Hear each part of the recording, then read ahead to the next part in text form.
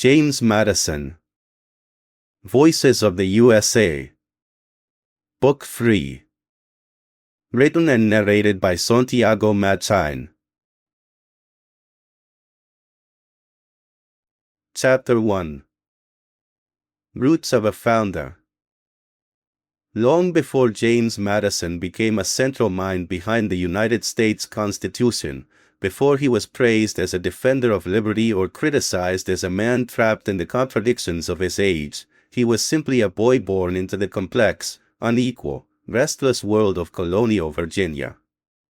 To understand Madison the statesman, it is necessary to begin with Madison the child, the son, the student, the quiet observer. Great political figures are often introduced through their most famous acts, as if they stepped into history already formed, already conscious of their destiny. Yet the truth is usually more human and more revealing. The adults who shape nations are first shaped by homes, landscapes, expectations, fears, opportunities, and limitations. In Madison's case, those early influences mattered enormously. His later ideas about power, faction, liberty, religion, and government did not emerge from nowhere. They grew out of a particular life in a particular place, rooted in privilege, sharpened by study, and complicated from the beginning by the moral tensions of a plantation society. James Madison was born on March 16, 1751, in Port Conway, Virginia, though his life would be far more closely associated with the family estate in Orange County known later as Montpelier.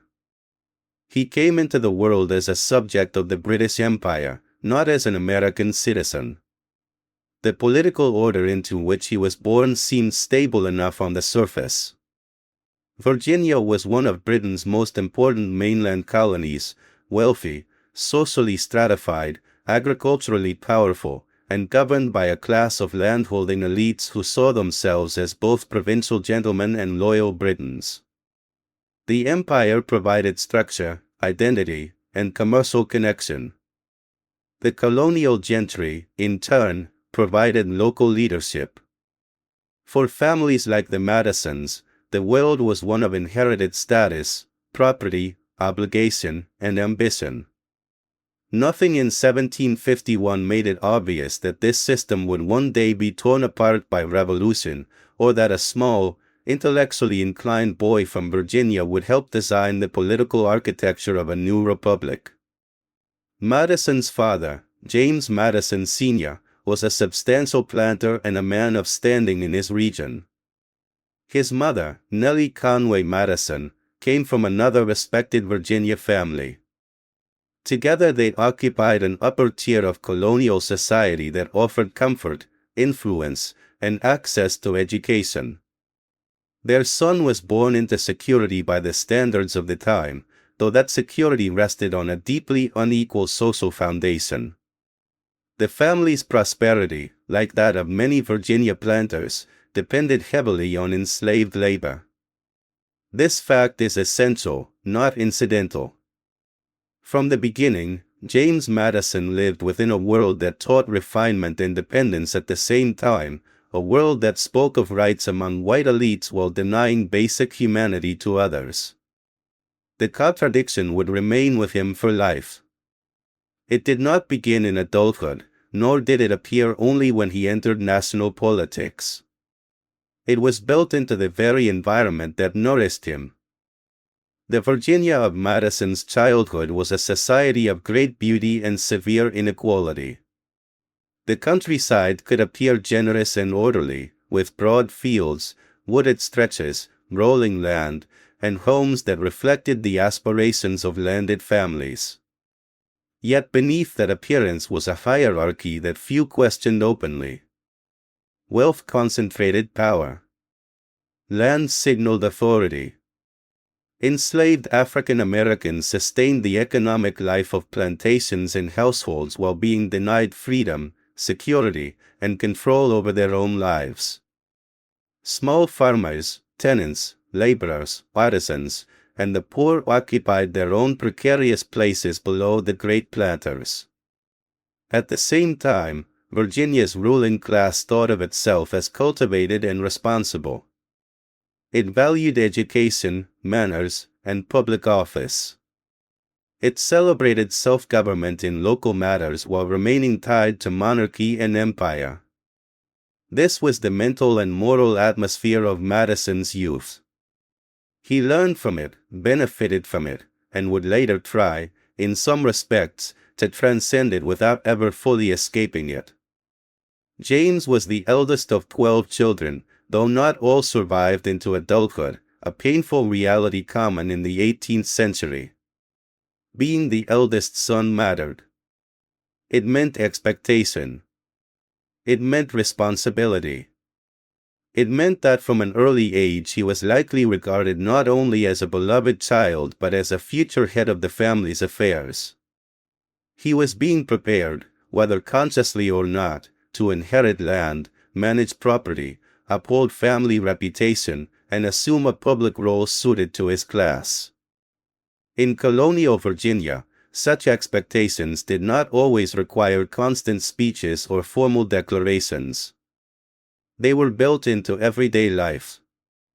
A son watched his father receive visitors, settle disputes, oversee work, participate in county affairs, and embody authority.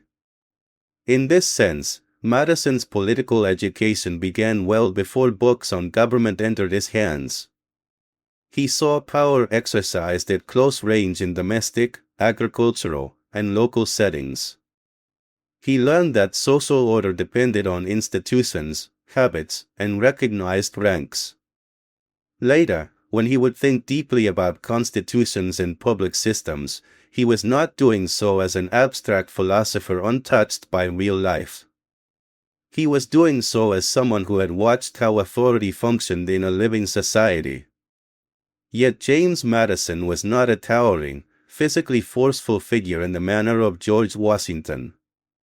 Quite the opposite, much of the fascination surrounding Madison rests in the contrast between his modest outward presence and his enormous intellectual impact.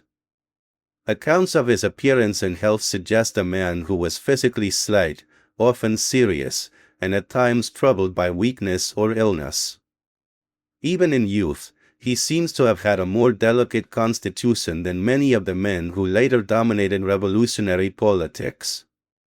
In a culture that valued vigor, horsemanship, command, and self-possession, Madison's reserve made him stand out. He was not naturally theatrical. He did not command a room by sheer physical presence. He would become important through preparation, thought, discipline, and analytical force. That pattern was already visible in the young Madison. The roots of the future constitutional thinker can be seen in the boy who studied intensely, observed carefully, and developed inward strength to compensate for outward limitations. His early education began at home, as was common for children of prosperous families. A child of Madison's class would not simply be left to chance or minimal schooling. Tutors and local instructors introduced him to the foundations expected of a gentleman: reading, writing, arithmetic, moral instruction, history, and eventually classical languages. Education in the 18th century was not merely about knowledge in the modern sense. It was deeply tied to character, status, and civic expectation. To be educated was to be fitted for a place in the world. It meant learning how to reason, how to write persuasively, how to read the past, and how to participate in public life. Even when boys were not yet thinking about careers in politics, the curriculum of elite education helped produce habits of mind useful for argument, leadership, and governance. Madison's intellectual gifts seem to have revealed themselves early. He was serious, diligent, and capable of intense concentration. Unlike some young men who moved toward public life through charm, military service, or family prominence alone, Madison's path was always likely to run through books. He belonged to a generation of founders shaped by the Enlightenment, by classical models, and by Protestant habits of moral inquiry, but in him these influences seem especially powerful because he was so clearly a student by temperament. He did not merely absorb what he was taught, he wrestled with ideas. He sought to understand systems, principles, and causes. This disposition later made him unusually suited to constitutional thought, because constitutions require precisely the kind of mind that asks not only what exists, but how it works, why it fails, and how it might be made more stable. One important figure in Madison's early education was Donald Robertson, a Scottish instructor under whom Madison studied as a boy. Robertson was remembered as a capable and demanding teacher, and his influence appears to have been significant. Under him, Madison developed not only academic skills but habits of disciplined study that would remain with him for life. Robertson's school was not a casual arrangement. It exposed Madison to rigorous learning and prepared him for higher education. The Scottish educational tradition was widely respected in the Atlantic world for its seriousness, and it is fitting that Madison, who would later become one of the most intellectually systematic of the founders, received early training from a man shaped by that culture. Such teachers mattered enormously in colonial America. They served as bridges between provincial life and the larger world of European thought. By adolescence, Madison had begun the deeper course of study expected of an ambitious young Virginian gentleman. He read Latin and Greek, encountered moral philosophy, and gained familiarity with history and rhetoric. These were not ornamental subjects. In the 18th century, classical learning was a preparation for citizenship and argument. Rome and Greece were not distant curiosities, they were living reference points. Their republics, failures, heroes, and corruptions offered models and warnings for educated men throughout the Atlantic world. A young man who read Cicero, Livy, Plutarch, or Tacitus was not simply studying antiquity. He was learning to think about virtue, ambition, faction, tyranny, public duty, and the fragility of republics. Madison's mature political writings show how deeply those concerns shaped him. Even before the American crisis with Britain, he was being trained to ask the kinds of questions that republics force upon their citizens. Still, one should not imagine his youth as purely scholarly or detached from material realities. Madison was being raised on a plantation. That meant he was learning, directly or indirectly, what it meant to live in a household sustained by enslaved people. He would have seen labor organized by coercion, domestic life structured by dependence, and wealth tied to land and human bondage. For many white Virginians of his class, this was simply the normal order of things. It did not require daily moral reflection to sustain it, because the whole society reinforced it. Children learned what was ordinary by living inside it.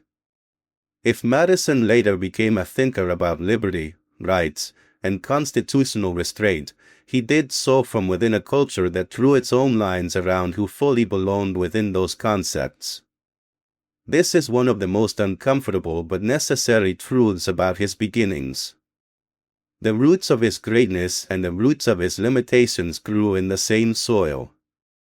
The estate that would later be known so closely through Madison's life, Montpelier, offered more than material comfort.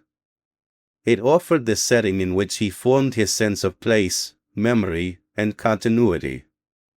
Country estates in Virginia were not merely residences. They were social, economic, and symbolic worlds. They tied generations together. They expressed a family's standing and aspirations. They created a rhythm of life defined by seasons, labor, household management, hospitality, and local influence. For a future political thinker, this environment had a subtle importance. Madison grew up seeing society as something layered, organized, and interdependent. He saw how order could appear natural when it was, in fact, maintained by law, custom, force, and inherited privilege. These observations, even if not consciously philosophical in childhood, likely helped prepare his adult sensitivity to the complexity of political systems. He would never be a romantic simplifier. He understood too well that societies are made of competing interests, entrenched habits, and unequal distributions of power. As he grew older, Madison's health became a recurring theme in his life. Historians have long discussed the nature of his ailments, and certainty is difficult because 18th-century medical language was imprecise and often speculative. What matters more than diagnosis is effect. Madison seems to have experienced episodes of physical weakness or symptoms that caused concern among those around him and perhaps within himself. Such experiences may have deepened his seriousness. A young person who cannot assume endless strength often develops a sharper sense of inward life. There is sometimes a discipline born from vulnerability, a turning toward thought when action feels uncertain or constrained. Madison never became a man defined by physical daring. He became a man defined by intellect, endurance of another kind, and mastery of the written and spoken argument. His body may have denied him one style of leadership, but it pushed him toward another. This inwardness should not be mistaken for passivity. Madison's reserve concealed intensity. He was not loud, but he was ambitious. He was not flamboyant, but he was determined. He seems to have cultivated a habit that would later make him formidable: preparation. In politics, as in study, Madison often knew more than his opponents expected. He came armed with facts, precedents, structures, and carefully shaped reasoning. These habits do not suddenly appear in adulthood. They are built over years. The young Madison likely learned early that if he could not dominate by presence, he could excel through understanding. That lesson, carried into a revolutionary age full of dramatic personalities, made him uniquely effective. His formal higher education took him to the College of New Jersey, later Princeton University, where he enrolled in 1769. This decision itself reveals something important. Many Virginia elites attended the College of William and Mary, a more traditional choice closer to home and to the established Anglican culture of the colony. Madison's path northward exposed him to a somewhat different intellectual and religious environment. Princeton was associated with a vigorous Presbyterian influence and with broader currents of dissenting Protestantism and moral seriousness. It was also, under the leadership of John Witherspoon, a place of unusual intellectual energy. Madison did not remain enclosed within a purely Virginian worldview. His college years widened him. They placed him in a setting where ideas about liberty, morality, religion, and public life circulated with force. At Princeton, Madison studied with extraordinary intensity. He completed the normal course in less time than usual by pushing himself through a demanding schedule. This fact is often noted because it captures something essential about him. Madison was not content with adequacy. He drove himself. He seems to have recognized that the mind was his principal instrument and treated it accordingly. His college education included the classics, philosophy, rhetoric, history, Hebrew, and moral reasoning, among other subjects. This was a training not simply in information but in judgment. Princeton under Witherspoon emphasized moral philosophy and the responsibilities of public life, giving students a framework in which intellectual development and civic purpose were closely linked. That education suited Madison perfectly. John Witherspoon, a Scottish Presbyterian minister and intellectual, made a significant impression on many students of the era, and Madison was no exception. Witherspoon combined theological seriousness with a practical interest in politics and public virtue. He represented an Enlightenment-inflected Protestantism that valued reason without discarding moral responsibility. Under him, students learned to see public life not merely as a contest for advantage but as a field of ethical concern. Madison would later become one of the most sophisticated institutional thinkers among the founders, but his constitutionalism was never purely mechanical. It was informed by moral questions about human nature, self-interest, virtue, corruption, and social stability. Princeton helped sharpen these concerns. It gave him tools for understanding the relationship between individual passion and public order, a relationship that would become central to his mature work. Madison's years at Princeton also placed him in a broader network of colonial elites and future leaders. College in the 18th century was one of the few spaces where ambitious young men from different colonies could encounter one another and measure themselves against a wider world. This mattered in ways not always visible at the time. A man educated only within his own colony might remain provincial in instinct even if polished in manner. Madison's northern education contributed to his later capacity to think nationally. He would eventually argue for institutions capable of holding together a large republic composed of competing interests. That imaginative leap, from local belonging to continental design, was easier for someone whose mind had already begun to move beyond the borders of Virginia. Yet college did not simply strengthen Madison intellectually. It may also have intensified his health difficulties. Accounts suggest that his period of heavy study was physically taxing, perhaps dangerously so. There were fears at one point that he might die young. Whether these fears were overstated or not, the experience appears to have left an imprint. Madison was still a young man, but he was living with the awareness that life could be uncertain and that his strength was not guaranteed. There is something poignant in imagining this future architect of a nation as a brilliant student whose frailty made those around him anxious. Unlike some founders who seemed to stride through youth with abundant confidence, Madison's path contained vulnerability from the beginning. That vulnerability, rather than diminishing him, may have increased the urgency with which he approached study and purpose. After completing his course of study, Madison remained at Princeton for a period of additional reading under Witherspoon's supervision. This was no trivial extension. It reflected his seriousness and perhaps his uncertainty about the next phase of life. Madison was not a man rushing toward a single obvious destiny. He did not leave college with a clear plan to become a lawyer, soldier, merchant, or minister. Instead, he deepened his learning. That decision says much about his character. He was building foundations rather than chasing immediate distinction. The patience of that process would later serve him well. When the imperial crisis accelerated and new political demands emerged, Madison was unusually well prepared to think at a high level about constitutional questions.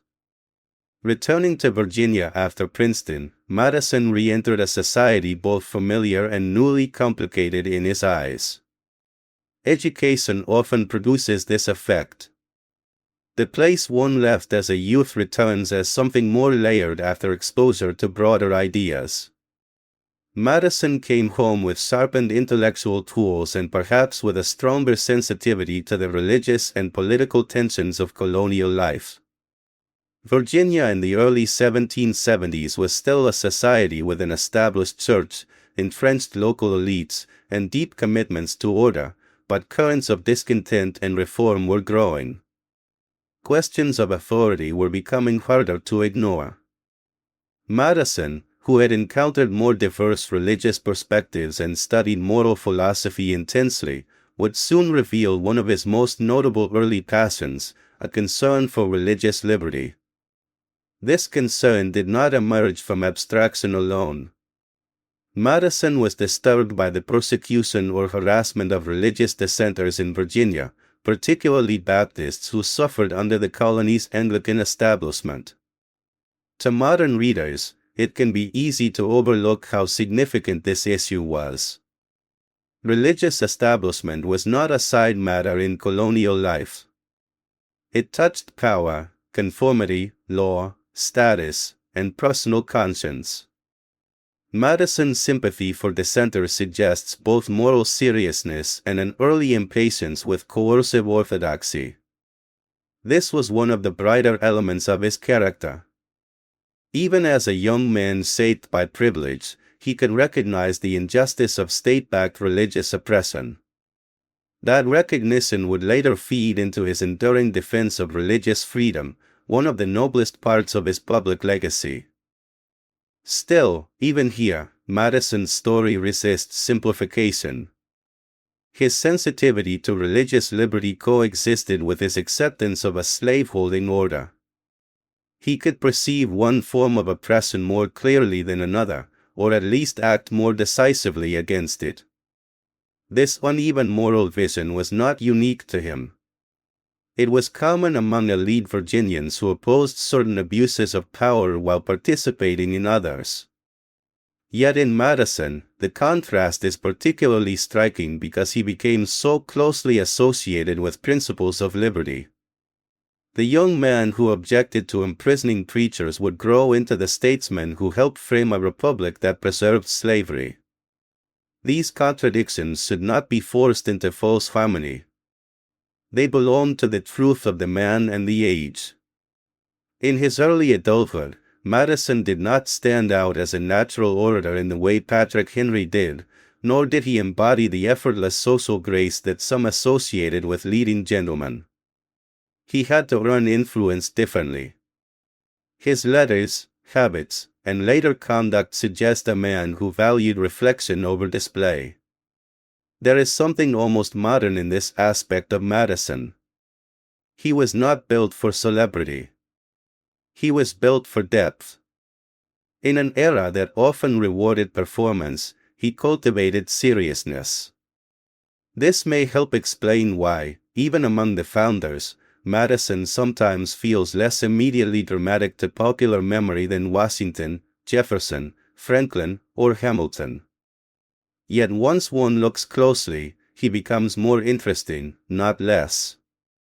There is great historical drama in the quiet mind that sees farther than louder men. Family connections also helped shape Madison's early world. Elite colonial families were linked by marriage, region, and shared social standing. Such networks mattered in politics and in opportunity. Madison did not emerge from obscurity. He came from a respected family with local influence.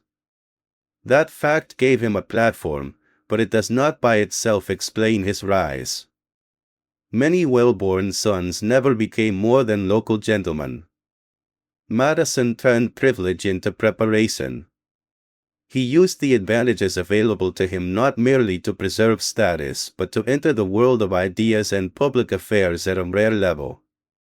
This is one of the reasons he remains compelling. He was both a product of his class and an exceptional figure within it. The rhythms of plantation life likely taught him patience, management, and the reality of human dependency, though again these lessons came in morally compromised form. A great estate was not simply a place of leisure. It demanded supervision, accounting, relationships with kin and neighbors, and participation in local governance. The eldest son of such a household would be expected to understand these matters. Even if Madison's temperament inclined him more toward books than field management, he could not remain ignorant of the practical concerns of landed life. This grounding in administration would later matter in politics. Madison's constitutional thought was never detached from real structures of authority. He understood that systems must work not only in theory but amid interest, pressure, habit, and weakness. His youth also unfolded within the broader Atlantic world of the 18th century, a world increasingly shaped by print culture, commerce, imperial rivalry, and intellectual exchange. Newspapers, pamphlets, sermons, and books carried arguments across oceans and colonies. Ideas traveled with surprising speed. Debates about rights, sovereignty, corruption, virtue, and constitutional balance were not confined to scholars. They entered public life. Madison belonged to a generation that would absorb these currents just as imperial conflict made them urgent. In this sense, he was fortunate in timing, though fortune alone is never enough. Many people live through great historical transformations without shaping them. Madison would shape them because his education, temperament, and social position had prepared him to do so. One of the curiosities of Madison's early life is that a man remembered for helping design a large republic grew up in a provincial world where personal reputation and local standing mattered immensely. He learned first what it meant to belong to a county, a colony, a family, a church-governed society, and an empire. His later political achievement would involve seeing beyond these loyalties without denying their power. He understood that people do not enter politics as blank citizens. They enter with attachments, prejudices, interests, and fears formed long before national institutions appear. This insight, which would later inform his analysis of faction, had roots in observation. He had lived in a society structured by overlapping interests and inherited divisions. Virginia itself was a lesson in political complexity. Another revealing aspect of Madison's formation lies in his emotional style. He does not seem to have been impulsive. He was measured, sometimes intensely so. The future Madison who would analyze government through the lens of competing passions was already a man inclined to govern himself carefully. This self-command could be admirable, but it could also create distance. Men like Madison are not always easy to read, even to those around them. Their discipline protects them, but it can also conceal their inner life. For a biographer, this means Madison's youth must often be reconstructed through context, letters, habits, and later patterns rather than dramatic confessions. Yet the absence of theatrical self-revelation does not mean the absence of feeling. It may simply mean that Madison belonged to a culture and possessed a temperament that preferred restraint. As the 1770s advanced, the world around Madison was changing. The apparent stability of British rule was weakening. Tax controversies, questions of representation, imperial administration, and colonial resistance were pushing thoughtful men toward decisions that would once have seemed unimaginable. Madison's education had prepared him for argument. History was preparing him for action. Still, in this first stage of life, what matters most is not yet his role in great events but the making of the mind and character that would engage them. He had been born into privilege, but not into superficiality. He had inherited standing, but not a ready-made greatness. He had grown up in a slave society, absorbed its assumptions, and benefited from its wealth, but he had also developed a real concern for certain principles of justice, especially in religion and public liberty. He was serious, slight, intellectually hungry, and more prepared than he likely knew. There is a temptation, when writing about famous founders, to search their childhood for signs of inevitability, as though history leaves clues in every early habit. This can flatten the humanity of the subject. Madison was not destined in any simple sense. He was shaped by circumstances, guided by family advantages, sharpened by education, and then carried forward by crisis. He could have remained a learned Virginia gentleman of local importance. He could have lived quietly on inherited land, managed property, read widely, and died with modest reputation. The Revolutionary age, however, drew out capacities that might otherwise have remained private. That is one reason his early life matters so much. It shows the raw materials before history transformed them into national influence. His relation to Virginia deserves one final emphasis, because it would remain central throughout his life. Madison never ceased to be, in essential ways, a Virginian. Even when thinking nationally, he carried with him the social assumptions, habits of leadership, and contradictions of that world. Virginia gave him confidence, education, status, and a path into politics. It also gave him slavery, hierarchy, and a narrow definition of who counted fully within the political community. The light and dark sides of Madison's mature life cannot be understood apart from this inheritance.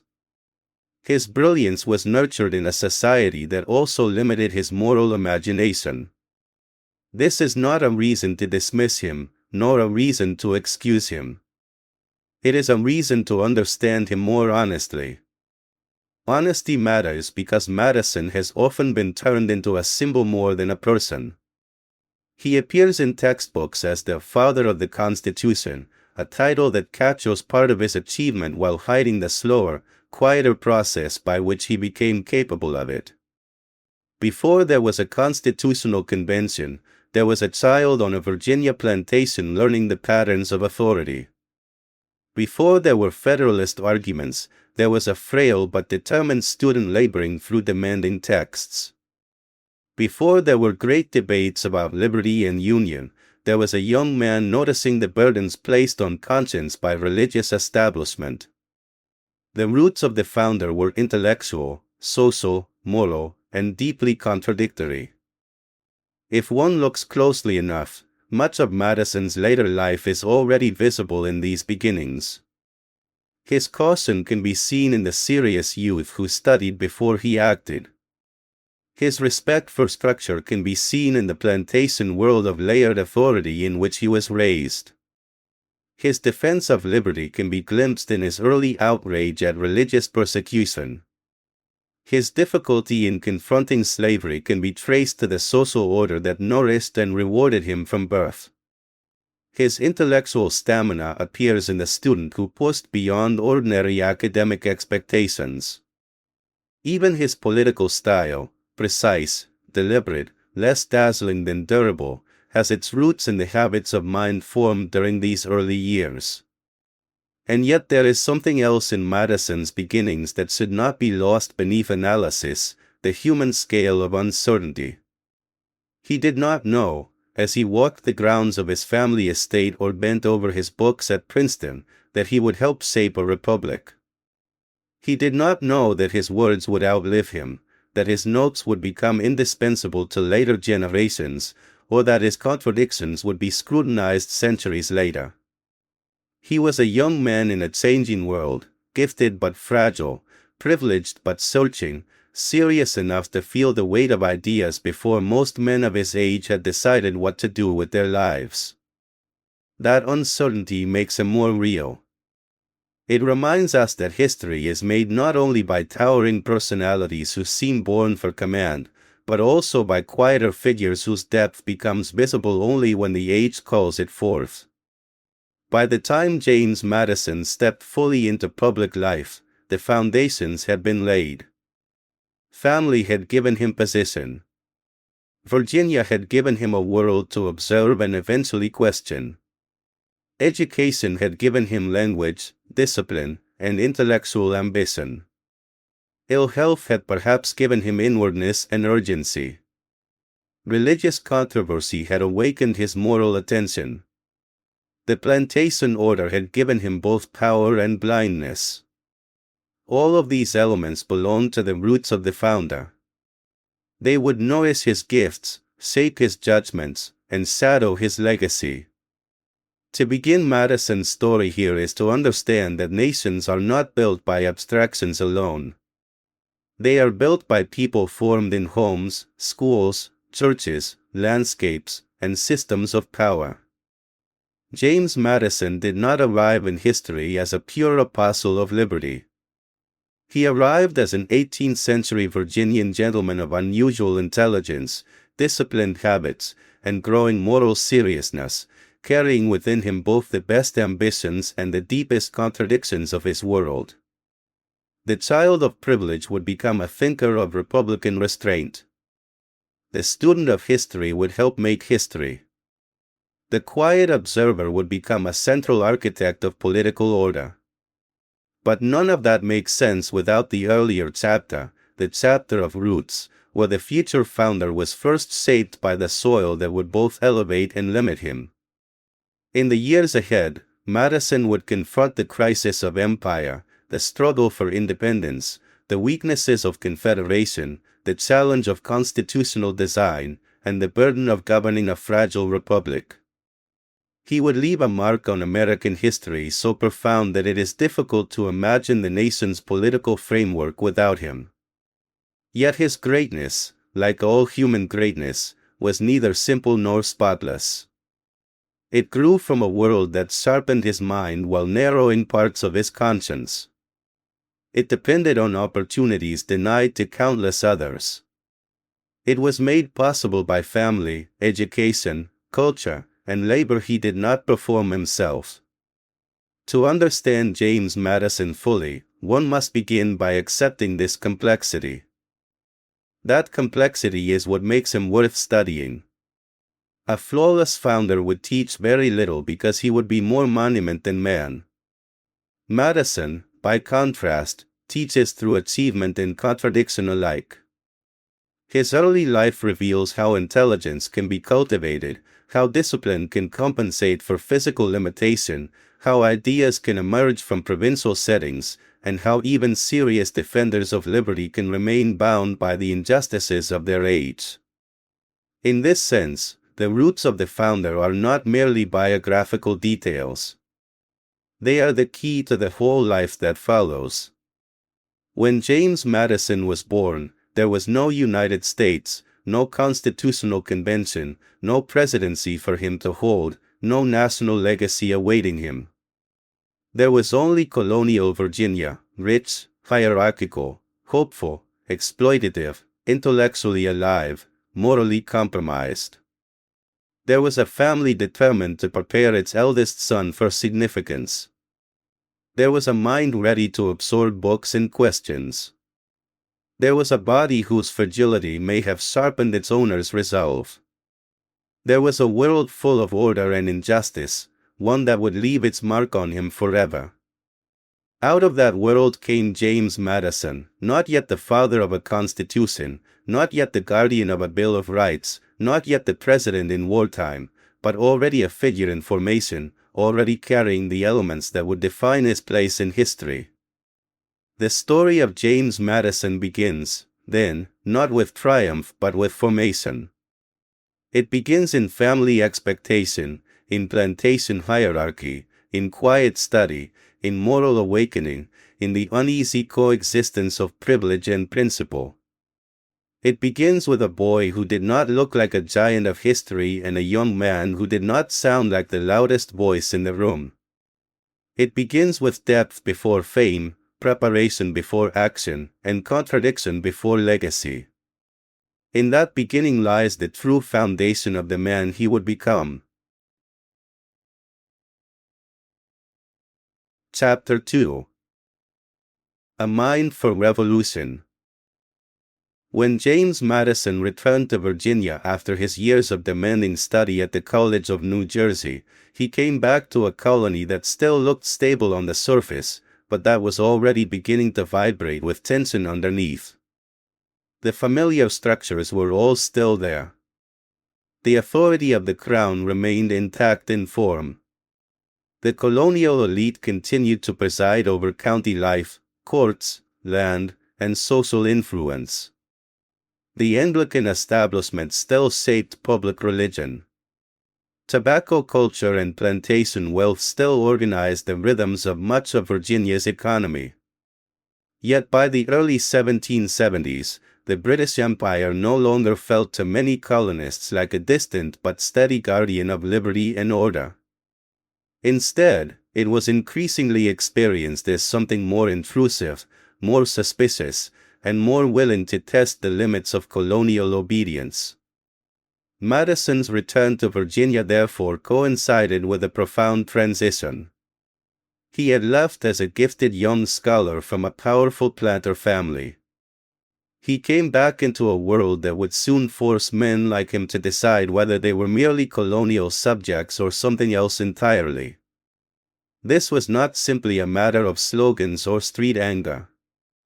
Madison's path into revolutionary politics was more intellectual and more morally layered than that.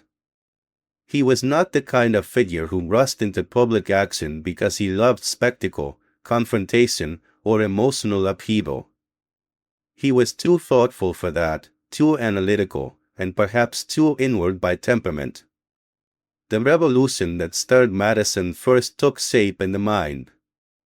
It began in the clash between inherited constitutional assumptions and imperial conduct. It deepened through observation of power misused. It sharpened through encounters with religious oppression and the abuses of established authority. Before Madison became one of the builders of the American Republic, he became something equally important, a young man learning that systems he had been born to respect could become instruments of injustice. That recognition did not turn him into a radical overnight, but it changed the direction of his life. In understanding Madison's political awakening, it is essential to remember that he belonged to a generation raised as Britons.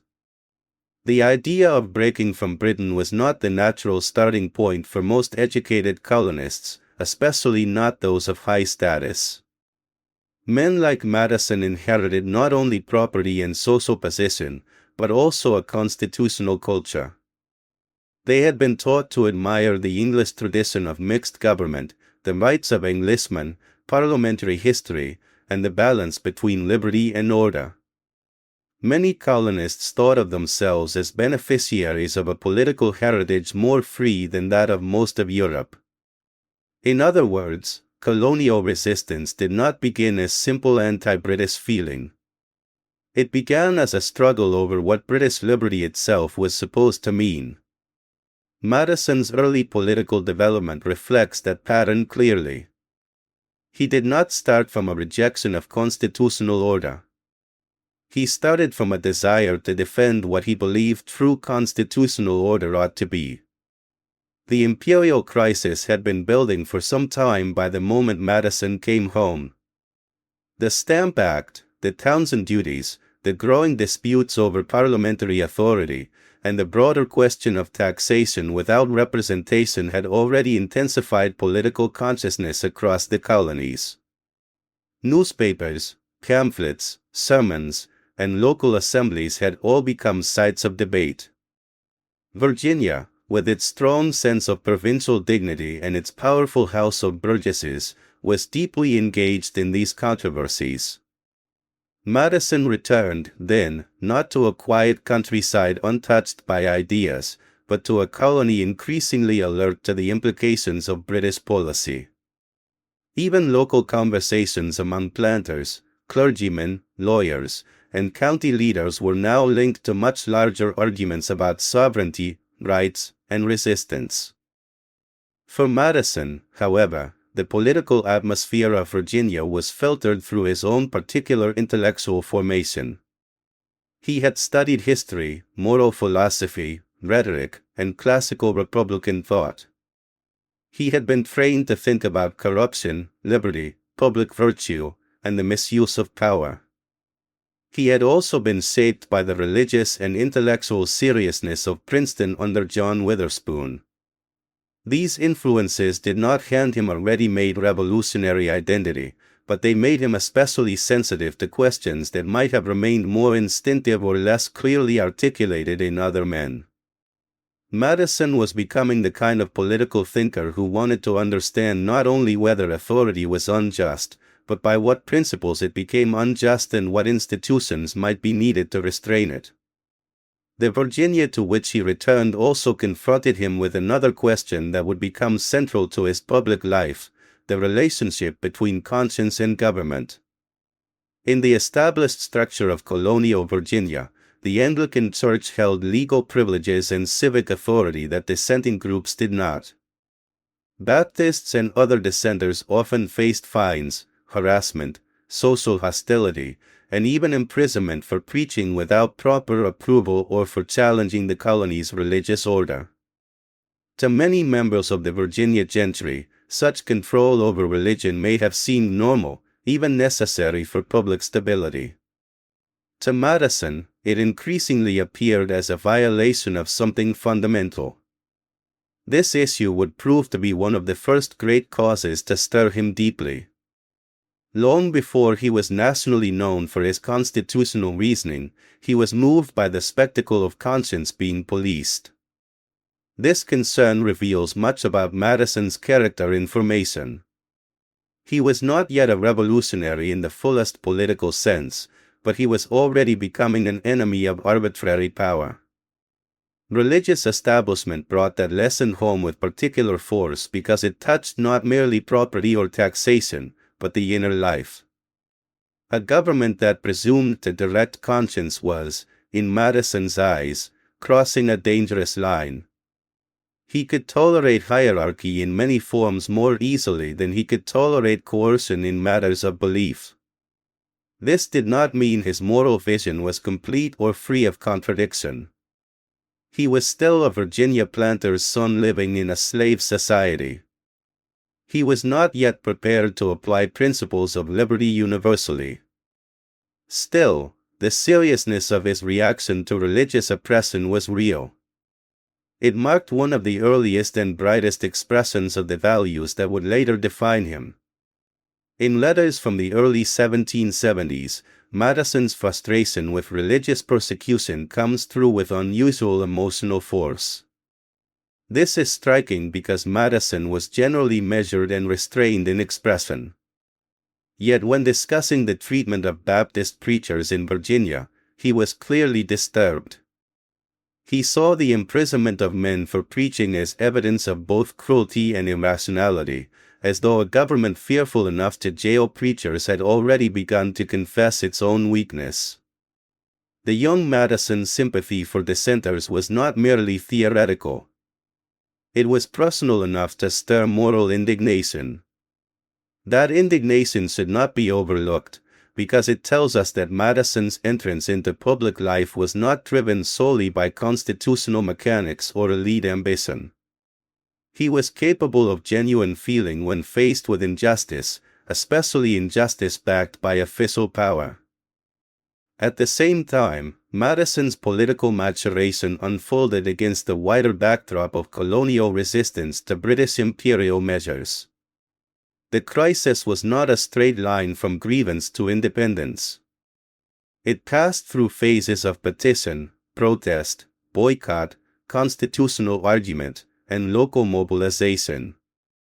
Men who would later embrace independence often began by seeking reconciliation on terms they believed honorable and lawful. Madison shared this pattern of development. He was not born a separatist. Rather, he belonged to a generation increasingly convinced that the British government was misunderstanding or disregarding the constitutional position of the colonies. Parliament, in claiming broad authority over colonial taxation and governance, appeared to many Americans not as a guardian of liberty but as a threat to it. For a man of Madison's training, this was not simply a practical dispute. It was a crisis of political principle. If liberty depended on limits to power, then where were those limits to be found within the empire? If rights were part of a constitutional inheritance, could they be overridden by a distant legislature in which Americans had no direct voice? If the imperial constitution no longer protected the colonies, what remained of their loyalty? These were the kinds of questions Madison was prepared to take seriously. His education had given him the tools to think in terms of structure and legitimacy, not just passion or interest. This is why he matters so much in the story of the American founding. Even before he became famous, he was already one of the men most capable of translating colonial discontent into lasting political theory. Madison's first steps into public life came at a time when local and provincial institutions were being pulled into the broader struggle. County committees, conventions, and revolutionary assemblies became increasingly important as confidence in existing imperial channels declined. In Virginia, the House of Burgesses had long been a training ground for colonial leadership, but imperial conflict strained and reshaped political life. Men who would once have pursued influence through traditional avenues now found themselves participating in resistance networks, extra-legal meetings, and new forms of collective action. Madison's involvement in these settings gave him practical exposure to politics at a moment when politics itself was being reinvented. In 1774, the British government's punitive response to colonial unrest, especially after the Boston Tea Party, further radicalized opinion throughout the colonies. The so-called Intolerable Acts, aimed largely at Massachusetts, were understood by many Americans as a warning to all. If Parliament could close Boston's port, alter Massachusetts' charter, and tighten imperial control there, it could do the same elsewhere. These measures helped broaden colonial solidarity. Resistance was no longer only about local grievances. It became increasingly continental in imagination. Madison, though still early in his public path, was part of a generation learning to think beyond colony-specific concerns. This widening vision mattered. The future architect of a national republic did not begin as a nationalist in the modern sense, but he was already being educated by crisis into a broader sense of shared American danger. There was also something in Madison's personality that suited the politics of committee work, deliberation, and careful planning. He was not a demagogue. He was not likely to become the loudest voice at a mass gathering. But revolutionary politics required more than fiery rhetoric. It required men who could think through consequences, study precedents, draft resolutions, weigh alternatives, and help convert resistance into coherent action. Madison's gifts were ideal for this kind of work. In moments of political breakdown, institutions do not rebuild themselves. They require minds attentive to process and principle. Madison was becoming such a mind. His election to the Orange County Committee of Safety and later to the Virginia Convention marked important steps in his transformation from private intellectual to public actor.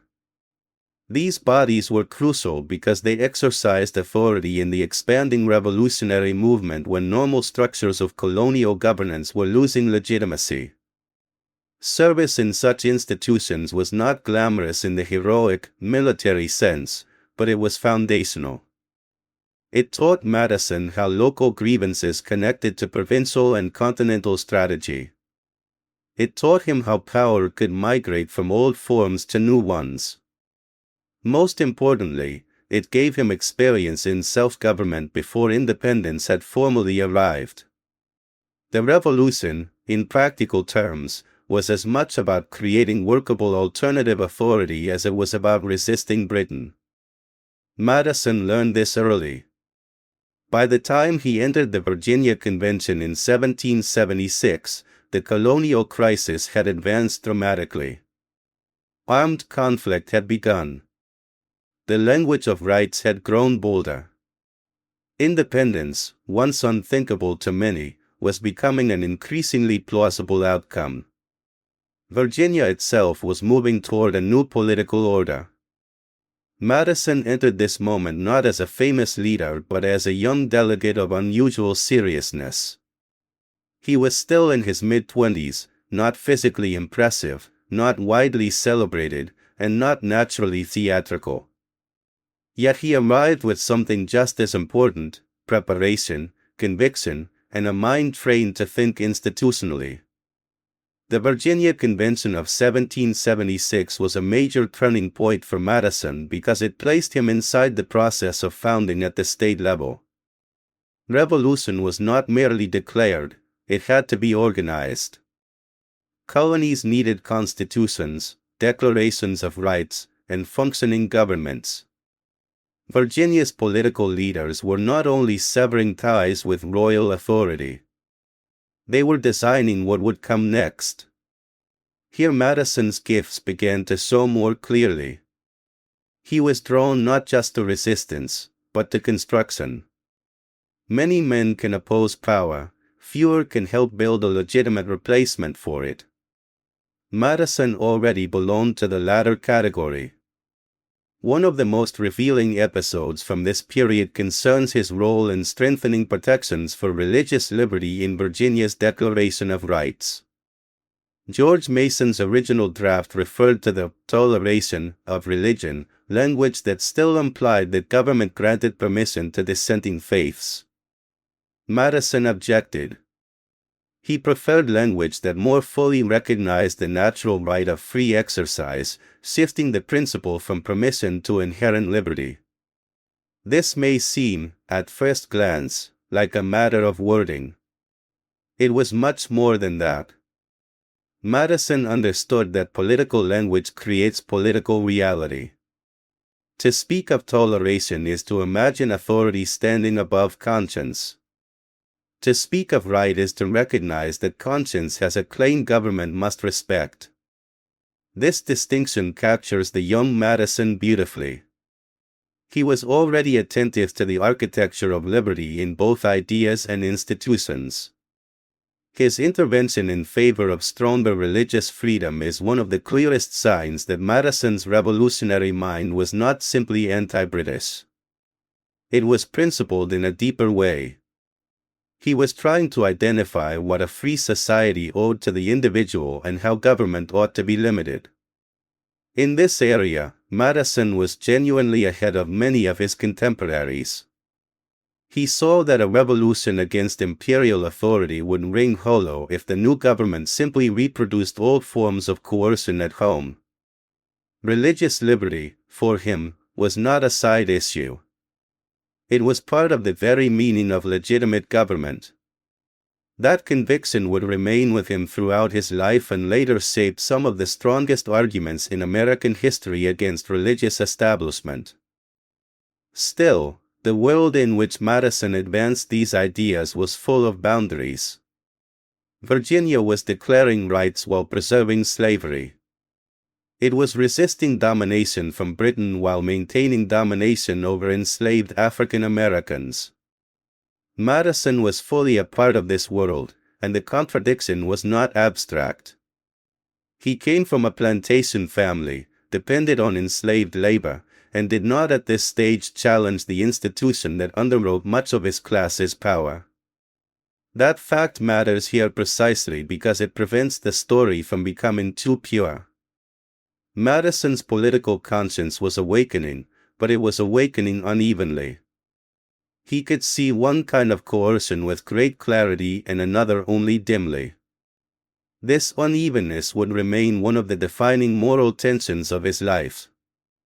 As the colonies moved toward independence, Madison also gained practical experience in legislative politics. He served in the Virginia House of Delegates, though his time there was not without frustration. He was not a natural campaigner, and he was not especially skilled at the kind of social maneuvering that could secure easy electoral success in a world where personal contact and visible charisma mattered.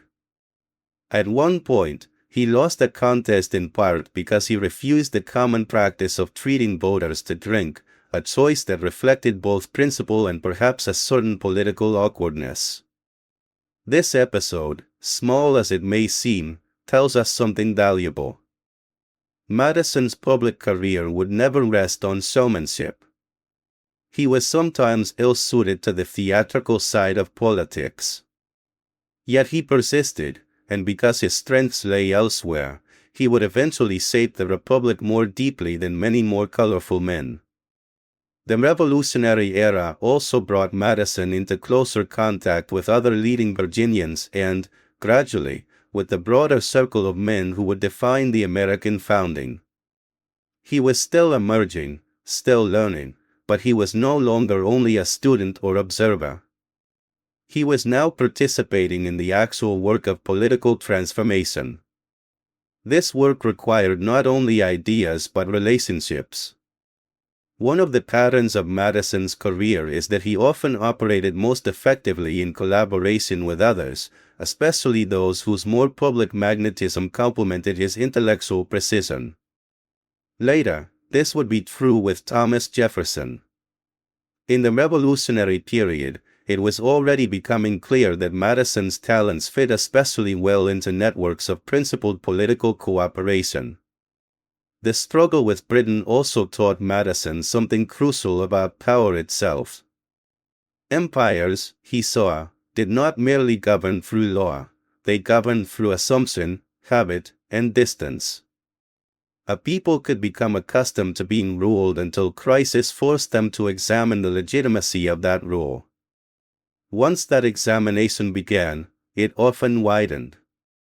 Questions about Parliament led to questions about establishment, local authority, representation, military power, and executive reach. Madison's mind moved naturally through such widening circles. He was not content with narrow grievance. He wanted to understand systemic implications. This habit of enlarging a problem from incident to structure would later make him extraordinarily valuable in the post-independence years, when the weaknesses of American government itself came under scrutiny. The Revolution also exposed Madison to the problem of public passion. Resistance movements required energy, but energy could easily become disorder. Popular outrage could defend liberty, but it could also threaten stability. This tension fascinated Madison because it went to the heart of Republican government. How could a free people resist tyranny without becoming unruly? How could self-government preserve liberty without dissolving into faction, impulse, and local selfishness? During the imperial crisis, Madison had not yet fully developed the mature answers he would later offer, but he was already observing the problem firsthand. The Revolution was training him not only to oppose Britain but to think about the dangers that freedom itself could unleash if left unstructured. In this sense, Madison's mind for revolution was never the mind of pure insurrection. He was not interested in upheaval for its own sake. He was interested in lawful liberty, in legitimate authority, in institutions strong enough to preserve freedom without smothering it. That is why he would eventually become more concerned than many of his contemporaries with constitutional design. The Revolution showed him that breaking with one system was only the beginning. A people also needed to govern themselves wisely afterward. The collapse of old authority, if not followed by careful construction, could produce weakness, injustice, or chaos. Madison was learning early that revolutions are easier to begin than to settle. His political instincts during this period also reveal a particular kind of courage.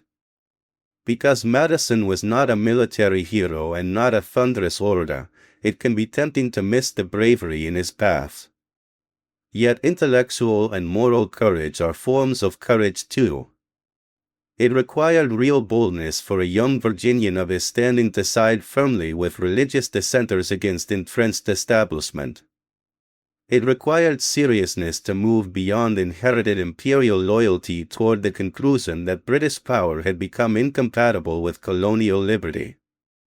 It required steadiness to enter public life in a time of accelerating uncertainty. Madison's courage was less theatrical than Washington's and less flamboyant than Patrick Henry's, but it was no less real. During the Revolution's early years, Madison also deepened his understanding of the link between local and continental politics. The American cause could not succeed through isolated colonial reactions. It required cooperation, coordination, and shared purpose. Virginia's leaders increasingly acted with awareness of what was happening in Massachusetts, Pennsylvania, and elsewhere.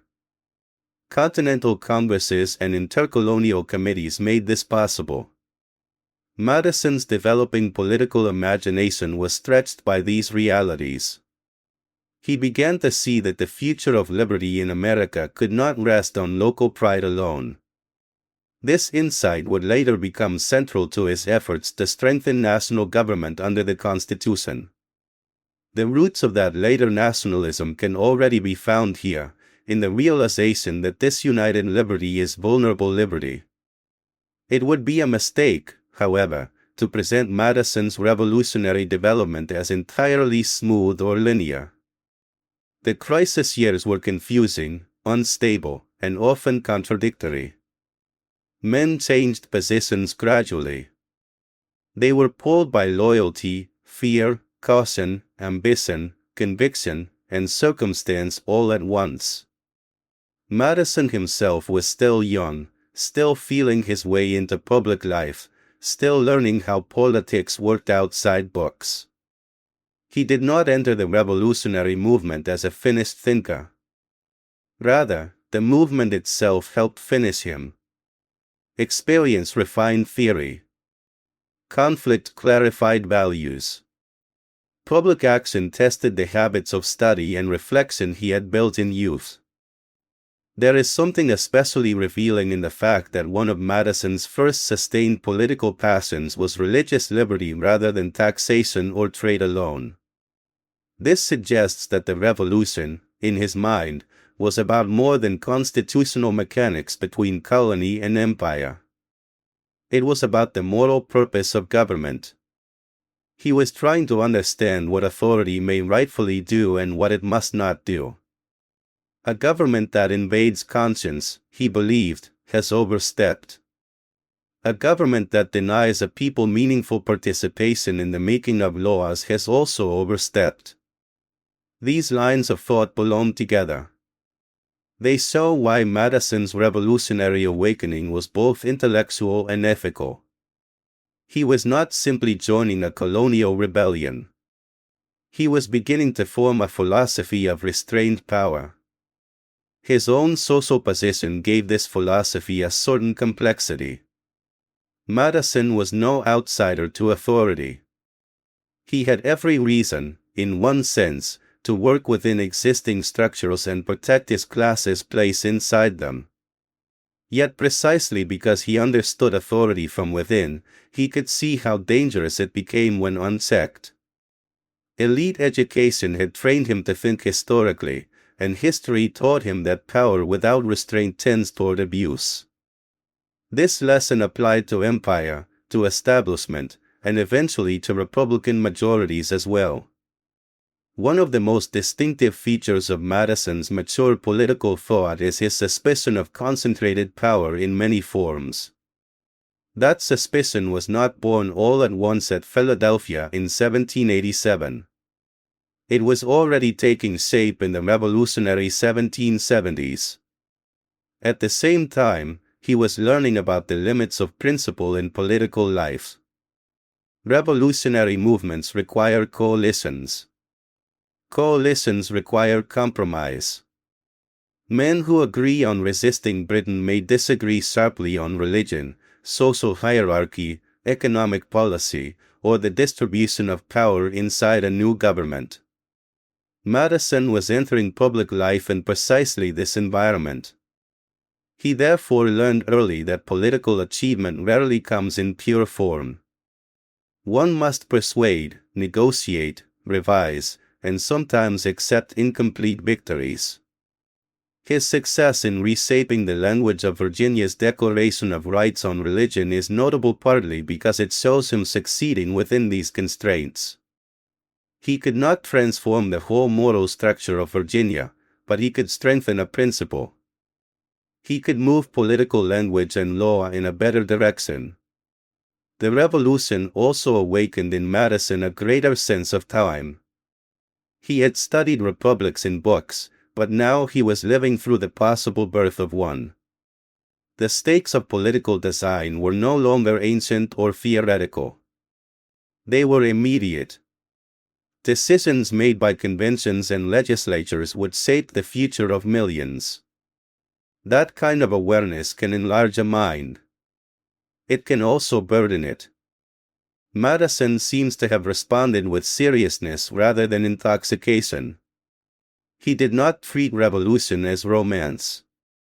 He treated it as responsibility. This is one of the reasons he became so indispensable later. Men who enjoy revolution for its drama are often less useful once the work of governing begins.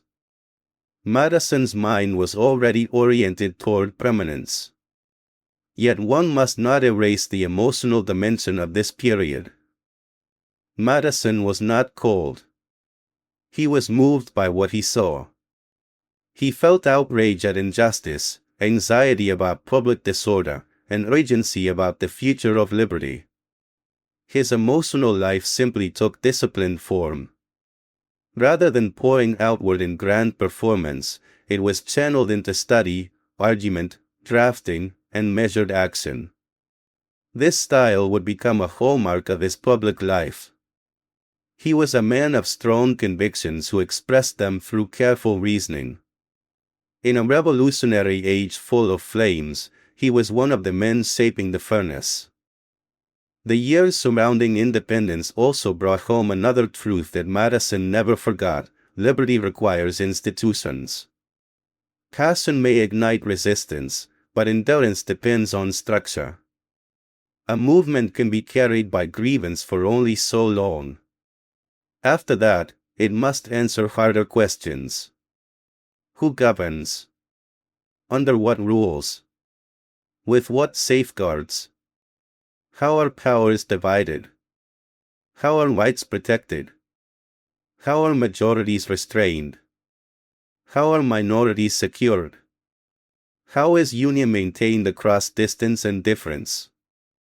Madison's revolutionary awakening therefore naturally evolved toward constitutional thinking.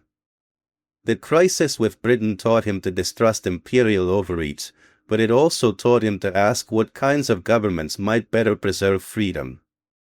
This is why Chapter 2 of Madison's life is not simply the story of a young Virginian becoming anti-British. It is the story of a disciplined mind moving from inherited loyalty toward a new understanding of liberty. It is the story of a planter's son discovering that official power could violate conscience. It is the story of a scholar learning that ideas about government must be tested in public struggle.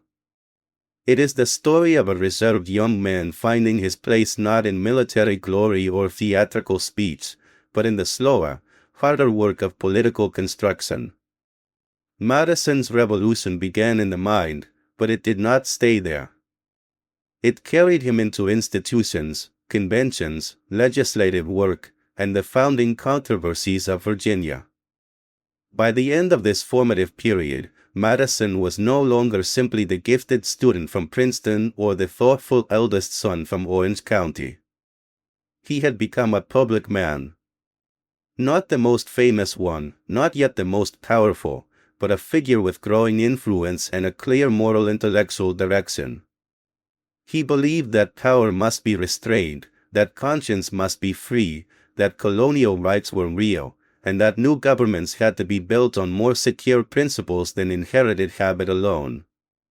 These convictions would deepen, broaden, and become more complex in the years ahead, especially as he confronted the weaknesses of the Articles of Confederation and the challenge of national union. But the essential transformation had already begun. The revolutionary era would soon demand even more of him. War would continue.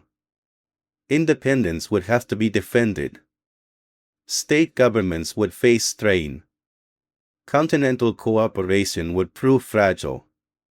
Old certainties would vanish. Through all of this, Madison's mind continued to move toward the questions that would define his greatness.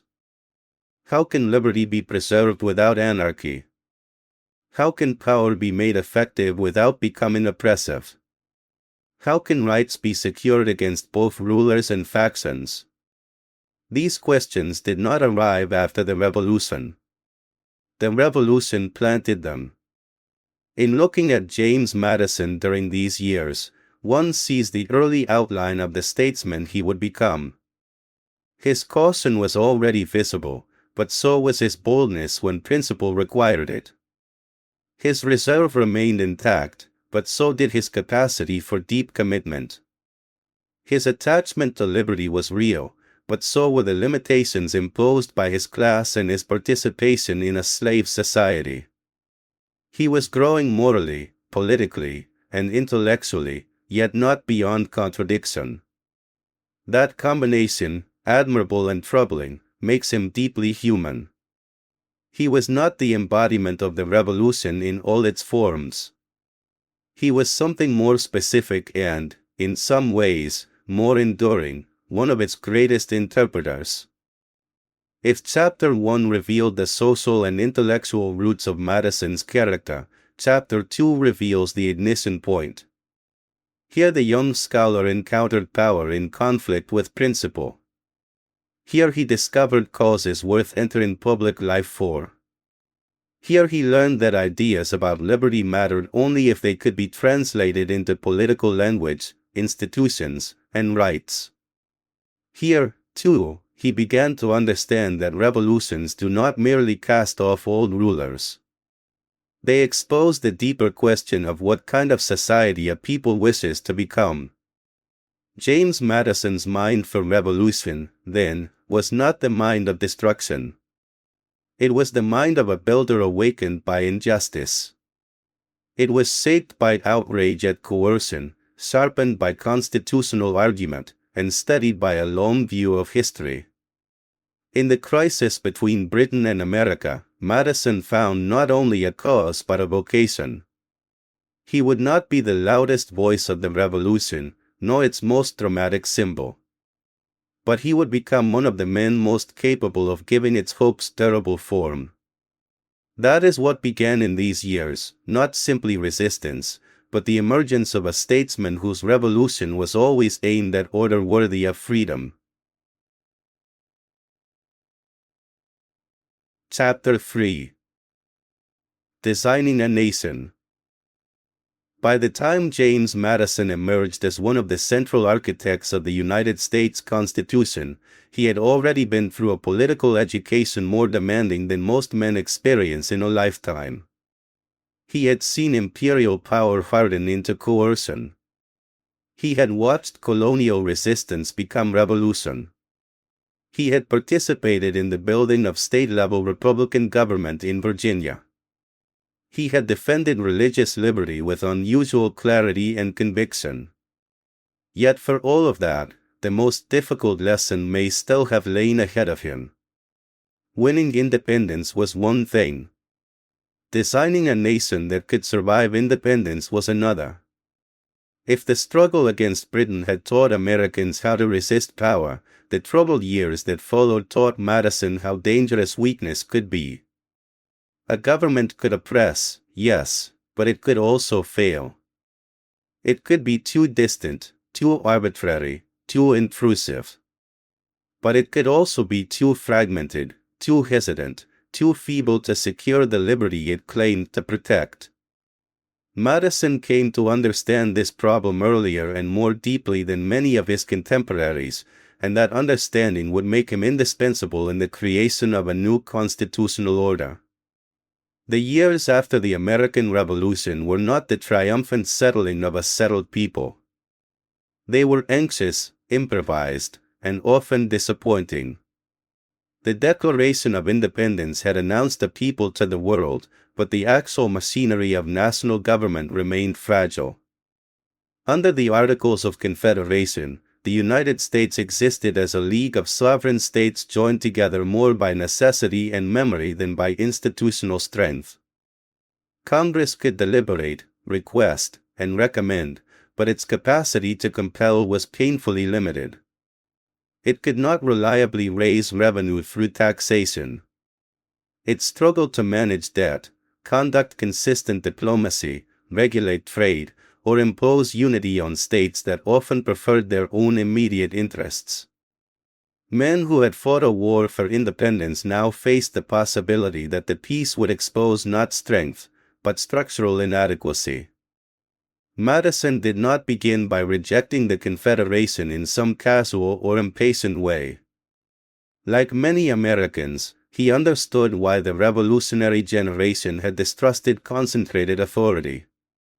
The memory of British overreach remained vivid. Suspicion of central power had helped animate the entire resistance movement. For many citizens and leaders, any attempt to strengthen national institutions seemed like a possible betrayal of the cause they had just won. Madison understood this emotional and political logic. He was not blind to the dangers of centralized power. He had devoted too much of his early political life to resisting coercive authority to forget those lessons. But what made him exceptional was that he could hold two truths in mind at once. Power was dangerous when unchecked, and weakness was dangerous when chronic. Liberty required protection from tyranny, but it also required capacity, coherence, and law. His experience in Congress during the 1780s sharpened these convictions. Madison served in the Confederation Congress and saw firsthand how difficult it was for the national government to perform the most basic functions of sovereignty. Requests for funds from the states often went unmet or were met only partially. National obligations accumulated while state governments guarded their own powers and revenues. Foreign powers looked at the new republic and often saw uncertainty rather than stability. Britain retained forts in the Northwest Territory, in part because it doubted American capacity and because the United States struggled to enforce treaty provisions of its own. Spain closed the Mississippi River to American navigation, creating tension across the Western territories and exposing the nation's diplomatic weakness.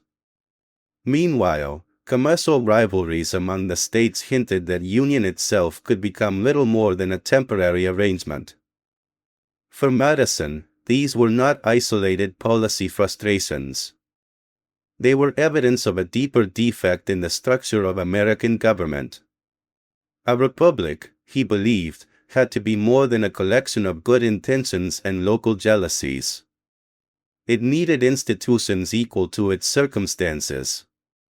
It needed a government capable of acting on individuals, not merely on states in the abstract. It needed some degree of independence from the whims of 13 separate legislatures. And it needed a constitutional design that recognized an uncomfortable truth about human nature: people do not naturally surrender local interests to the common good just because principle demands it. Madison had studied history too carefully, and had observed politics too closely, to place his faith in virtue alone. The great challenge was not to imagine a republic populated by ideal citizens, but to construct one that could survive the ambitions, fears, rivalries, and self-interest of real human beings. This insight marked a crucial turning point in Madison's development. In the Revolutionary years, he had been a defender of rights against overreaching authority. In the 1780s, he increasingly became a defender of effective government as the necessary partner of liberty. This was not a betrayal of his earlier principles. It was their extension into a more difficult political reality. He had come to believe that a republic could collapse not only from tyranny but from disunion, impotence, and the unchecked centrifugal pull of localism. A union too weak to govern would not remain free for long. It might decay into commercial warfare, foreign manipulation, domestic unrest, or sectional fragmentation. To Madison, this was not mere speculation. The evidence was accumulating. Virginia played a large role in shaping how he understood the national crisis. As one of the largest and most influential states, Virginia had enormous weight in post-revolutionary politics. Madison's service in the Virginia legislature gave him a close view of how state politics functioned, including their strengths and their dangers. State legislatures were often celebrated as the most democratic and responsive Republican institutions, closer to the people and therefore presumed safer than distant authorities. Madison, however, grew increasingly uneasy with legislative dominance. He saw that state legislatures could be impulsive, unjust, and prey to faction no less than kings or parliaments. They could pass unstable laws, cater to temporary passions, and undermine long-term public good. This realization became one of the most important themes in Madison's political thought. The problem of liberty, he concluded, was not simply how to restrain executives or distant governments. It was also how to restrain popular bodies when they became instruments of narrow interest or momentary fervor. Events like Shays' rebellion in Massachusetts, though geographically distant from Madison, intensified these concerns. The uprising, rooted in economic distress and popular resentment, was alarming to many leaders because it suggested how fragile Republican order could be. To some observers, it was proof that the revolution had gone too far and unleashed disorder. To others, it reflected legitimate grievances mishandled by government. Madison was not a man prone to panic, but he understood why the episode mattered. It exposed the inability of the Confederation government to respond decisively to domestic instability.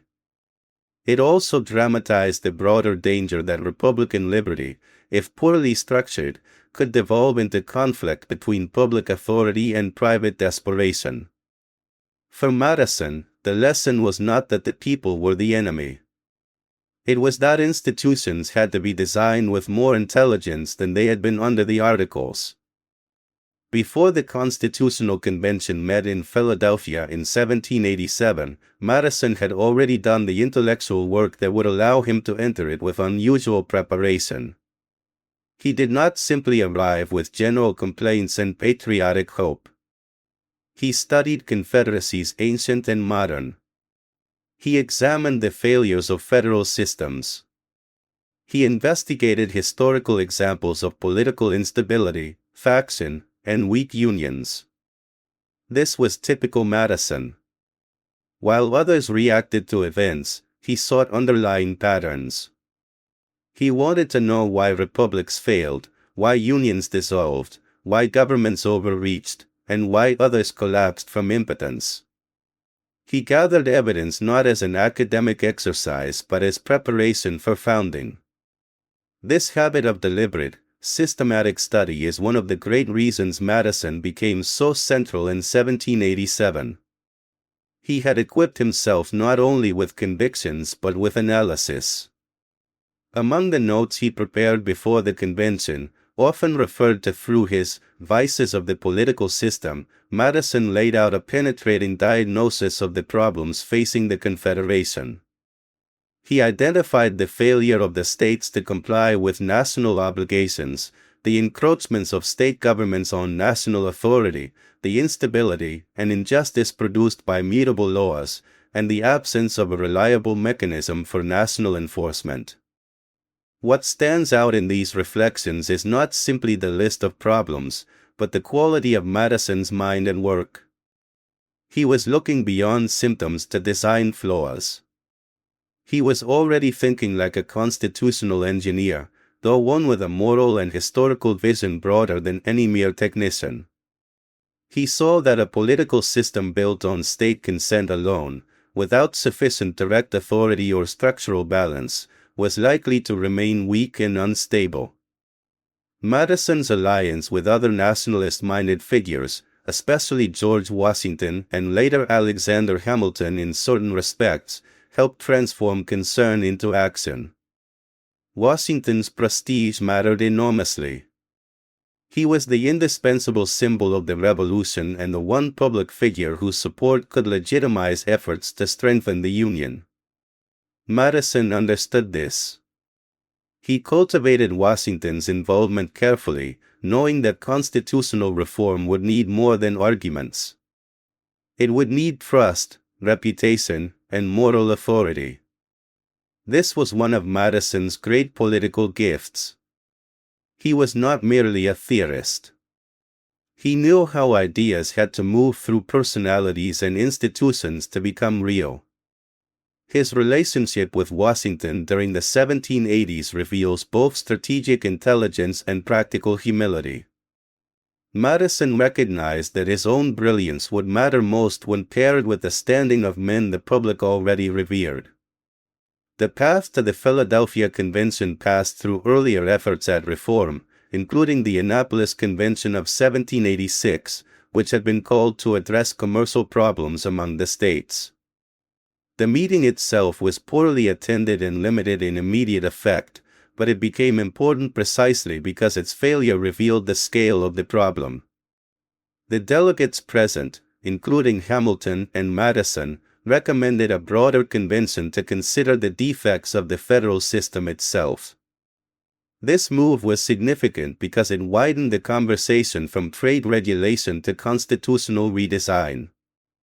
The country was being nudged toward a question many had avoided, not how to patch the articles, but whether a fundamentally new framework was necessary.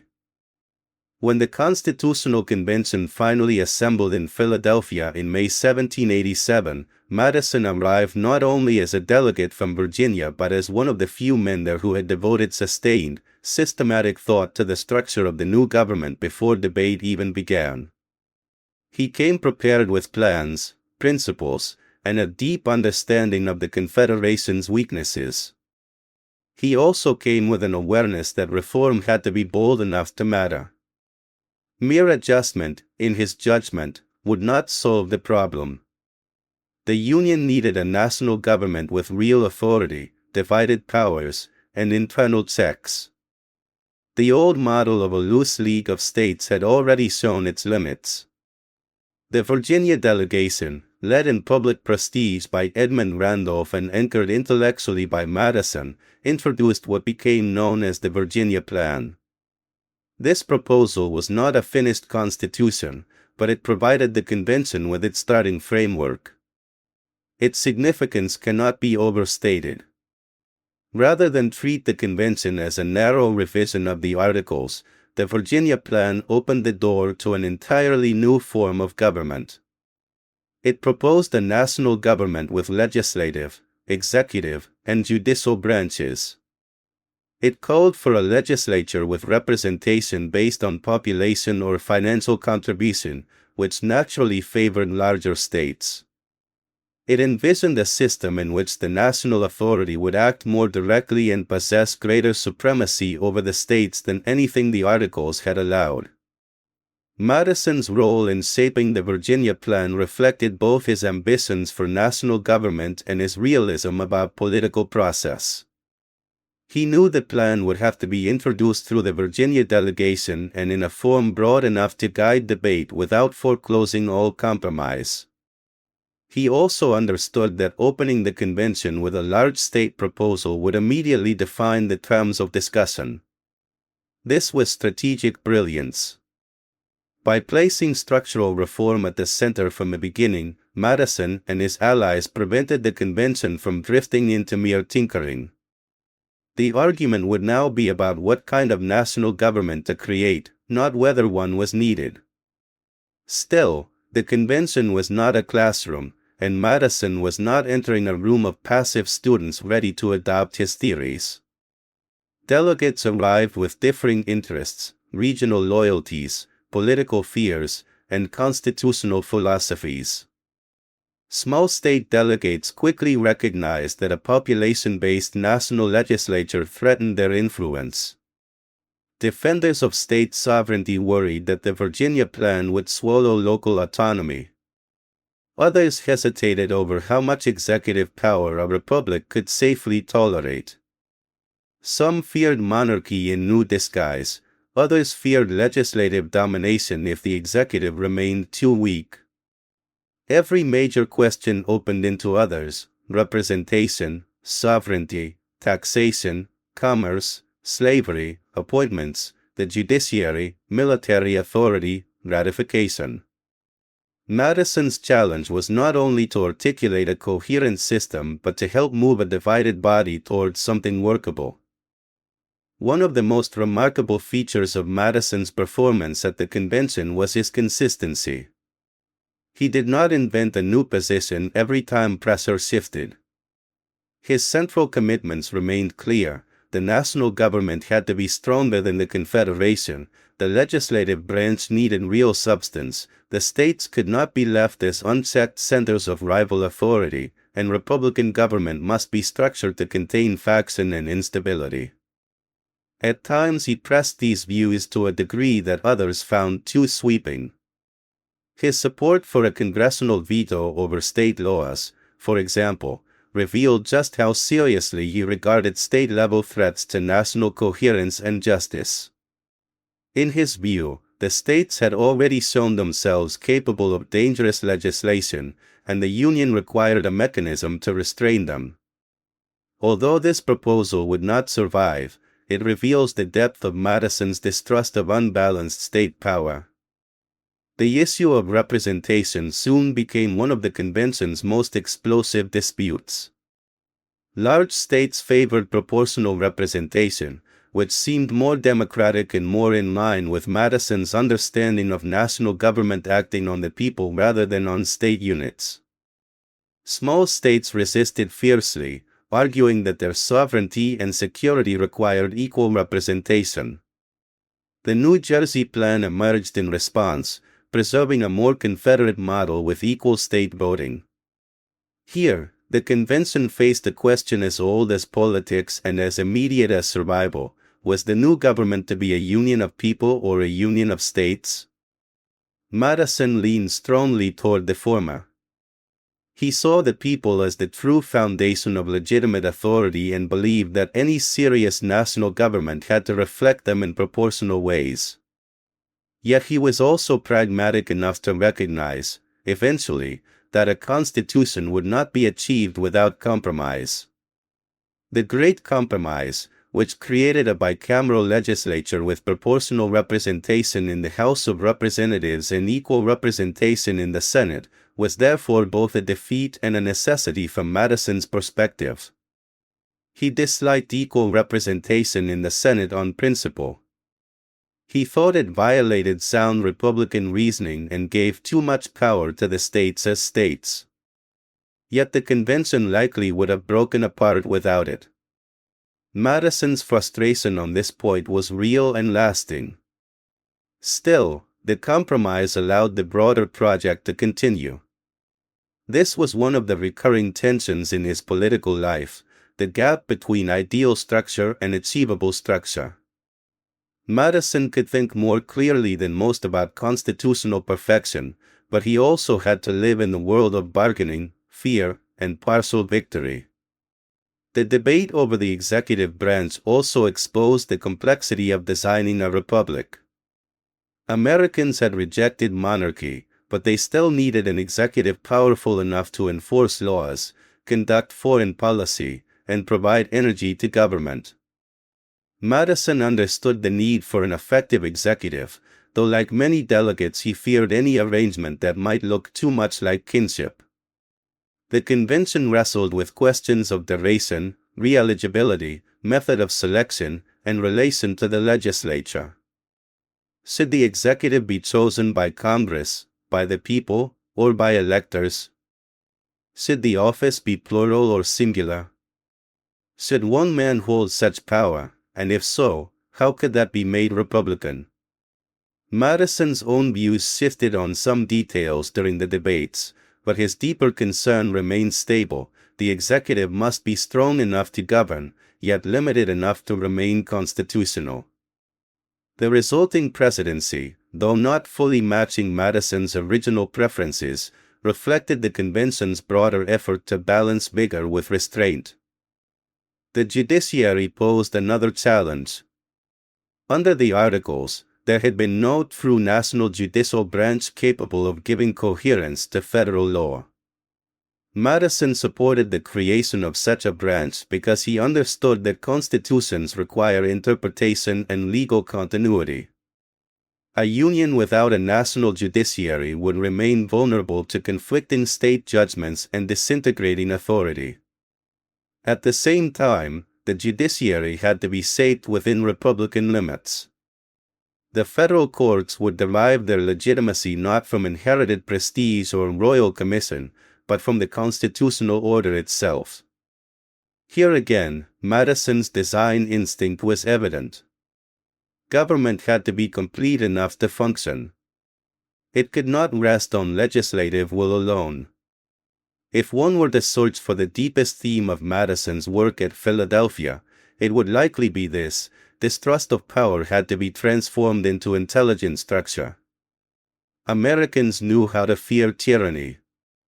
Madison wanted them to understand how to prevent it without inviting collapse. This meant dividing power, checking power with power, and making ambition serve constitutional ends. It also meant designing a system that did not rely on civic virtue as its only defense. Madison admired public virtue, but he did not treat it as sufficient. Men were ambitious. Factions were inevitable. Interests would compete. Majorities could become unjust. States could become selfish. Legislatures could become unstable. A durable republic had to account for these realities, not pretend them away. His famous notes of the convention, which he kept with extraordinary diligence, are themselves evidence of how seriously he approached the moment. Madison seemed to understand that what was happening in Philadelphia was not simply political business but a turning point in world history. He recorded debates, arguments, positions, and shifts with a care that would later make his notes indispensable to historians. But even in the act of note-taking, one sees something important about the man. Madison was always simultaneously participant and analyst. He was in the struggle, not outside it, yet he also observed it with a wider lens.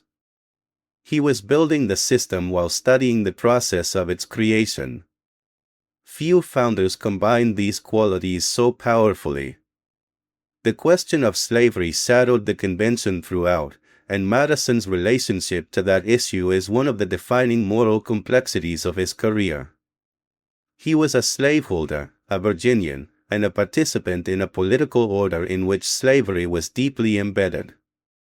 At the convention, slavery emerged in multiple forms: representation, taxation, the slave trade, and the balance between sectional interests.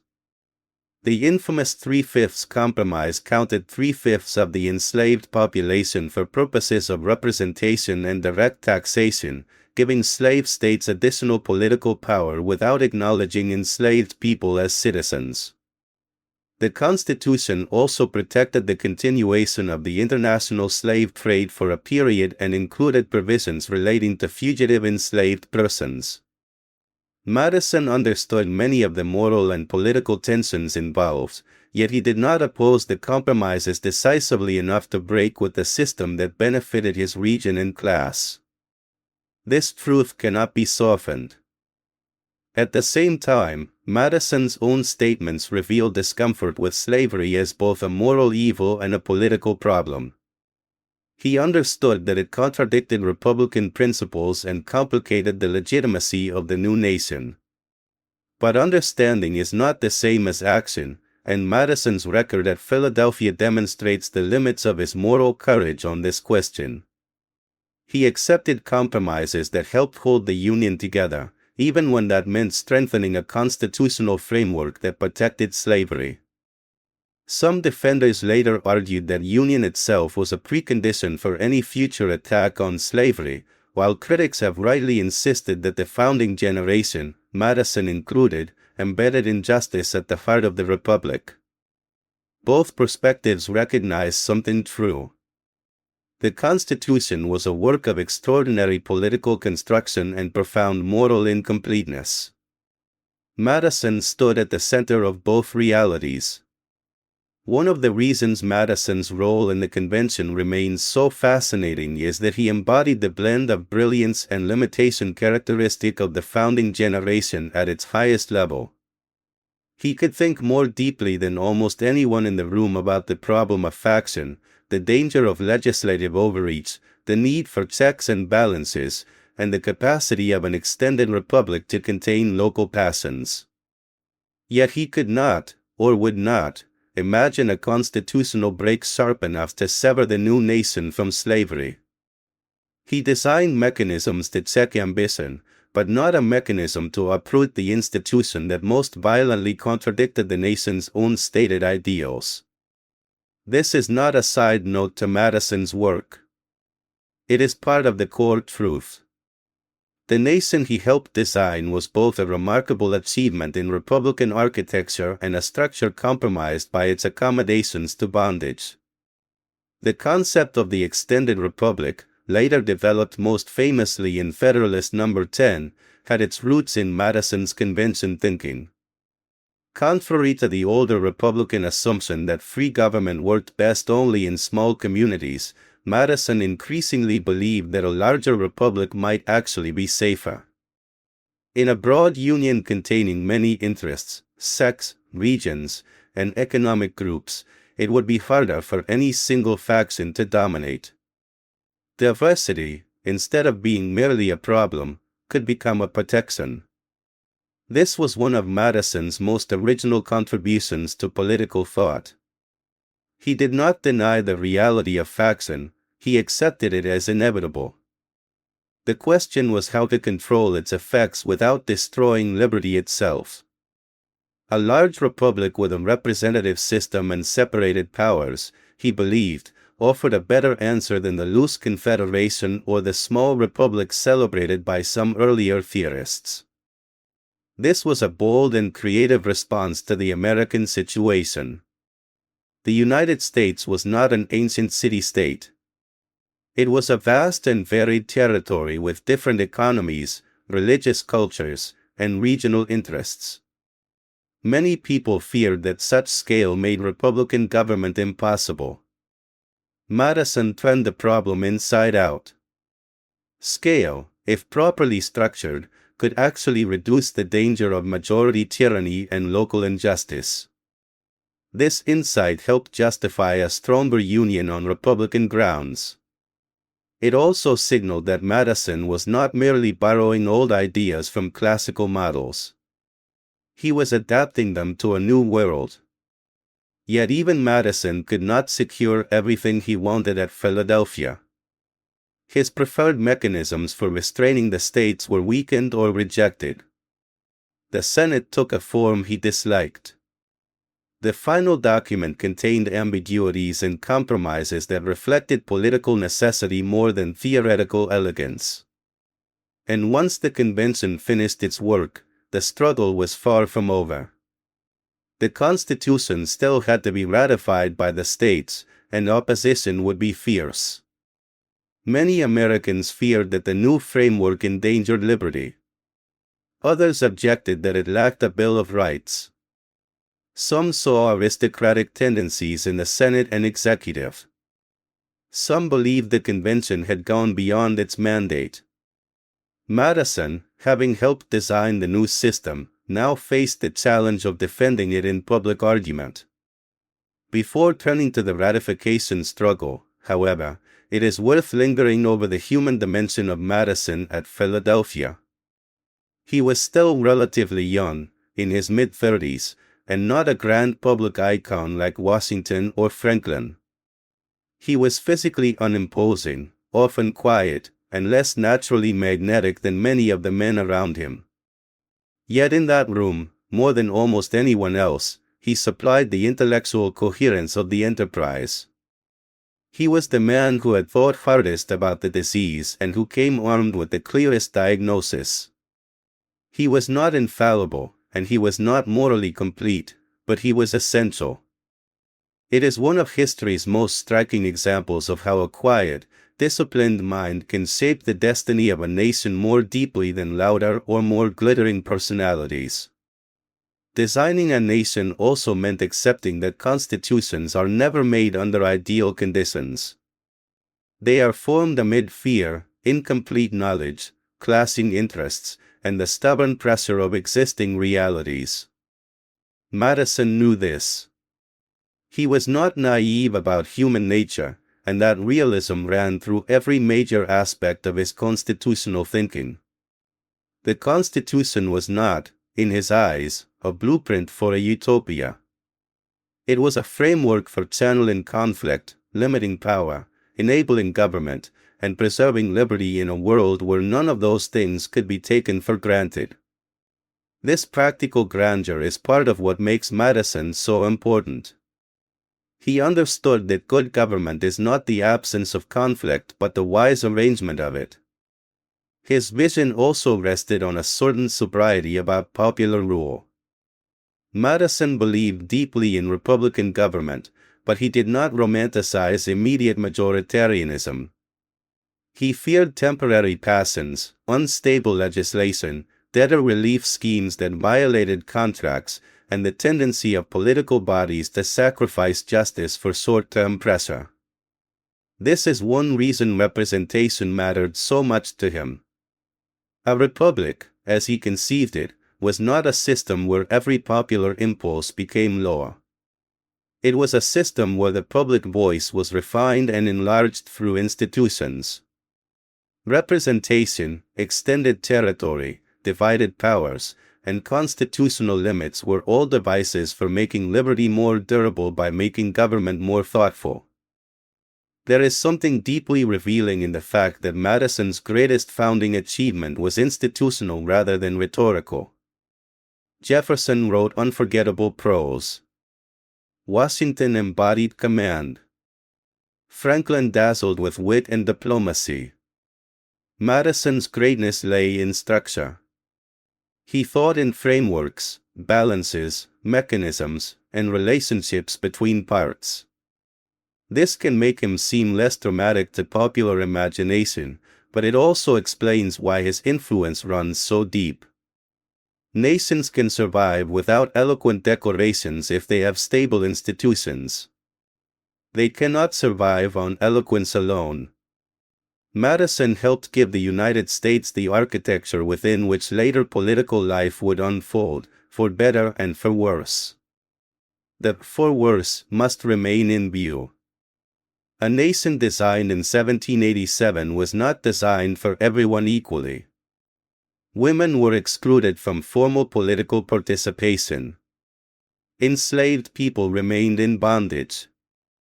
Native nations were treated as obstacles, rivals, or entities to be managed rather than as equal sovereign communities.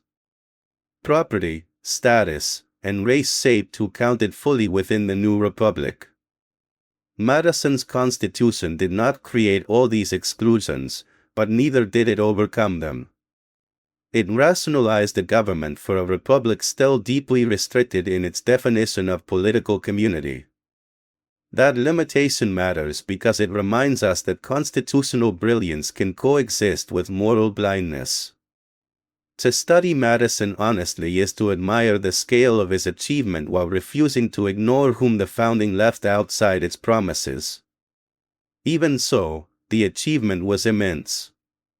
The Constitution created a stronger national government than the Articles had allowed, while dividing authority in ways intended to prevent domination.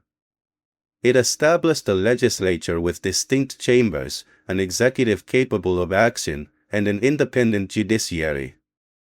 It created a federal system in which state and national governments would coexist, often uneasily, but within a common constitutional order. It offered a means of amendment, making the system neither rigid beyond repair nor easy to destabilize. It was not perfect, but it was durable, and that durability owes more to Madison than to almost anyone else. By the close of the convention in September 1787, the delegates had produced a document that would define American political life for generations. Madison had not gotten everything he wanted, and he knew the Constitution bore marks of compromise he would not have chosen in theory. Yet he also knew that something extraordinary had been accomplished.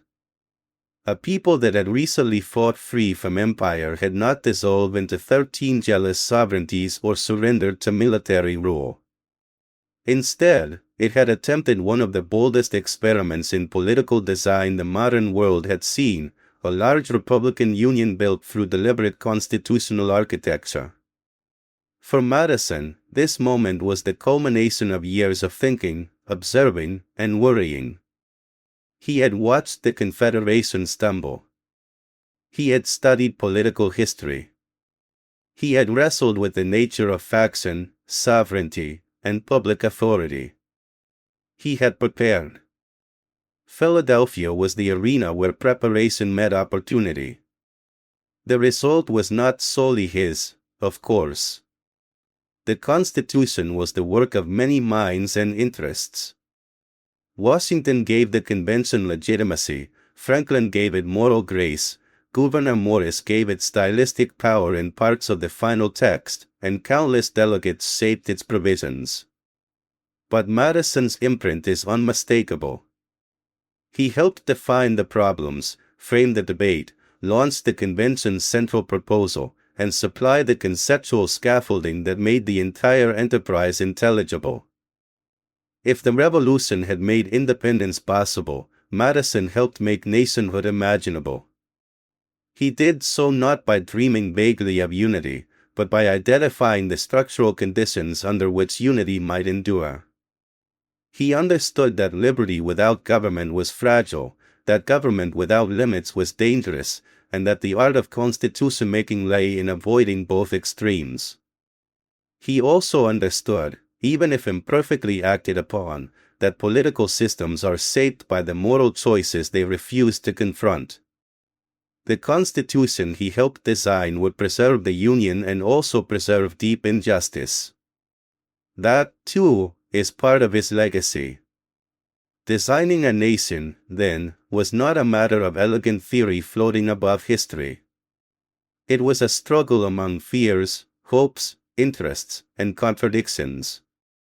Madison entered that struggle better prepared than most and left it more central than almost any other delegate.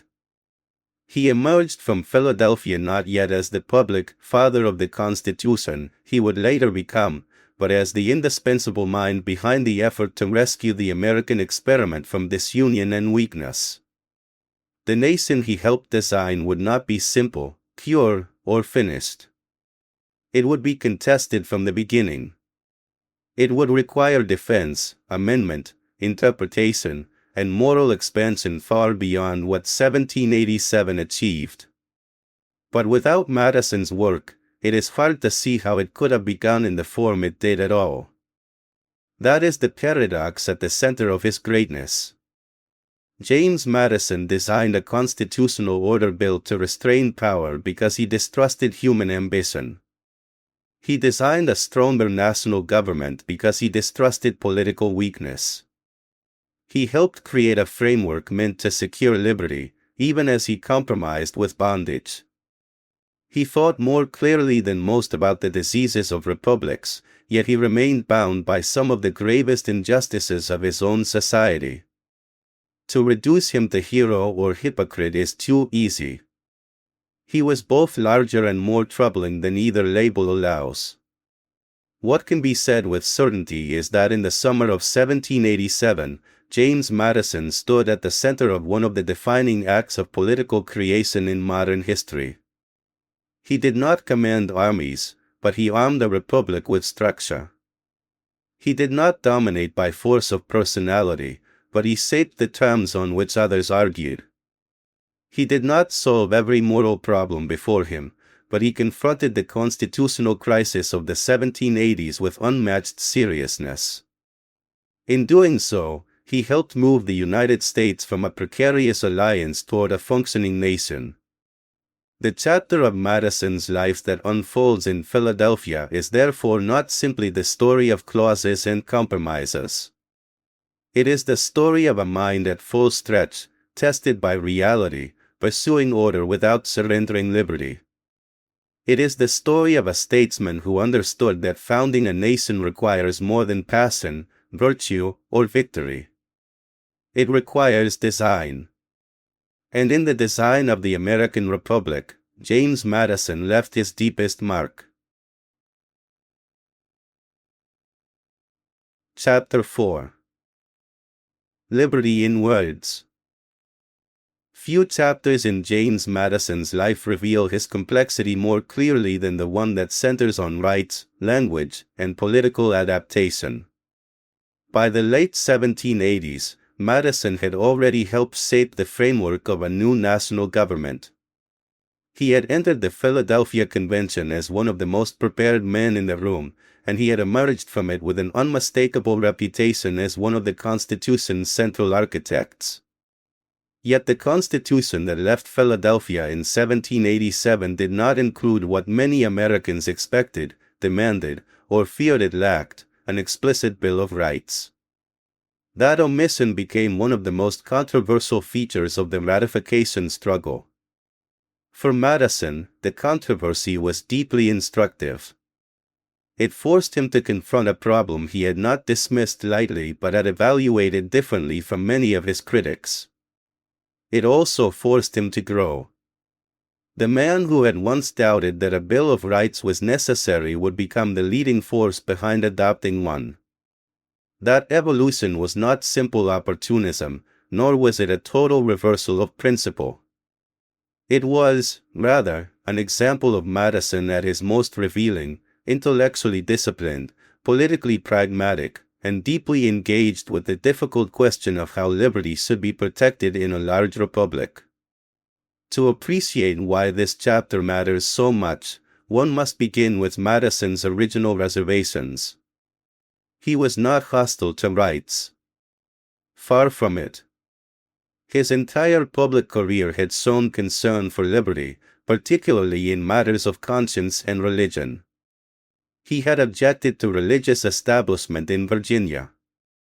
He had helped strengthen the language of religious liberty in the Virginia Declaration of Rights. He had spent years thinking about the ways power could threaten freedom.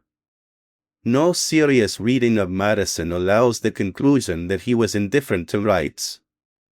His hesitation about a Bill of Rights came from somewhere else.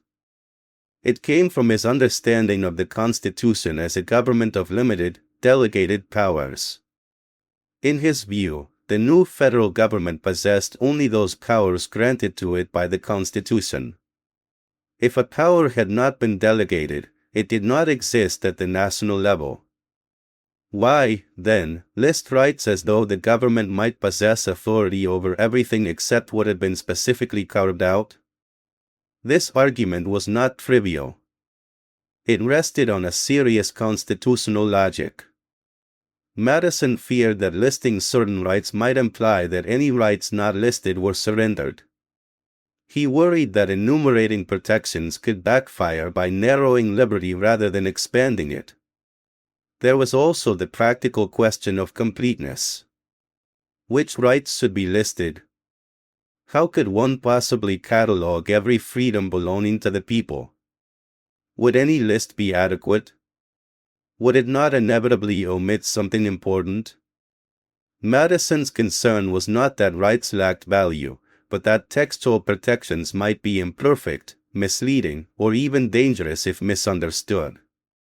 In that respect, he was thinking like the constitutional designer he had become. He was alert to the unintended consequences of language. Words did not simply reassure, they structured legal and political meaning. Another reason for his initial caution lay in the difference between the federal constitution and many state constitutions. In the states, governments often possessed broad residual powers, making declarations of rights especially important as barriers against legislative overreach. At the federal level, Madison believed the government's authority was already more tightly confined. He did not assume that Congress could legislate on any matter it wished. The Constitution, as he saw it, granted specific functions and left the rest outside federal reach. To some extent, then, Madison thought the Constitution itself already embodied a kind of structural protection for liberty. Separation of powers, federalism, limited enumeration, and checks and balances all formed part of the defense against oppression. Rights could be protected not only by declarations but by design. Yet Madison's reasoning, however serious, collided with political reality during the ratification debates. Many Americans did not find structural assurances enough. They wanted clear declarations. They wanted explicit statements that freedom of religion, speech, press, and other core liberties stood beyond federal infringement. Anti-federalists, who opposed ratification or at least viewed the proposed constitution with deep suspicion, seized on the omission of a Bill of Rights as proof that the new government was dangerous. They argued that the Constitution created a powerful national authority without adequately safeguarding the people against abuse. To them, the absence of a Bill of Rights was not a technical concern. It was a warning. If the framers truly intended to preserve liberty, why had they not said so plainly? The ratification struggle was therefore not just a fight over institutional structure. It was also a battle over trust. Could Americans trust the new government? Could they trust distant officials? Could they trust the Constitution's internal architecture to hold ambition in check? Or did liberty require a more visible and direct set of textual guarantees? Madison understood these concerns, even when he did not fully share the Anti-Federalists' conclusions. He knew that constitutional systems are sustained not only by their internal logic but by public confidence. A government may be theoretically well designed and still fail politically if the people regard it as unsafe. This insight would matter enormously in Madison's decision to support amendments after ratification. During the public defense of the Constitution, especially in the essays now known as The Federalist, Madison made some of his most influential arguments about liberty, faction, and the structure of Republican government.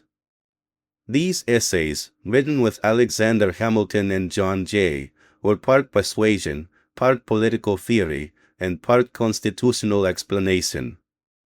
Madison's contributions, particularly Federalist No. 10 and Federalist No. 51, became some of the most important documents in the history of Republican thought. In them, he refined ideas that had shaped his work in Philadelphia: factions are inevitable, human nature cannot be transformed by parchment alone, and liberty must be preserved through a system that channels power rather than assuming virtue will always prevail. In Federalist No. 10, Madison argued that the causes of faction are sown in the nature of man, meaning that differences of opinion, property, passion, and interest are natural features of free society. The problem, then, was not to eliminate faction without eliminating liberty, which would be impossible and tyrannical, but to control its effects. This argument remains one of his greatest contributions because it moved beyond idealized visions of Republican virtue. Madison did not imagine a harmonious republic in which citizens simply agreed on the common good. He imagined a republic built to endure disagreement. The protection of liberty, in this vision, depended not merely on noble declarations, but on institutional arrangements that prevented any one faction from dominating the rest. In Federalist No. 51, Madison offered another foundational insight: ambition must be made to counteract ambition.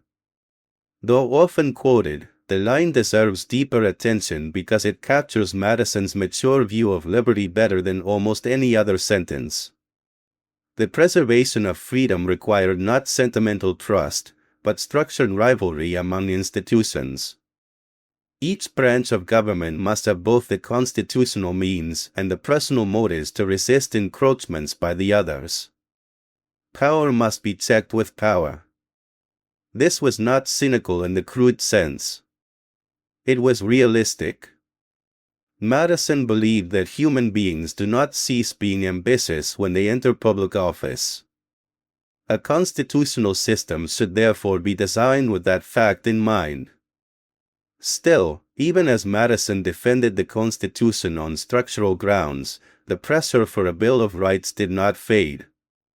Ratifying conventions in several states recommended amendments. Some states supported the Constitution only with the understanding that additional protections would be considered promptly. This mattered especially in Virginia, where ratification had been fiercely contested and where powerful anti-federalists such as Patrick Henry viewed the new Constitution with deep distrust. Madison himself won election to the first Congress only after a difficult and politically charged campaign. The demand for amendments was not an abstract matter hovering in the background. It had become a practical, urgent, and deeply political issue. This is where Madison's flexibility became one of his greatest strengths. Lesser figures are trapped either by rigid consistency or by empty opportunism. Madison managed something harder. He adjusted his position without betraying his deeper commitments. He came to see that even if a Bill of Rights was not strictly necessary in theory, it could be highly valuable in practice. It could calm fears, strengthen legitimacy, and bind the new government more visibly to the cause of liberty. It could serve as an educational document, instructing both rulers and citizens in the limits of federal power. It could become, in time, a moral and political standard against which government conduct would be judged. Madison's genius lay partly in this capacity to learn from resistance without surrendering to it. When he entered the House of Representatives in 1789, Madison did so as a man carrying both the intellectual authority of the Constitution's defense and the political burden of fulfilling promises made during ratification. Some Federalists regarded amendments as unnecessary distractions. Others feared reopening constitutional controversies that might destabilize the new government. Still others suspected that anti-Federalists would never be satisfied, and that offering amendments would only reward opposition. Madison took a different view. He believed that the government should begin by demonstrating goodwill and seriousness toward public concern. If the Constitution was strong enough to endure, it was strong enough to be clarified and fortified. Addressing the matter early, before distrust deepened, was wise statesmanship. There was also a personal element in Madison's approach. He had learned through the ratification debates that liberty must not only exist in institutions but also be seen and spoken. A people emerging from revolution, suspicious of centralized authority and proud of their local traditions, needed more than reassurance from constitutional experts. They needed visible commitments. Madison had always understood the importance of language, but now he confronted it in a new form. Rights had to be placed in words. Political philosophy had to be translated into amendable constitutional text. That was a different skill from diagnosing the Confederation's defects or designing a republican structure. It required precision, restraint, and a feel for how phrases could carry both legal force and public meaning. Madison introduced his proposed amendments in Congress in June 1789. The moment is one of the most significant in his career. Here was the architect of the Constitution asking the new Congress to improve the work he had so vigorously defended. He did not do so apologetically. Nor did he adopt the rhetoric of those who had condemned the Constitution as fatally flawed. Instead, he argued that amendments could help secure public confidence and provide additional guards for liberty. His proposals drew on the recommendations from state conventions and from earlier declarations of rights, but he did not merely copy existing texts. He revised, organized, and shaped them according to his own constitutional sensibilities. Madison originally proposed a wide range of amendments, more than what would ultimately become the first 10 amendments known as the Bill of Rights.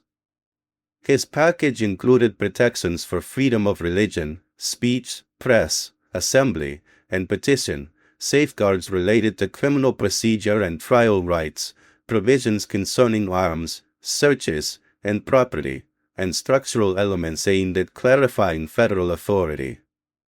He also proposed an amendment concerning rights retained by the people and another preserving powers not delegated to the federal government. These would become the 9th and 10th Amendments, both of which reflected Madison's original concern that enumerating rights might otherwise be misunderstood. They were his answer to the paradox he had identified earlier: how to list important rights without implying that the list was exhaustive. This point deserves emphasis because it reveals continuity beneath change. Madison's support for a Bill of Rights did not mean he abandoned his earlier constitutional logic. Instead, he incorporated that logic into the amendments themselves. The Ninth Amendment, in particular, stands as a remarkable expression of Madison's subtlety. It states that the enumeration of certain rights shall not be construed to deny or disparage others retained by the people. In other words, listing rights does not exhaust liberty. The people possess more than the text happens to specify. This amendment was Madison's way of protecting the principle that rights precede government and exceed any single document's capacity to capture them fully. It was both a safeguard and a confession of humility. No political text can contain the whole human inheritance of freedom. The 10th Amendment served a related but distinct function by making clear that powers not delegated to the United States nor prohibited to the states were reserved to the states or the people. Though later generations would fight intensely over its meaning, at the time it helped reassure Americans that the federal government remained one of limited and enumerated powers. Madison had always believed this. By helping enshrine it in amendment form, he gave textual expression to what he had earlier defended as implicit in the constitutional structure. The Bill of Rights, then, was not merely a concession to critics. It was also a refinement of Madison's own constitutional vision. One of the most beautiful and enduring achievements of Madison's amendment project was his handling of religious liberty. This cause had stirred him since youth. He had seen dissenters harassed in Virginia. He had fought against the toleration model that treated liberty of conscience as a grant from government rather than a natural right. He had worked closely with Thomas Jefferson and others in the Virginia struggle for religious freedom, including support for the Virginia Statute for Religious Freedom. Now, at the national level, Madison helped shape language that would eventually emerge in the First Amendment: Congress shall make no law respecting an establishment of religion, or prohibiting the free exercise thereof.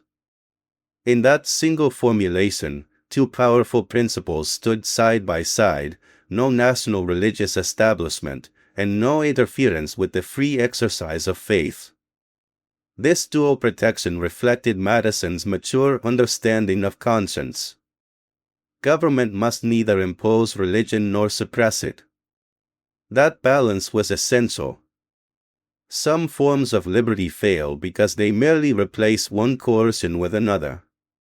Madison wanted the federal government kept out of religion altogether in its authoritative capacity.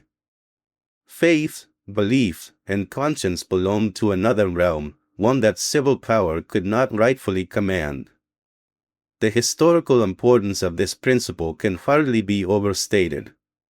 It helped define the American experiment as one in which religious pluralism could flourish without official ecclesiastical control at the national level. Madison did not create religious diversity in America, but he helped give it constitutional shelter. His defense of freedom of speech and press was equally significant, though in his own time these rights were not always understood with the breadth later generations would claim for them. Even so, Madison recognized that liberty of thought and public criticism were essential to Republican government. A people cannot govern themselves if they cannot speak, publish, assemble, and petition. These freedoms are not decorative. They are operational. They allow citizens to deliberate, resist, persuade, and hold public officials accountable. Madison's support for protecting them was therefore not a sentimental flourish. It was entirely consistent with his view that liberty must live within institutions and public habits. A republic without open political expression would soon become a hollow form. At the same time, Madison's amendments addressed the more concrete machinery of justice. Protections against unreasonable searches and seizures, guarantees of due process, fair trials, jury proceedings, and limitations on cruel punishments all formed part of a broader commitment. The state must not treat persons as mere instruments of power. Even when government acts lawfully, it must act within procedures that respect human dignity and legal fairness. These safeguards were deeply rooted in the Anglo-American legal tradition, but by helping to constitutionalize them at the federal level, Madison strengthened their permanence. He was helping ensure that liberty would not be left to custom alone. It would be written into the fundamental law. Yet Madison's work in Congress was not the smooth triumph one might imagine in retrospect. Many legislators were indifferent, impatient, or skeptical. Some thought more pressing business deserved attention. Others feared that amendments might imply that the Constitution had indeed been dangerously incomplete. Madison had to push, persuade, and maneuver to keep the issue alive. This part of the story matters because it shows that even something later treated as sacred American inheritance was, at the time, politically fragile.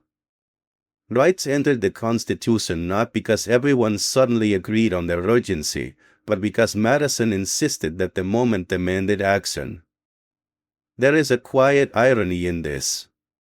The man once accused of helping produce a constitution without sufficient rights protections became the most important reason the federal constitution acquired them so early. Had Madison remained stubborn, dismissive, or narrowly defensive, the history of American liberty might have taken a different course. It is possible that amendments would have come later, or in weaker form, or under conditions of greater political bitterness. Madison's willingness to lead rather than resist on this issue helped prevent that. It is one of the clearest examples in his life of practical wisdom serving principle. Still, like everything in Madison's career, the story contains tension and limitation. The Bill of Rights, as adopted, did not solve every problem of liberty in the early republic. It restricted the federal government, not the states, and therefore did not immediately protect all Americans against state-level violations. It did not challenge slavery. It did not extend political equality to women. It did not recognize Native peoples as equal participants in the constitutional order. It offered vital protections, but within a deeply unequal society. This matters because rights language, however noble, can coexist with exclusion. Madison helped write liberty into the Constitution, but the world in which that liberty operated remained narrow in practice. This tension is especially striking in relation to slavery. Madison was a lifelong slaveholder. He understood, more clearly than some, that slavery was morally corrosive and politically dangerous. Yet he did not use the Bill of Rights as a platform for confronting the institution at its core. The rights secured in constitutional language existed alongside the daily reality that hundreds of thousands of enslaved people were denied the most basic rights imaginable: control over their own bodies, labor, movement, marriage, and family. One must therefore read Madison's achievement with both admiration and honesty. He helped articulate protections that later generations would use to expand freedom more widely, but he did not make that expansion his own central act. The human drama of Madison's position lies partly in this gap between insight and limit. He saw that liberty required language. He saw that power must be restrained in explicit ways. He saw that conscience, expression, and due process were too important to leave unguarded. Yet he did not press those insights to their furthest moral conclusion in his own age. He was more radical on religious freedom than on racial bondage. More daring in constitutional design than in social justice. More prepared to protect rights in principle than to dismantle the most violent denial of rights embedded in his society. These truths do not erase his accomplishments, but they do complicate them in ways that make him more real and less mythic. One of the most admirable aspects of Madison's amendment work is how much it reflected confidence rather than fear. A weak regime clings defensively to its first draft. A confident republic can admit that clarity matters, that public reassurance matters, and that improvement need not mean surrender. By championing amendments, Madison demonstrated a faith in constitutional government as something living, discussable, and responsive. He did not treat the Constitution as a sacred object beyond revision. He treated it as a serious political framework capable of refinement. This attitude would later become one of the strengths of American constitutionalism itself, the idea that permanence and adaptability need not be enemies.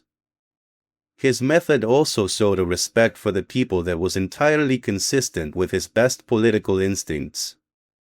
Madison did not believe every popular demand should become law automatically. He feared faction and temporary passion too much for that. But he did believe that sustained, serious public concern deserved answer. The demand for a Bill of Rights was not a passing outburst. It had emerged across ratifying conventions and reflected genuine apprehension about federal power. By taking that concern seriously, Madison strengthened the connection between constitutional government and popular legitimacy. He was not bowing to demagoguery. He was responding to Republican responsibility. The final form of the Bill of Rights, ratified in 1791, did not include every amendment Madison originally proposed, and the congressional process altered its language in various ways. Still, the finished result bears his imprint unmistakably. The first 10 amendments became one of the most revered elements of the American constitutional tradition. Over time they would shape legal doctrine, political culture, public rhetoric, and social movements far beyond what Madison himself could have fully anticipated. Abolitionists, civil libertarians, religious minorities, journalists, dissidents, criminal defendants, protesters, and many others would appeal to the language Madison helped bring into being. In this sense, his work on rights far outlived the immediate politics of 1789. There is something especially powerful in the idea of liberty in words because words are often where political freedom begins its public life. Before rights are litigated, they are named. Before liberty is enforced, it is spoken. Before a people can hold their rulers accountable, they must be able to point to principles articulated in common language. Madison understood this. He was not naive enough to think that words alone could save freedom. He knew too much about faction, ambition, and institutional weakness for that. But he also knew that words matter because they guide interpretation, shape expectation, and create standards. A right unnamed may still exist, but a right named in constitutional text enters public consciousness with a different kind of force. That force was both legal and moral. The Bill of Rights did not instantly transform the United States into a fully free or equal society. But it established a vocabulary of limitation and dignity that later Americans could not easily abandon. Governments might violate rights, courts might interpret them narrowly, and society might exclude whole classes of people from their protection, but the words remained. They stood ready to be claimed, expanded, argued over, and turned against injustice.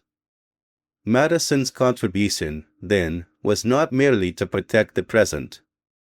It was to equip the future.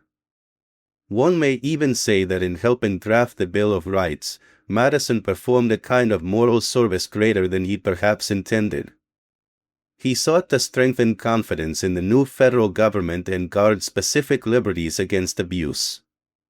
But the principles embodied in those amendments proved more fertile than the political moment that produced them. The First Amendment alone, with its protections for religion, speech, press, assembly, and petition, became one of the most powerful engines of pluralism and democratic contestation in American history. The rights of the accused, the protection of private homes and papers, the reserve of unenumerated liberties, and the reminder that federal powers are limited all contributed to a constitutional culture in which government is never supposed to be absolute. And yet Madison would later have reason to confront the fragility of these words. During the 1790s, especially under the pressure of partisan conflict, war fears, and the Federalist-led passage of the Alien and Sedition Acts, it became painfully clear that written rights do not enforce themselves. The Sedition Act, in particular, seemed to strike directly at the freedom of speech and press that the First Amendment was supposed to protect. Madison, outraged, would join Jefferson in resisting these measures. That later episode would reveal how committed he had become to the constitutional meaning of the liberties he had helped put into text. In other words, the Bill of Rights was not merely something he drafted and forgot. It became part of his ongoing political conscience. This continuity matters because it shows that Madison's conversion to explicit rights protection was not superficial. Once he embraced the project, he absorbed it into his larger constitutional worldview. Rights and structure were not alternatives. They were partners. Government had to be arranged intelligently, but it also had to be bounded expressly. Liberty needed both architecture and declaration. It needed institutional design and principled language. Madison's mature achievement was to understand this dual need more clearly than he had at first. That is not weakness. It is growth. It is also a reminder that some of Madison's greatest accomplishments came not from perfect certainty, but from the willingness to refine his own judgment.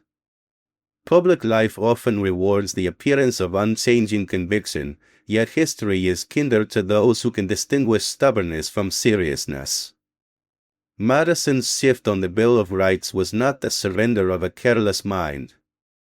It was the development of a thoughtful one. He listened, observed, recalibrated, and then acted decisively.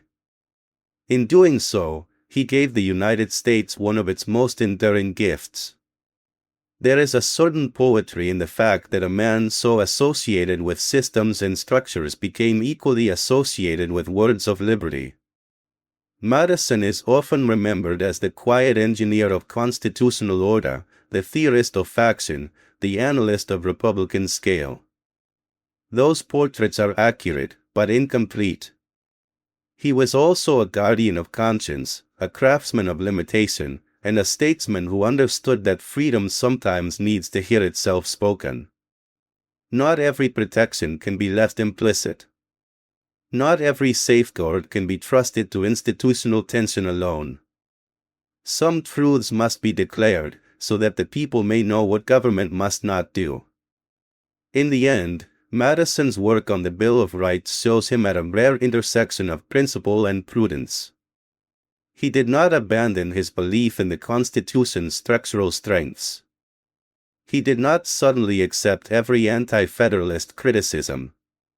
But he recognized that liberty is fortified when structure and language reinforce one another. He recognized, too, that the legitimacy of the new republic depended in part on showing the people that their fears had been heard. This capacity to preserve the core of one's thought while broadening its application is one of Madison's deepest strengths as a statesman. The chapter of his life that belongs to Liberty in Words is therefore about far more than drafting amendments. It is about the relationship between political theory and public trust, between constitutional design and moral principle, between what is implied and what must be stated. It is about Madison's ability to learn from opposition without yielding to constitutional panic. It is about the way a republic writes limits upon itself if it wishes to remain free. And it is about the power, and also the insufficiency, of words, powerful enough to guide, restrain, and inspire, insufficient unless people and institutions remain willing to honor them. James Madison did not give America perfect liberty. No founder did. He lived within contradictions he never fully resolved, and the rights he helped secure were initially applied within a political community far too narrow to deserve complete praise. But he did something of lasting greatness. He helped place into the Constitution a language of freedom that could outgrow the limitations of its own age.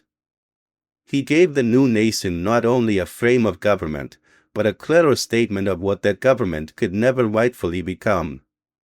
That achievement, born from caution, controversy, and adaptation, remains one of the clearest reasons Madison deserves to be remembered not only as an architect of power, but as one of the Republic's most important interpreters of liberty. Chapter 5. From Ally to Rival.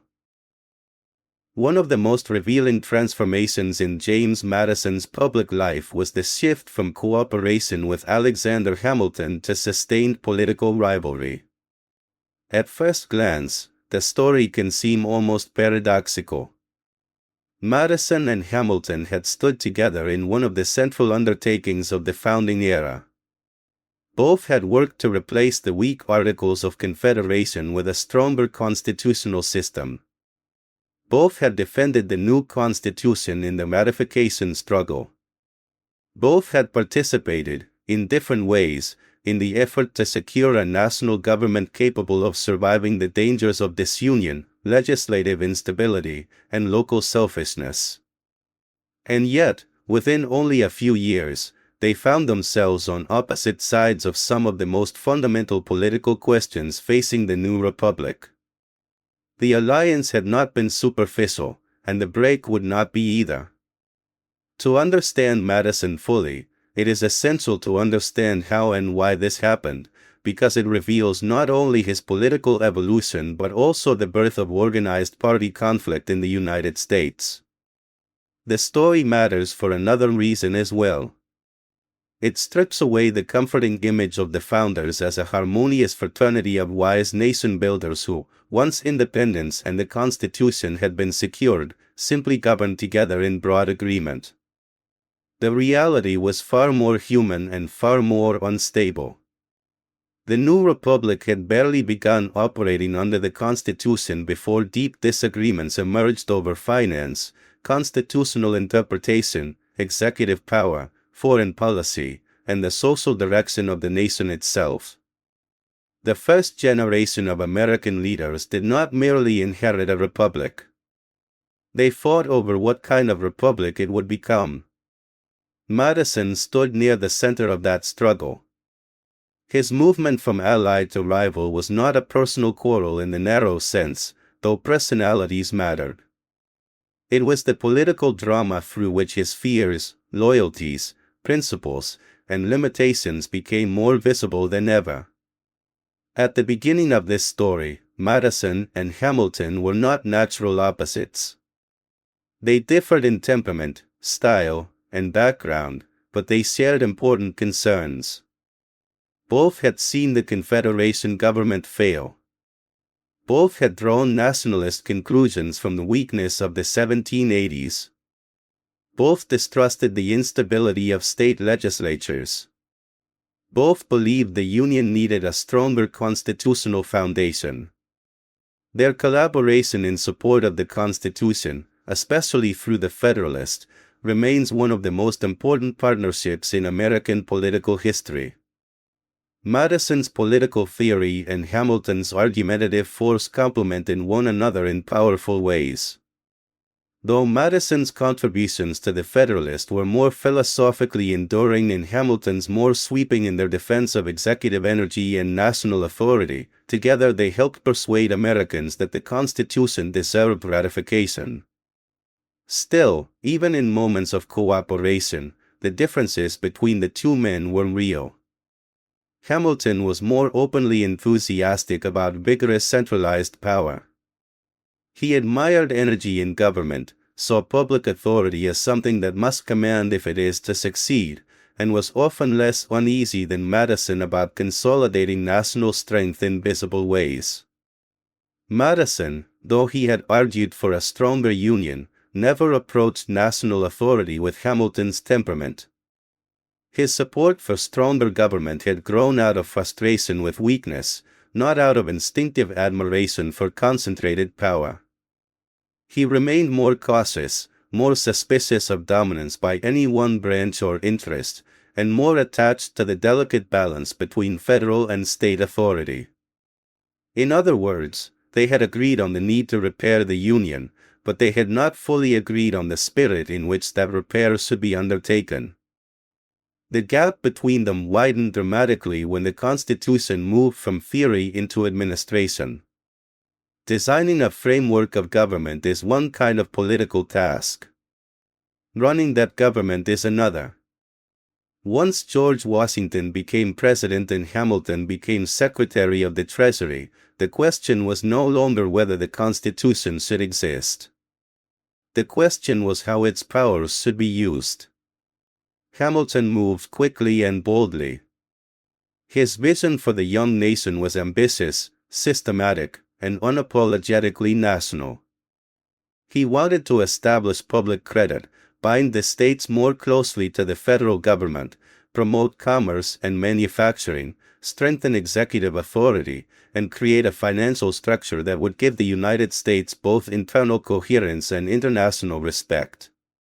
To Hamilton, the Republic could not afford timidity. It needed capacity, confidence, and institutional muscle. Madison admired intelligence, seriousness, and national purpose, and in that sense he could appreciate parts of Hamilton's program. He was not opposed to good government as such. He had fought too hard against the defects of the Confederation to reject national effectiveness altogether.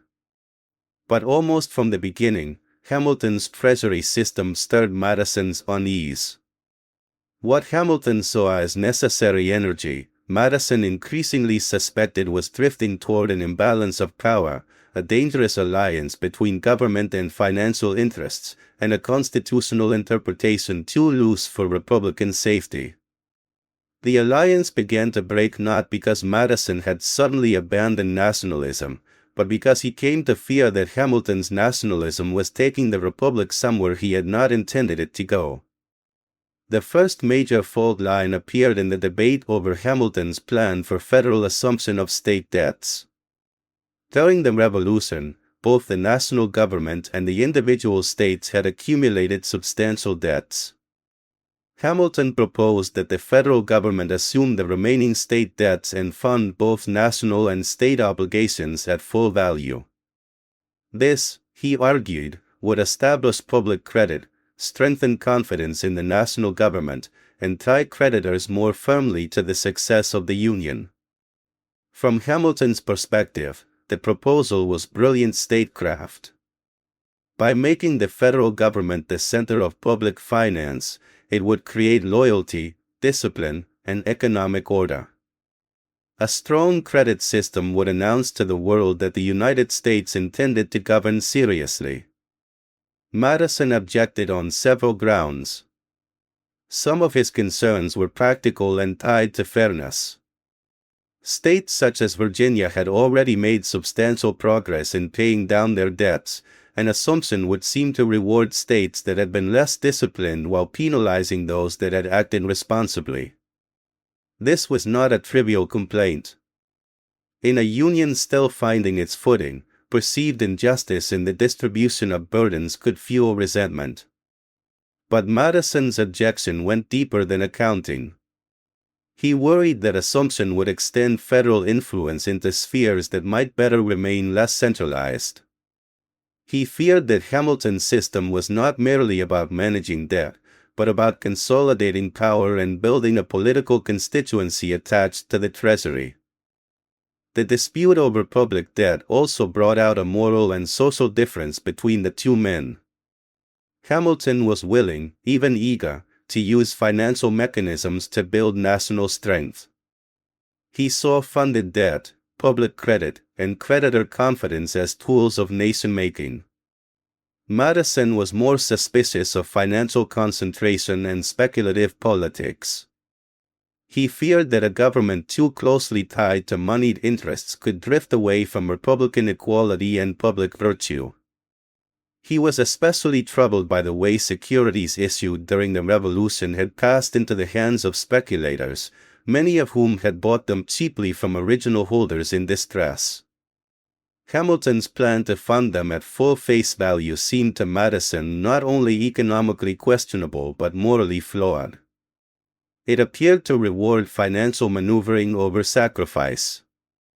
In Congress, Madison led the opposition to Hamilton's funding proposal in one of the most significant legislative battles of the early Republic. He argued that some distinction ought to be made between original holders and later speculators, or at least that justice required more thought than Hamilton's sweeping plan allowed. This was not merely a losing tactical skirmish. It was the beginning of a larger political realignment. Madison was discovering that the national government he had helped build could be used to create economic alliances he deeply distrusted. Hamilton, for his part, saw Madison's resistance as short-sighted and potentially destructive of the very public confidence the government needed. The disagreement was real, substantive, and increasingly personal in tone. The famous dinner table bargain involving Madison, Hamilton, and Thomas Jefferson helped resolve the immediate impasse. In exchange for Madison's willingness not to block assumption, Hamilton helped clear the way for locating the permanent national capital on the Potomac, a location more acceptable to Southern interests.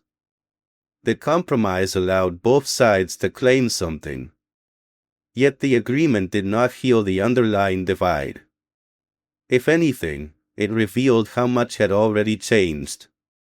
Madison and Hamilton could still bargain, but they were no longer moving in the same political direction. Beneath the compromise lay incompatible instincts about finance, geography, and the social foundations of the Republic. Jefferson's arrival as Secretary of State added another element to the changing landscape. He and Madison had much in common: Virginia roots, suspicion of concentrated power, unease with Hamilton's financial system, and a Republican sensibility that favored agricultural independence over urban financial influence. Jefferson was more expansive and more rhetorically gifted in certain ways, Madison more systematic and constitutionally exact. Together, however, they formed an intellectual and political partnership that would become the core of the opposition to Hamilton. Madison did not become Jefferson's follower in any simple sense. The relationship was more reciprocal than that. Madison often supplied conceptual precision and legislative discipline to Jefferson's broader vision. But as the Hamiltonian program advanced, Madison and Jefferson increasingly found themselves aligned. The Bank of the United States controversy deepened the breach. Hamilton proposed a national bank as part of his broader effort to stabilize the economy, facilitate tax collection, manage public funds, and encourage financial development. To Hamilton, the bank was a practical instrument of governance and a legitimate means of carrying out federal responsibilities. To Madison, the proposal raised both constitutional and political concerns. Constitutionally, he argued that the federal government had not been granted the power to create such a corporation. The Constitution listed delegated powers, and Madison insisted that those powers must not be expanded by convenience alone. If Congress could create a bank simply because it might help execute other powers, then the principle of limited delegation was in danger. This debate is especially important because it reveals Madison's commitment to constitutional restraint at a moment when he feared Hamilton was interpreting federal authority too elastically. The argument over implied powers would become a recurring feature of American constitutional history, and here one sees Madison taking a relatively narrow view compared with Hamilton's broad construction. Hamilton believed that the Constitution's necessary and proper clause allowed Congress to choose appropriate means for executing its enumerated powers, so long as the means were not forbidden. Madison worried that this logic would swallow the enumeration principle altogether. The Constitution, in his view, would become a source of open-ended authority rather than a framework of limited grants. Washington ultimately sided with Hamilton and signed the bank bill into law after soliciting opinions from both sides. For Madison, the outcome was deeply significant. It suggested that Hamilton's approach to power, finance, and constitutional interpretation was prevailing within the administration.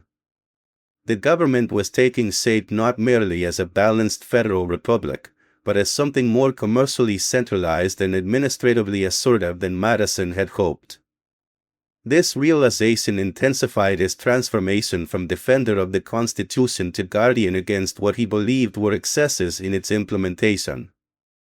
It is one of the great ironies of Madison's life that the man who helped give the federal government its modern foundation then became one of the first great critics of the expansive uses to which that foundation could be put. The political press also became a battleground in this emerging rivalry. Though the early republic had inherited Republican ideals about virtue and public service, it quickly developed the rougher habits of partisan conflict. Newspapers aligned with factions, amplified accusations, and shaped public perception in increasingly organized ways. Jefferson and Madison encouraged Philip Frenau's National Gazette as a vehicle for opposition criticism, while Hamilton and his allies had their own press networks. This was not a sideshow. It marked the emergence of organized public persuasion as a permanent feature of American politics. Madison, who had once feared faction as an unavoidable danger in Republican life, was now helping build an opposition capable of channeling and mobilizing it. This development points to one of the most fascinating contradictions in Madison's public career. In Federalist No. 10, he had described faction as an inescapable feature of liberty and designed institutions to control its effects. Yet by the 1790s, he found himself participating in the formation of a political party, or something very close to one, to resist what he believed was a dangerous concentration of power. Was this a contradiction? In one sense, yes. Madison had hoped Republican government might avoid the worst spirit of faction through its constitutional structure. But in another sense, his later conduct reflected a realistic adaptation. If a governing coalition around Hamilton was using federal power in ways Madison viewed as threatening, then organized opposition became a necessary check. His theory had always acknowledged that interests would organize.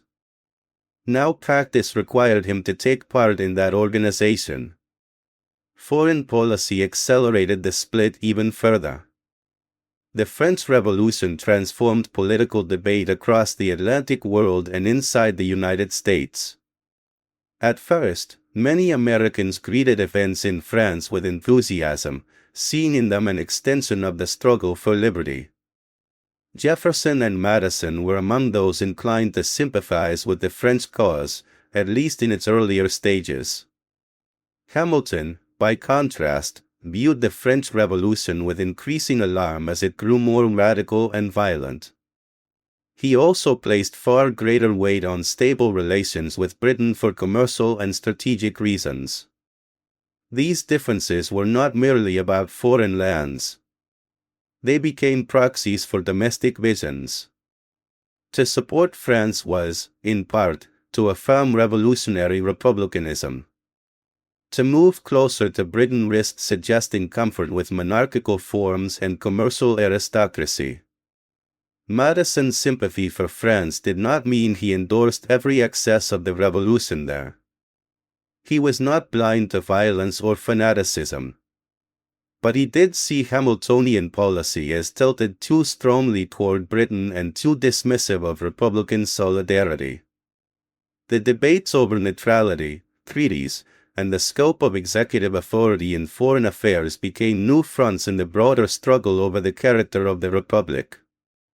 Hamilton tended to favor a stronger executive hand, especially in interpreting and implementing treaty obligations. Madison remained wary of executive overreach and more inclined to insist that the legislature had a substantial role in shaping public policy. Once again, the rivalry with Hamilton sharpened Madison's concern that Republican liberty might be undermined not by dramatic usurpation alone, but by the gradual accumulation of authority in the wrong places. The controversy surrounding Jay's Treaty in 1794 to 1795 brought many of these tensions to a peak. Negotiated with Britain in an effort to resolve lingering disputes and avoid war, the treaty was defended by Hamiltonians as a practical necessity and denounced by Jeffersonians as a humiliating concession. Madison opposed it, believing it gave too much to Britain, failed to protect American interests adequately, and reflected a broader pro-British orientation he found politically and morally troubling. But the dispute was about more than foreign policy terms. It raised constitutional questions about the relationship between the treaty power and the House of Representatives. Madison argued that because treaties could touch areas affecting legislation and appropriations, the House had a legitimate role in considering their implementation. This stance was consistent with his broader insistence that Republican government must not permit too much power to drift beyond legislative accountability. As Madison took on Hamilton and the administration more openly, his public identity changed. He was no longer merely the constitutional thinker of 1787 or the author of key Federalist essays. He became one of the principal leaders of a political opposition. This role required different skills. It demanded coalition building, tactical patience, public messaging, and the willingness to endure criticism from men who viewed opposition itself as dangerous to national stability. Hamilton, especially, regarded organized resistance to the administration as potentially irresponsible or even destabilizing. Madison disagreed. He believed that opposition grounded in constitutional principle and Republican vigilance was not only legitimate but necessary. If the administration could not be challenged, then the spirit of liberty would already be in decline. There was, however, a personal sadness in the break. Madison and Hamilton had once worked together in a cause neither could have achieved as effectively alone. Their minds had met in the effort to rescue the Union from collapse. That such men could become adversaries so quickly says much about the volatility of the founding era. Yet it also says something about Madison's character. He was not a man who clung sentimentally to past alliances when he believed principle was at stake. Once convinced that Hamilton's system threatened the balance of the Republic, Madison opposed him with seriousness and persistence. He did not relish theatrical conflict, but he could be a remarkably determined adversary. His alliance with Jefferson became central not only intellectually but organizationally. Together they helped shape what would become the Republican, or Democratic Republican, movement. This emerging coalition was not a modern party in the full sense, but it was a decisive step toward party formation. It drew support from those who feared centralized financial power, distrusted the Hamiltonian elite, sympathized more with France than Britain, and favored a stricter reading of federal powers. Madison's role here is sometimes overshadowed by Jefferson's larger popular image, but Madison was indispensable. He gave the movement constitutional language, legislative leadership, and disciplined political reasoning. If Jefferson supplied some of the emotional and rhetorical force, Madison often supplied the architecture of opposition. This phase of Madison's life also complicates simplistic accounts of him as either a pure nationalist or a pure states' rights thinker. He had once argued vigorously for stronger national government against the weaknesses of the Confederation. Now he was resisting what he saw as the overgrowth of national power under Hamilton. The shift was real, but it was not incoherent. Madison's consistent thread was not hostility to national authority as such. It was concern for balance, limitation, and Republican accountability. He supported federal strength when the Union was too weak to function. He resisted it when he believed it was being used to consolidate interest and authority in dangerous ways. Whether one agrees with his judgments in every case, the deeper pattern is one of constitutional calibration, not simple reversal.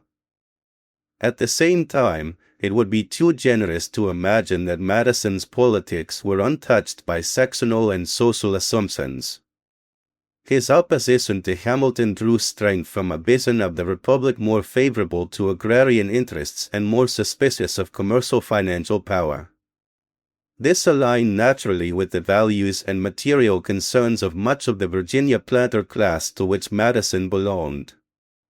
He feared concentrations of money and state power in part because they seemed to threaten the independence of the society he knew best. His republicanism, though serious and principled, was not socially neutral. It was shaped by the world of landed elites, local influence, and plantation life. This does not reduce his arguments to self-interest, but it does remind us that political theory and social position are rarely fully separable. Slavery, again, lurked beneath the surface of these conflicts. Madison's opposition to Hamilton was not primarily organized around slavery, but the society he sought to defend from excessive national centralization was one deeply tied to slaveholding. The Republican suspicion of concentrated federal authority would later become entangled, in American history more broadly, with Southern efforts to preserve slavery from national interference. Madison did not originate all of that, nor can his motives be collapsed into later developments. Still, any honest treatment of his rivalry with Hamilton must acknowledge that the constitutional language of restraint and state-level autonomy could exist alongside, and eventually serve, a slave society. Madison remained trapped within that moral contradiction even as he spoke eloquently about liberty and Republican balance. The election of 1796 and the mounting polarization of the late 1790s confirmed that organized political rivalry had become a permanent feature of the American system. Washington's retirement removed the one figure who had towered above faction, at least symbolically. With John Adams in the presidency and Hamilton still influential within the Federalist orbit, Madison's opposition became sharper in tone and more clearly aligned with Jeffersonian Republicans. The founders had hoped that the new republic might avoid the kinds of factional party conflicts seen elsewhere. Madison himself had once analyzed faction as a danger to be controlled. But by the end of the decade, he had become one of the leaders of a party opposition that would define American politics for generations. The Alien and Sedition Acts of 1798 were especially important in hardening Madison's belief that Hamiltonian Federalist politics posed a real threat to liberty. Though Hamilton was not president, the broader Federalist climate of suspicion, anti-French feeling, and fear of dissent produced laws that targeted immigrants and criminalized certain criticisms of the government. To Madison, these measures struck at the heart of the constitutional freedoms he had helped write into existence. Along with Jefferson, he responded through the Virginia and Kentucky resolutions, which argued that the federal government had exceeded its constitutional authority. Madison's Virginia resolutions were more measured than Jefferson's Kentucky version, but both reflected the conviction that the Republic was in danger of sliding toward repression under the cover of national security and partisan fear. This episode reveals just how complete the transformation from ally to rival had become. Madison was now not merely debating economic systems or treaty policy. He was accusing the governing party of violating constitutional liberty itself. The man who had once worked alongside Hamilton in defense of the Constitution was now invoking the Constitution against Hamiltonian political tendencies. There is deep continuity here as well as change. Madison remained, in his own mind, the defender of the true constitutional republic. What had changed was his judgment about who threatened it. The rivalry with Hamilton also sharpened Madison's understanding of power in ways that would shape the rest of his career. He learned that constitutions do not settle political conflict, they organize it. He learned that men can agree on founding institutions and disagree bitterly about how those institutions should operate. He learned that executive power tends to seek expansion, that financial systems create political loyalties, and that organized opposition may be necessary even in a republic designed to moderate faction. These lessons would remain with him when he later became Jefferson's close collaborator, Secretary of State, and eventually President. There is also something more personal and human in this chapter of Madison's life. He was not a naturally combative figure in the theatrical sense. He did not dominate through charm, volume, or swagger. Yet when he believed the principles of the Republic were at stake, he could become intensely persistent. His rivalry with Hamilton shows a harder edge to his character than is sometimes appreciated. He could be disciplined, relentless, and coolly forceful. He did not need to shout to resist. In some ways, that made him more formidable. Hamilton was the more dazzling presence, the faster and more openly aggressive mind. Madison was slower, more methodical, and often more durable in argument. Their conflict was therefore not merely ideological but stylistic, brilliance in motion against brilliance under control. It is tempting to cast Hamilton and Madison into neat symbolic roles, Hamilton as the prophet of modern national capitalism and executive energy, Madison as the guardian of constitutional limits and agrarian republicanism. There is truth in those contrasts, but reality was more layered. Hamilton could be more prescient about economic development and the need for administrative strength than Madison wished to admit. Madison could be more insightful about the political and constitutional dangers of concentrated power than Hamilton allowed. The tragedy and greatness of the early republic lied partly in the fact that both men saw real dangers, but each weighted them differently. Hamilton feared weakness, thrift, and national insignificance. Madison feared consolidation, corruption, and the subtle erosion of Republican liberty. The American political tradition would be shaped forever by the argument between those fears. By the end of this period, Madison had crossed a threshold from which there would be no return. He was no longer simply one of the framers defending a common constitutional inheritance. He had become a partisan statesman, a leader of opposition, and a principal architect of a rival vision for the Republic. He did not stop caring about union, but he insisted that union must remain Republican in substance, not merely national in form.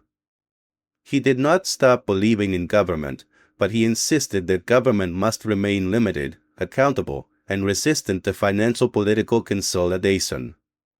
He did not stop valuing the Constitution, but he came to believe that some of its most serious threats came not from its enemies, but from those administering it too boldly in the name of national greatness.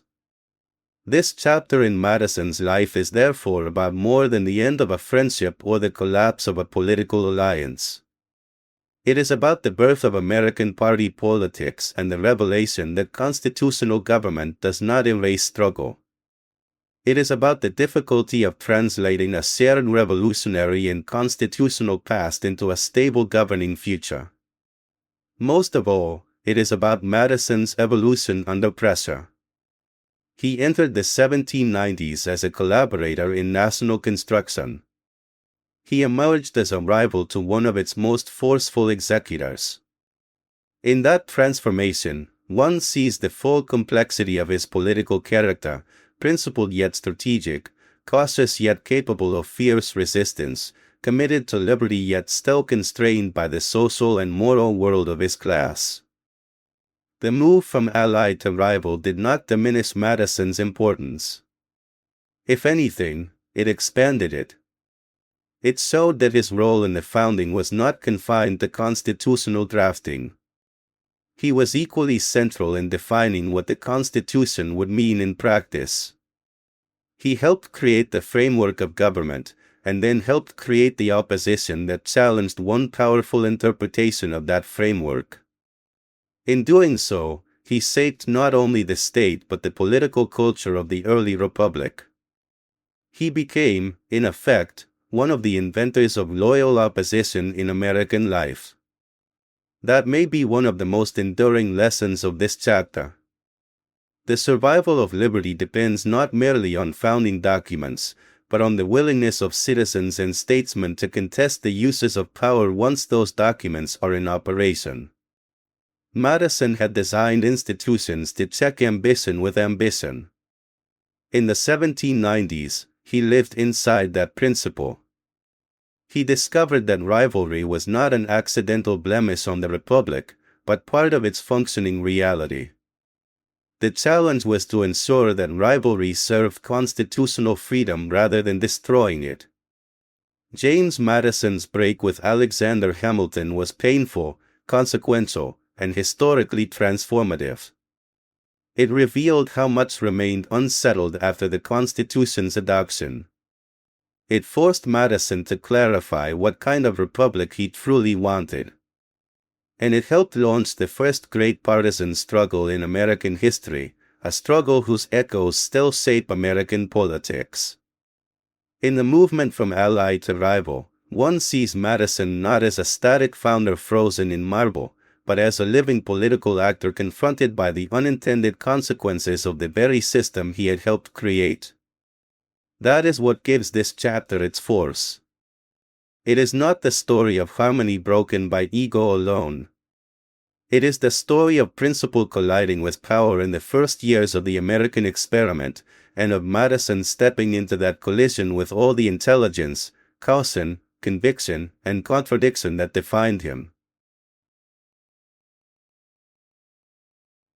Chapter 6. Dolly and the Private Man. Public life has a way of flattening historical figures into symbols. James Madison, especially, has suffered from that kind of flattening. He is often remembered as the constitutional mind, the quiet theorist, the father of the Constitution, the author of elegant arguments about faction and liberty. These identities are real, but they are not the whole man. Political greatness can be strangely impersonal in retrospect. A statesman becomes a set of ideas, an office held, a series of debates won or lost. Yet no one lives only in public doctrine. There is always a private world in which character is tested differently, in marriage, friendship, routine, grief, household management, conversation, health, and the thousand habits that never enter official documents unless someone takes care to notice them. For Madison, that private world matters enormously, not because it offers relief from politics, but because it helps explain how a man so reserved, so slight in manner, and so inward by temperament moved through a public career of enormous consequence. And at the center of that private world stood Dolly Madison, one of the most gifted and memorable women of the early republic.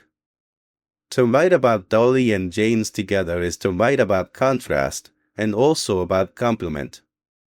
The contrast is obvious enough to have become part of their legend. Madison was intellectually formidable, disciplined, self-controlled, often physically fragile, and inclined toward seriousness. Dolly was socially radiant, warm, politically intuitive, outwardly confident, and possessed of a charm that drew people in rather than holding them at careful distance. He could seem austere to strangers. She made strangers feel invited. He was not a natural performer. She could animate a room. He was rarely the most visually commanding presence in any gathering. She often became its emotional center. Yet this contrast should not tempt us into caricature. Madison was not cold, and Dowley was not merely decorative. Their marriage worked not because they were opposites in the shallow sense, but because each supplied what the other's public and private life needed. Together they became more than a celebrated couple. They became a political partnership of real historical importance. James Madison did not marry young by the standards of his time and place. Born in 1751, he spent much of his early adulthood absorbed in study, politics, and public responsibilities.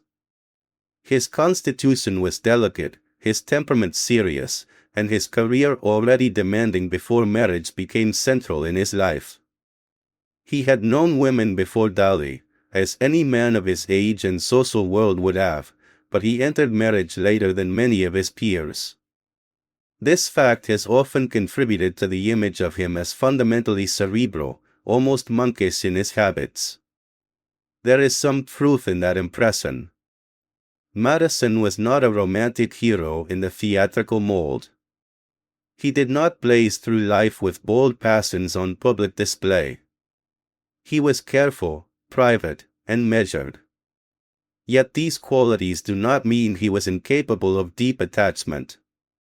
They mean only that his emotional life was disciplined and quiet, shaped by the same reserve that marked much of his public conduct. Dowley Payne Todd, when Madison met her, had already lived enough to know that life could not be reduced to ease or surface charm. She had been born in 1768 into a Quaker family, raised within a tradition that emphasized simplicity, piety, and discipline. Her father had at one point freed the family's enslaved people, a decision that reflected Quaker anti-slavery principles even if the family's economic path afterward was not smooth. Dowley's early years were therefore formed by a world somewhat different from Madison's Virginia planter environment.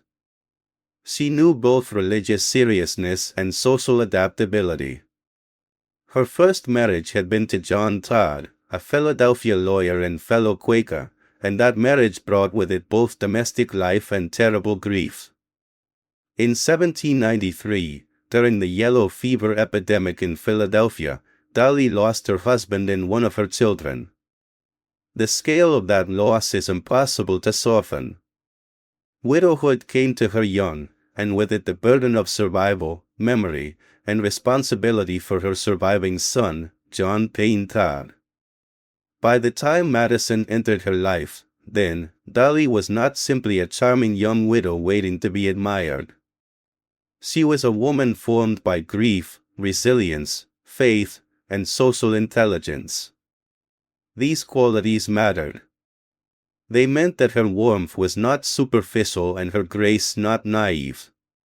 She knew sorrow. She had endured sudden devastation. She had lived inside the instability of the era in a deeply personal way. That experience gave her a depth not always captured by later accounts that focus only on her celebrated sociability. If Madison found in Dowley brightness and animation, he also found steadiness, feeling, and a human richness shaped by suffering. The courtship between James Madison and Dowley Todd has long attracted biographical attention because it reveals a more intimate Madison than the public record often allows. Madison was in his 40s when they met, shorter and quieter than the image of a commanding gentleman might suggest, already prominent but not flamboyant. Dowley was much younger, lively, attractive, socially at ease, and recently widowed. To some observers, the match may have seemed unexpected. Yet it proved to be one of the most consequential marriages in the political history of the early republic. The very fact that it can seem surprising tells us something about Madison. He was not a man who obviously moved through the world as a romantic force. His appeal lay elsewhere: intelligence, seriousness, gentleness, character, and perhaps a kind of earnest devotion that women capable of seeing beneath surface display might value highly. They married in 1794, and with that marriage Madison entered a new phase of life. It would be too simple to say that Dolly transformed him completely, as though he had been an unfinished creature until rescued by sociability and warmth. Madison was already a mature statesman with a clear mind and established convictions. Yet marriage to Dolly undeniably broadened the social and emotional environment in which he lived. She gave his household a vitality it otherwise might never have possessed. She softened, though never erased, the impression of reserve that clung to him. She made hospitality into an asset rather than an afterthought. Most importantly, she helped bridge the gap between Madison the thinker and Madison the public figure. In a republic where politics depended not only on formal institutions but on dinners, visits, impressions, informal conversation, and the cultivation of goodwill, that mattered a great deal. One of the recurring questions in the private life of James Madison is how much he needed Dolly in ways that went beyond affection. The answer appears to be, quite a lot. Madison's strengths were immense, but they were not theatrical or naturally expansive. He was not especially gifted at creating easy social intimacy on a large scale. He could be gracious, intelligent, and engaging in conversation, but his manner was never likely to generate the kind of broad emotional loyalty or social magnetism that public life often rewards.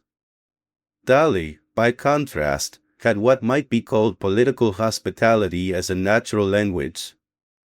She remembered people, put them at ease, moved elegantly across social circles, and understood how atmosphere could shape politics without ever resembling formal argument.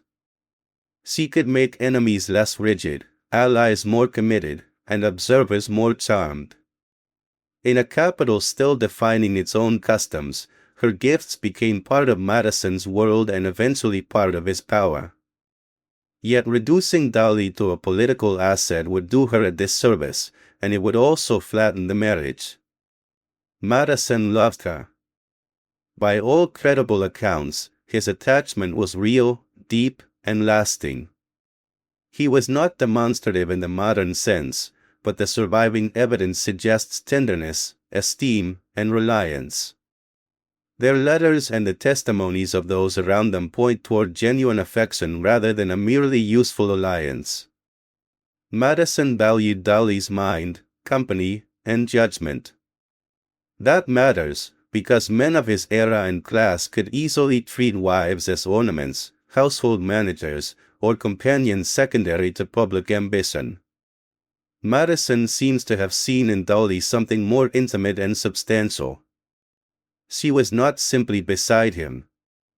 She was part of the life through which he endured public strain and private limitation.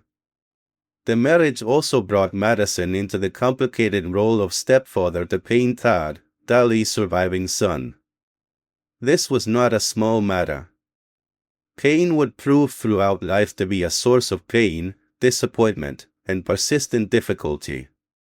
He developed patterns of irresponsibility, financial instability, and behavior that burdened both Dolly and James for years. Historians sometimes mention this as a private sadness, but it deserves more attention because it reveals the emotional cost of family life in a way public histories often miss. Madison, so associated with order and discipline, could not impose order on the son within his own household. No constitutional theory could solve that. No political brilliance could spare him the frustration of loving or trying to support someone who repeatedly failed to live well. It humanizes him sharply. Great statesmen are often imagined as masters of systems. Family life reminds us that the most intimate relationships resist control. Montpelier, the Madison estate in Virginia, formed the central setting of their domestic life when politics allowed them to be there. To speak of Montpelier is to speak of landscape, memory, labor, and contradiction all at once. It was a place of comfort, continuity, and intellectual retreat for Madison. It was also a plantation sustained by enslaved labor, and that fact must remain visible. The private world of James and Dolly Madison, for all its refinement and emotional significance, rested upon a social system of unfreedom. Their meals, movements, household rhythms, travel preparations, and domestic comforts were made possible in part by people denied liberty. This is not incidental background. It is part of the truth of the household. To write lovingly of Montpelier without acknowledging this would be dishonest. The private man was still a slaveholder, and the private world he cherished was inseparable from that moral stain. Within that world, however, Madison's habits reveal much about his character. He was methodical, studious, and orderly in ways that reflected lifelong discipline. He read constantly, corresponded carefully, and maintained a habit of intellectual engagement even outside the dramatic high points of his public career. He was not a man who separated life into neat boxes labeled politics, home, and mind. His thought was always with him. He was reflective in routine, inclined to reading and conversation rather than display, and often happiest in settings that allowed for measured exchange rather than loud performance. This is one reason Dolly mattered so much. She did not pull him away from himself. She created a surrounding world in which his seriousness could coexist with sociability rather than be imprisoned by solitude. There is often an assumption that men like Madison must have been dull in private because they were so formal in public. That assumption is usually wrong. Reserve is not the same as lifelessness. Madison could be witty in a quiet way, capable of observational humor and warm regard. He was not exuberant like some of his contemporaries, but neither was he a stone figure moving from document to document. Those who knew him well generally described civility, intelligence, and gentleness rather than harshness. He seems to have preferred measured conversation to spectacle, but in intimate or trusted company he could be engaging, even affectionate. It is easy to miss this because such qualities leave fewer dramatic traces than public oratory. Yet for the people who mattered most in his life, especially Dolly, these softer traits were likely central. His health remained a defining feature of his private existence. Madison was never physically imposing, and periods of weakness, nervous complaints, or exhaustion seem to have followed him throughout life. Illness is often treated as a side note in political biography, but for someone like Madison it shaped daily experience. A man with uncertain physical stamina must budget himself differently, feel strained differently, and depend more heavily on rest, routine, and the emotional steadiness of those around him. Dolly's presence in his life therefore had a practical tenderness as well as a social one. She was companion, organizer, comforter, and often a buffer between Madison and the harsher demands of the world. Her warmth cannot be separated from the fact that he needed warmth.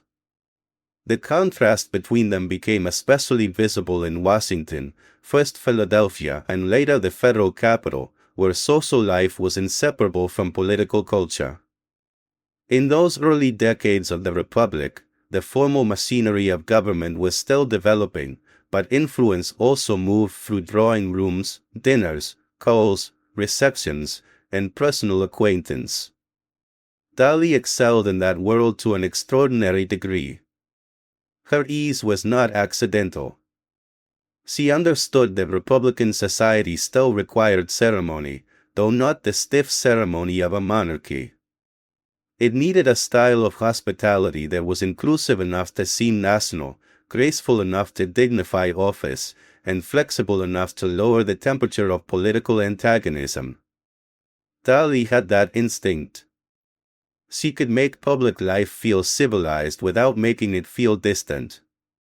In doing so, she helped create a social language for the new nation. Madison's own relation to social life was more complicated. He valued conversation and understood politics well enough to know that relationships mattered, but he was never likely to become a social star. He did not seek attention naturally. He was not made for glitter. This is why Dali's success in the social sphere was so historically important. She did for Madison, and later for his administration, something analogous to what his own mind had done in constitutional matters. She helped create a workable form for something that might otherwise have remained awkward or unstable. The early republic needed ways of making power approachable without vulgarizing it, dignified without turning it into royalty. Dali became one of the chief architects of that style. There is an old temptation in political history to treat wives as if they merely decorate the careers of men. Dali Madison makes that temptation impossible to sustain if one looks honestly. She was not writing policy papers, but neither was she politically irrelevant. Her dinners, receptions, manners, and friendships mattered. Her ability to bring together people of different views mattered. Her mastery of symbolic presence mattered. She could make Republican society feel warmer, more human, and more cohesive. Madison, who was often better at argument than atmosphere, benefited directly from this. Their marriage should therefore be understood not only as a love story, but as one of the most effective political households of the founding era. At the same time, home life was not reducible to politics. Madison cherished retreat, correspondence, and private order. There is something deeply revealing in the image of him at Montpelier, reading, writing, walking, reflecting, and managing the endless overlap between thought and estate. He was not only a public man coming home to rest. He was someone whose deepest habits were continuous with the intellectual life that had shaped him from youth. Private time did not mean mental inactivity. It meant room to think without immediate performance. Dali, for all her liveliness, seems to have respected and understood this aspect of him. Good marriages often depend on the ability to honor the other person's inner rhythm rather than trying to replace it. Dali did not try to turn Madison into a different kind of man. She allowed him to remain himself while enlarging the world around him. Their letters help reveal this mutual regard. Though 18th and early 19th century correspondence often followed forms of politeness unfamiliar to modern readers, there is still feeling visible beneath the conventions. Madison's expressions may seem measured by modern standards, but they carry steadiness, dependence, and real attachment. Dali's communications often show greater sparkle and emotional ease, but together the record suggests companionship as much as romance. They were not merely ceremonial spouses. They shared burdens, disappointments, public storms, and long stretches of life beyond the high drama of office. That kind of sustained companionship is historically important because it tells us something about endurance. Madison's career was too long and too demanding to have been sustained by intellect alone. One of the curiosities of Madison's private image was his physical smallness. In a generation of public men that included figures like Washington, whose very body seemed to embody command, Madison's stature invited comment. He was often described as slight, modest in bearing, and lacking the imposing presence expected of great leaders. In another culture, this might have diminished him. In the early Republic, it certainly made him less visually dramatic than some of his peers. Yet there is something almost emblematic in the contrast between Madison's size and his influence. It reminds us that authority in a republic can emerge from mind rather than sheer presence. Still, one suspects that in the private sphere, this physical modesty also reinforced his dependence on other forms of strength, discipline, intellect, good humor, and the emotional buoyancy Dali supplied. Dolly's appearance and style became part of her public identity in ways that also shaped the household's image. She was known for elegance, boldness in dress by the standards of the time, and a sense of fashion that helped define the social culture of Washington. This has sometimes caused dismissive observers to reduce her to charm and costume. That is a mistake. Clothing in political society is not trivial. Presentation can communicate confidence, openness, status, and cultural ease. Dolly understood this better than many male politicians understood their own speeches. She was crafting a public femininity suited to a republic that had rejected monarchy but still needed visible symbols of dignity and hospitality. Through style, she helped make American public life feel less provincial and more assured. The Madison household also reveals the contradictions of domestic authority. James Madison was master of the estate in law and social convention, yet within the household his emotional dependence on Dolly seems clear. She did not replace his judgment, but she certainly shaped the texture of the life around him. She managed social obligations that might otherwise have burdened or diminished him. She handled visitors, ceremonies, expectations, and networks of impression in ways he never could with equal ease. At the same time, the household depended on enslaved laborers whose names and stories too often survive only partially, if at all. The private gentleness of Madison's marriage and the social brilliance of Dolly's world existed alongside the daily coercion of enslaved domestic and plantation labor. That coexistence is morally jarring, and it should be. The charm of the private sphere does not erase the injustice sustaining it. When Madison later became Secretary of State under Jefferson and eventually President, Dolly's gifts grew even more consequential. During Jefferson's presidency, because Jefferson was a widower, Dolly often played a prominent social role in the Capitol, helping shape the atmosphere of the administration. She became, in effect, one of the leading women of national political society before she formally occupied the position of presidential hostess. This period further deepened her importance. Madison could see, in practical terms, how her talents served not only his own comfort but the public functioning of Republican government. She understood people in the aggregate and in the intimate detail that politicians often miss. She could sense tone, reconcile tension, and turn routine gatherings into occasions of political significance. As First Lady during Madison's presidency, Dolly would become even more famous, especially for her conduct during the War of 1812 and the British burning of Washington.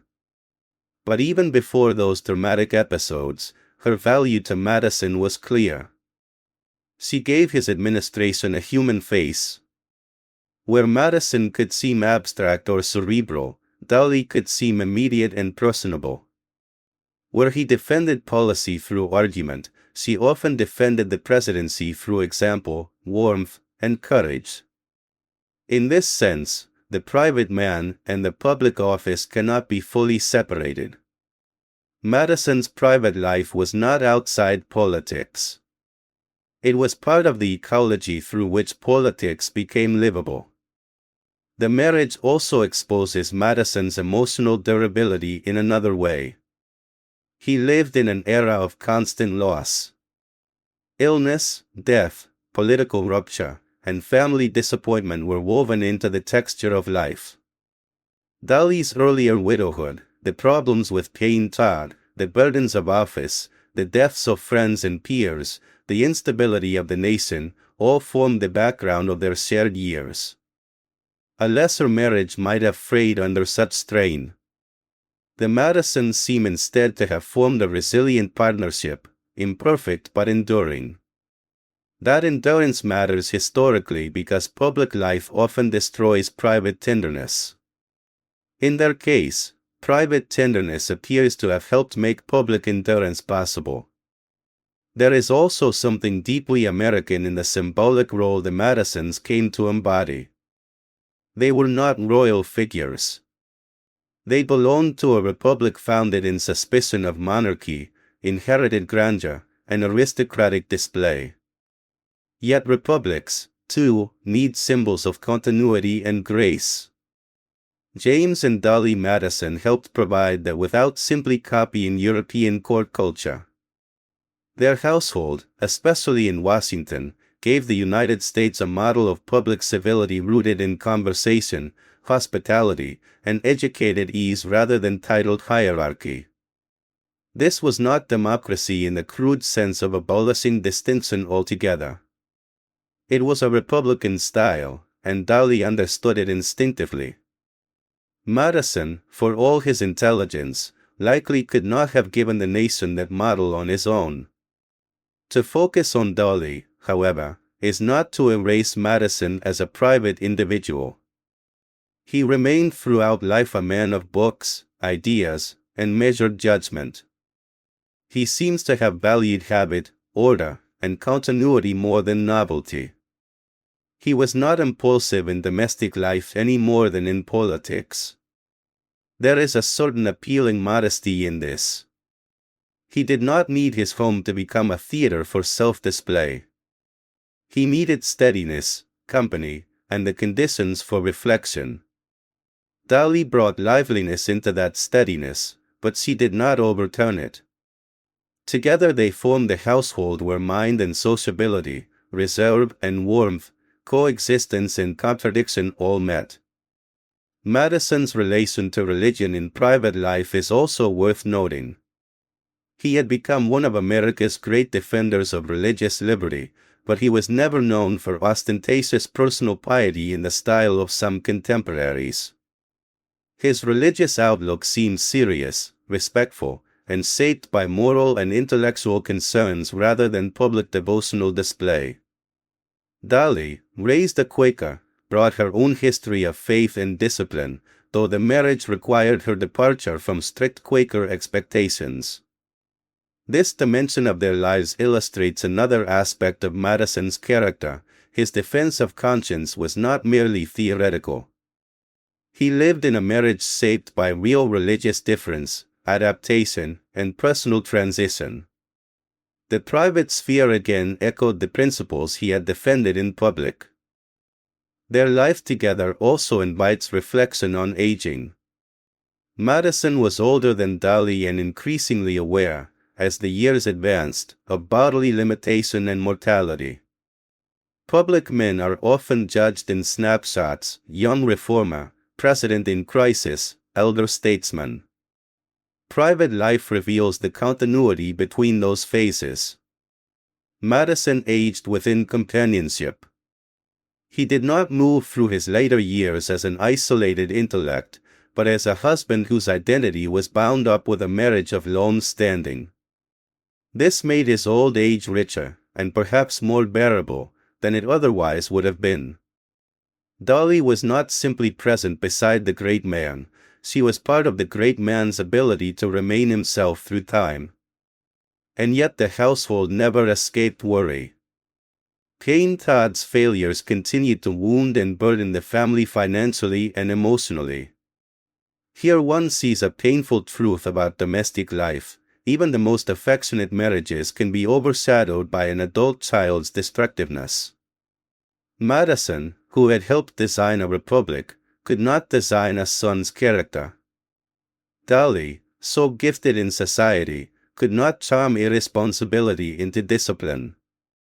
The sorrow of Paine's conduct forced both of them into repeated disappointment. This should temper any tendency to romanticize the marriage into pure serenity. Their life together had real strain, real grief, and real frustration. That makes its endurance more meaningful, not less. After Madison's presidency, Montpelier again became central to their shared world. There he returned to correspondence, reflection, agricultural management, and the status of elder statesman.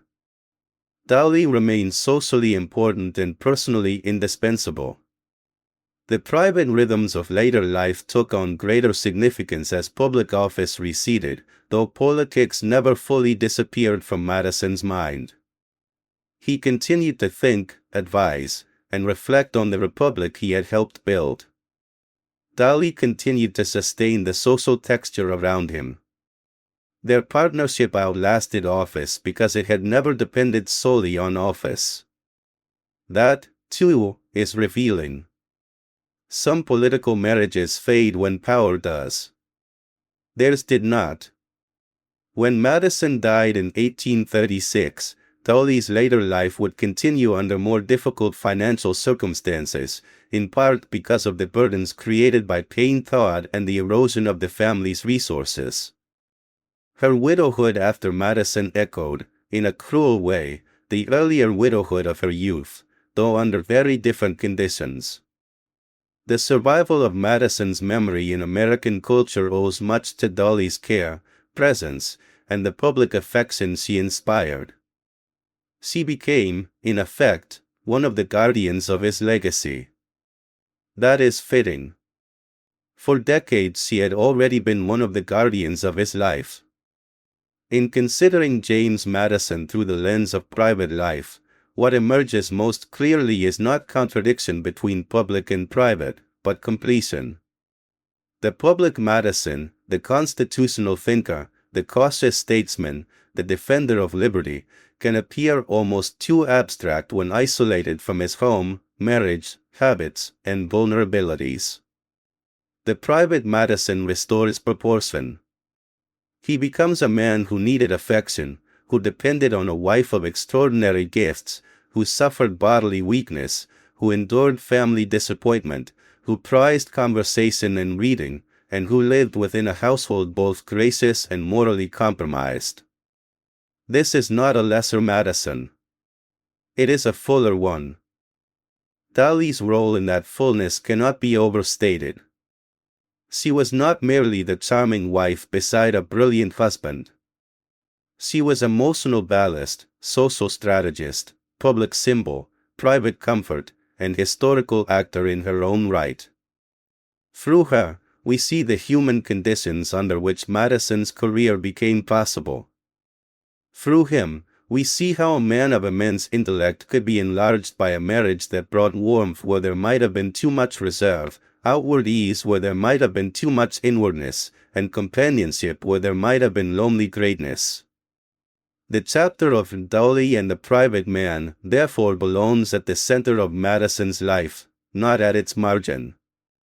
It reminds us that power is never exercised by disembodied minds. Even the most serious public men are shaped by who waits at home, who receives their burdens, who steadies their nerves, who extends their reach, and who humanizes their presence. Madison's partnership with Dali did all of that. It helped make possible the public figure history remembers, even while revealing the vulnerable, dependent, thoughtful, and imperfect man beneath the statesman. There is something almost paradoxical in the image that remains. James Madison, slight in body but immense in influence, reserved in manner but profound in thought, standing beside Dali Madison, socially radiant, emotionally fluent, instinctively political, and vividly remembered by generations who never met her. Together they embodied a union of mind and grace that the early republic badly needed. Not perfect grace, not innocent grace, certainly not a life free of contradiction, but a human grace grounded in companionship. That companionship is one of the keys to understanding Madison not only as a founder, but as a man. In the end, private life does not excuse public limitation, nor does public greatness erase private dependence. Madison remained a slaveholder. He remained a man of his class, his region, and his era. The tenderness of his marriage does not absolve the coercive structure of the household around it. Yet neither should those truths prevent us from seeing what was genuinely admirable in the life he built with Dali. Historical honesty requires both recognition and judgment, not the flattening of one by the other. The private man was real, intelligent, gentle, self-controlled, vulnerable, domestically sustained, and deeply attached to a remarkable wife. To know that man is to understand more clearly the public one. This, ultimately, is why Dolly belongs in Madison's biography not as an accessory but as an axis. Through her, his life acquires color, movement, and emotional depth. Through him, her gifts find one of their most consequential historical settings. Their marriage does not solve the contradictions of the founding era, but it reveals how human beings lived within them, loved within them, and built meaning within them. If Madison gave the nation constitutional words, Dolly helped give his life, and in some measure the Republic itself, its human warmth. Chapter 7. Secretary of State and the Road to the Presidency. By the time James Madison became Secretary of State under Thomas Jefferson in 1801, he had already lived several political lives. He had been the young Virginian outraged by religious coercion, the nationalist reformer alarmed by the weakness of the Confederation, the principal constitutional strategist at Philadelphia, the defender of the Constitution during ratification, the champion of amendments that became the Bill of Rights, and then the increasingly formidable opponent of Alexander Hamilton's financial and constitutional program. Each phase had added something to his public identity. Yet the office of Secretary of State demanded a different kind of maturity. It required not just theory, not just legislative strategy, not just opposition, but executive judgment exercised in a world where ideas met hard circumstance. Diplomacy does not unfold in the clean language of constitutional essays. It unfolds amid incomplete information, rival interests, foreign ambition, domestic expectation, and the constant pressure of events that refuse to arrange themselves according to political theory. For Madison, the years as Secretary of State were therefore both a test and a transformation. They forced him to carry responsibility rather than merely critique it, and they placed him on the long, complicated road to the presidency. This transition matters because it reveals how Madison handled power when it was no longer a constitutional abstraction or a legislative concern, but a daily instrument of government. He had spent much of the 1790s warning against the consolidation of federal power under Hamiltonian influence. He had become one of the leading voices of a political opposition that viewed centralized financial authority, executive overreach, and excessive sympathy toward Britain as serious threats to Republican liberty. But opposition, however principled, is always in part the politics of distance. One sees danger more clearly when one is not holding the burden of decision. When Jefferson won the presidency in 1800 and the Republicans came to power, Madison could no longer define himself only against the system others were building. He would now help govern the republic he had helped shape, under precisely the Constitution he had defended and amended. The difference between theory and administration would soon become unavoidable. The election of 1800 had already carried immense symbolic and practical significance. Jefferson's victory over John Adams marked what Jefferson later called a revolution, not because it overturned the Constitution, but because it transferred power peacefully from one political coalition to another within the constitutional order.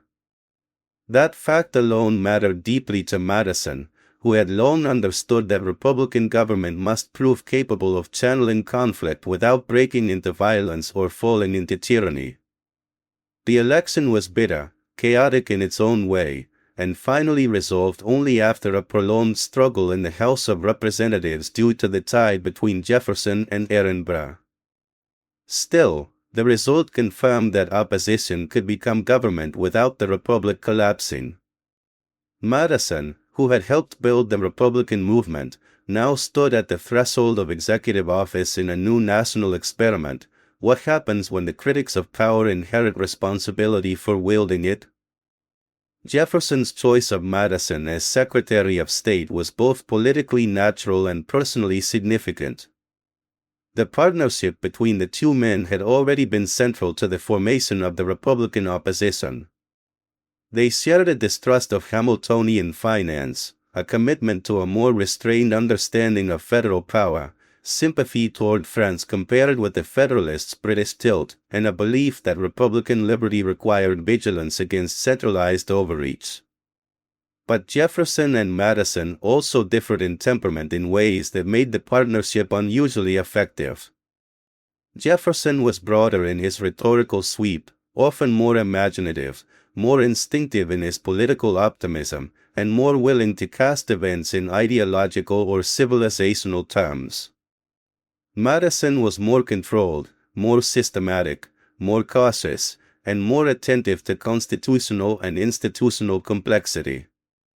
In office, this balance mattered. If Jefferson gave the administration philosophical identity, Madison often gave it disciplined form. As Secretary of State, Madison entered the department traditionally associated with foreign affairs, but in the early Republic foreign affairs were never merely external. They shaped domestic politics profoundly.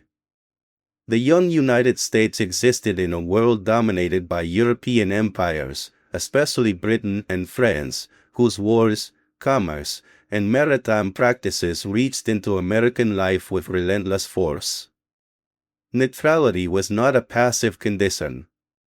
It was an exposed and vulnerable strategy requiring constant negotiation. American ships traded widely, but their very success made them targets for interference. Britain, still the world's leading naval power, frequently imposed restrictions and violated neutral rights as it fought Napoleonic France. France, under Napoleon, also placed heavy burdens on neutral commerce when it suited strategic need. The United States, militarily weaker than both, had to defend its honor, economic interests, and sovereignty without courting disasters it might not survive. In this difficult arena, Madison's intelligence and caution would both serve him and be tested by realities no theory could simplify. Early in Jefferson's administration, one of the most dramatic and consequential developments was the Louisiana Purchase in 1803. Though Madison's role in the purchase is sometimes somewhat overshadowed by Jefferson's larger presidential stature, it was an event deeply connected to Madison's work as Secretary of State and to the evolving understanding of executive power. The background was alarming enough. Spain had controlled Louisiana, but under secret arrangements it had been transferred back to France. The prospect of Napoleon controlling New Orleans and the vast Mississippi corridor alarmed American leaders. Western commerce depended heavily on access to the Mississippi River, and any foreign power capable of closing or manipulating that route posed a serious strategic threat. Jefferson initially sought diplomatic solutions focused on securing New Orleans and guaranteeing American navigation rights. Madison was central to these diplomatic efforts, helping guide instructions, assess options, and manage the administration's response. What followed was one of the great surprises of American history. Napoleon, distracted by war in Europe and the collapse of French hopes in the Caribbean after the Haitian Revolution, subtly offered to sell not merely New Orleans but the entire Louisiana territory. The scale of the opportunity was astonishing. It would double the size of the United States, secure Western access, weaken European presence in North America, and transform the future of the Republic. For Madison and Jefferson alike, the purchase was strategically irresistible. Yet it also posed a constitutional problem. Jefferson, who had long favored a relatively strict reading of federal power, worried that the Constitution did not clearly grant authority to acquire territory in this way. That concern is revealing because it exposed the tension between principle and necessity at the heart of Republican governance. Madison's handling of this issue is especially instructive. He had been one of the leading critics of Hamilton's broad construction of federal power, particularly in the controversy over the National Bank. Yet now the administration confronted an extraordinary opportunity whose constitutional basis was less than explicit. Madison, though still constitutionally serious, proved more flexible than rigid ideology might have predicted. He understood that statesmanship sometimes requires recognizing that constitutional systems must survive in the real world. The Louisiana Purchase could be defended through the treaty power and through the broader logic of national self-preservation. Jefferson's scruples remained real, but the administration moved ahead without waiting for a constitutional amendment. Here one sees Madison not as a simple dogmatist, but as a man capable of calibrating principle under pressure. Critics might call that inconsistency, admirers might call it maturity. In truth, it was both a revealing compromise and a glimpse of the executive responsibilities that would define his later life. The Louisiana Purchase also broadened the horizon of American politics in ways Madison understood, even if he could not fully predict all the consequences. It raised questions about territorial governance, westward expansion, native nations, slavery's future in new lands, and the sheer scale of the republic. Madison had once argued that an extended republic could help control faction by diluting local domination within a larger union. Now the republic had become physically larger in dramatic ways.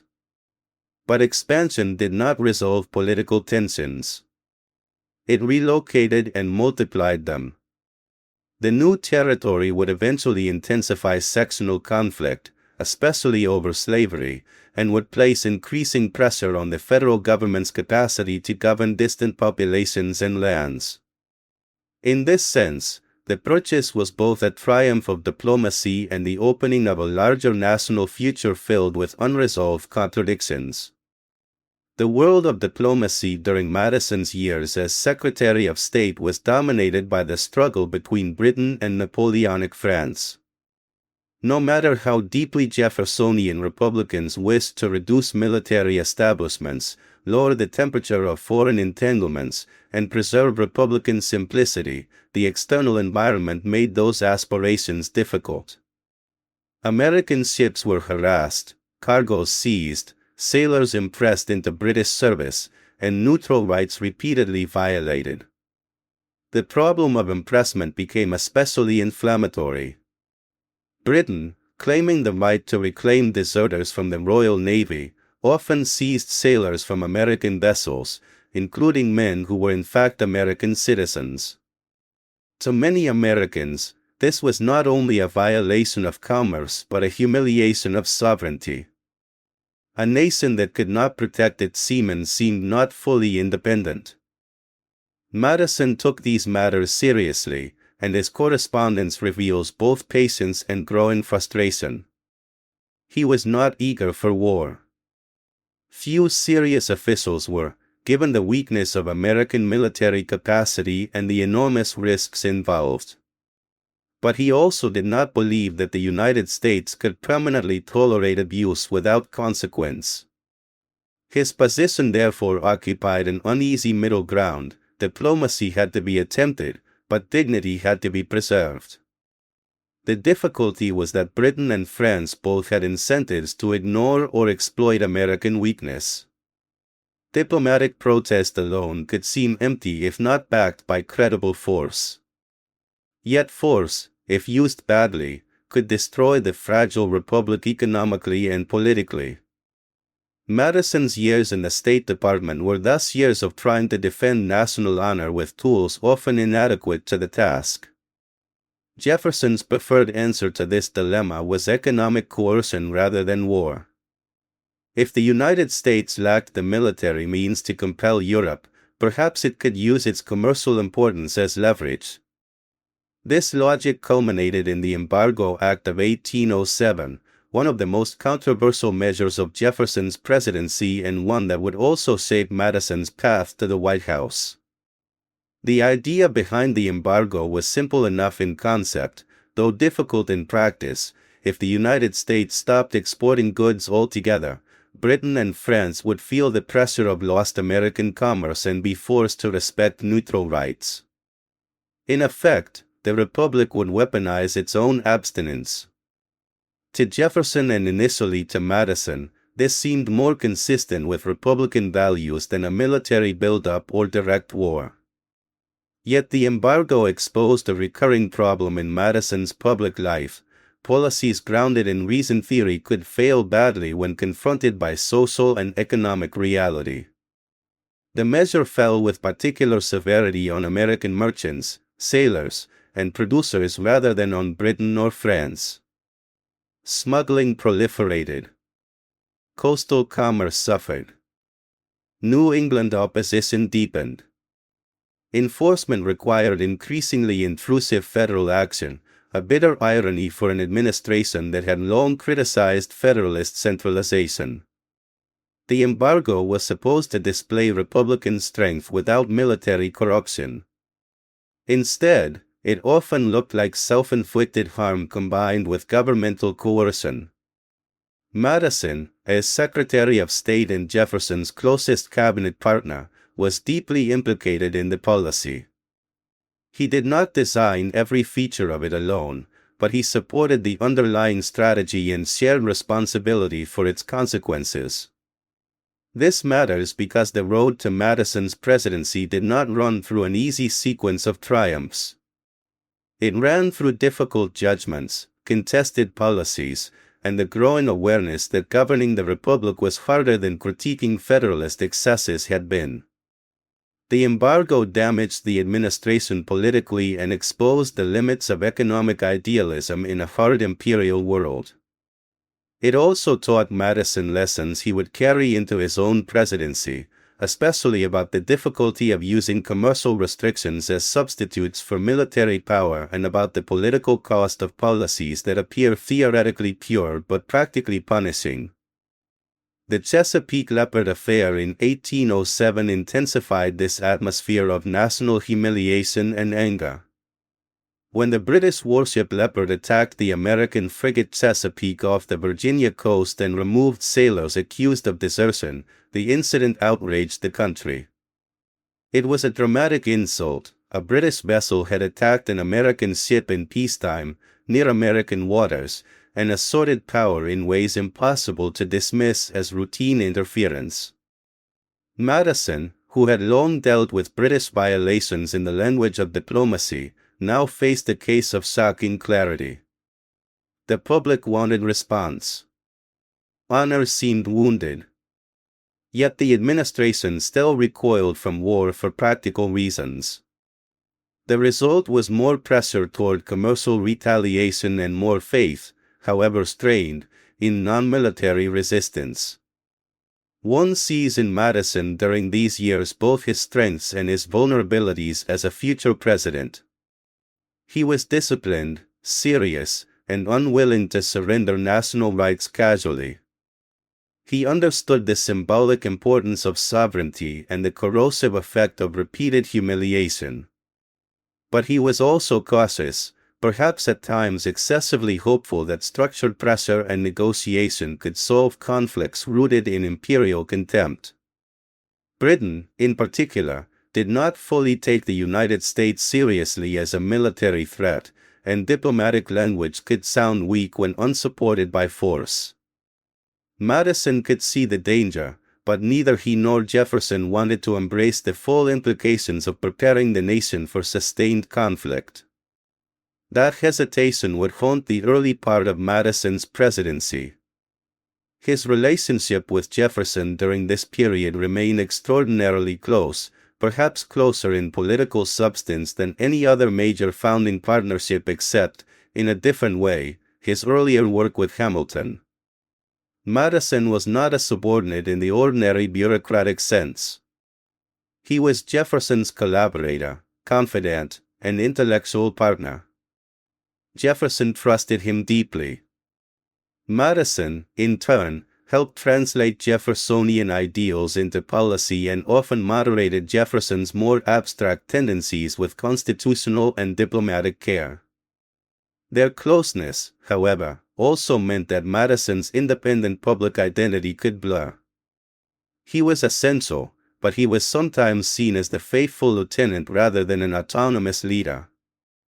The road to the presidency therefore required not only administrative experience but the emergence of Madison as a figure capable of commanding national authority in his own right.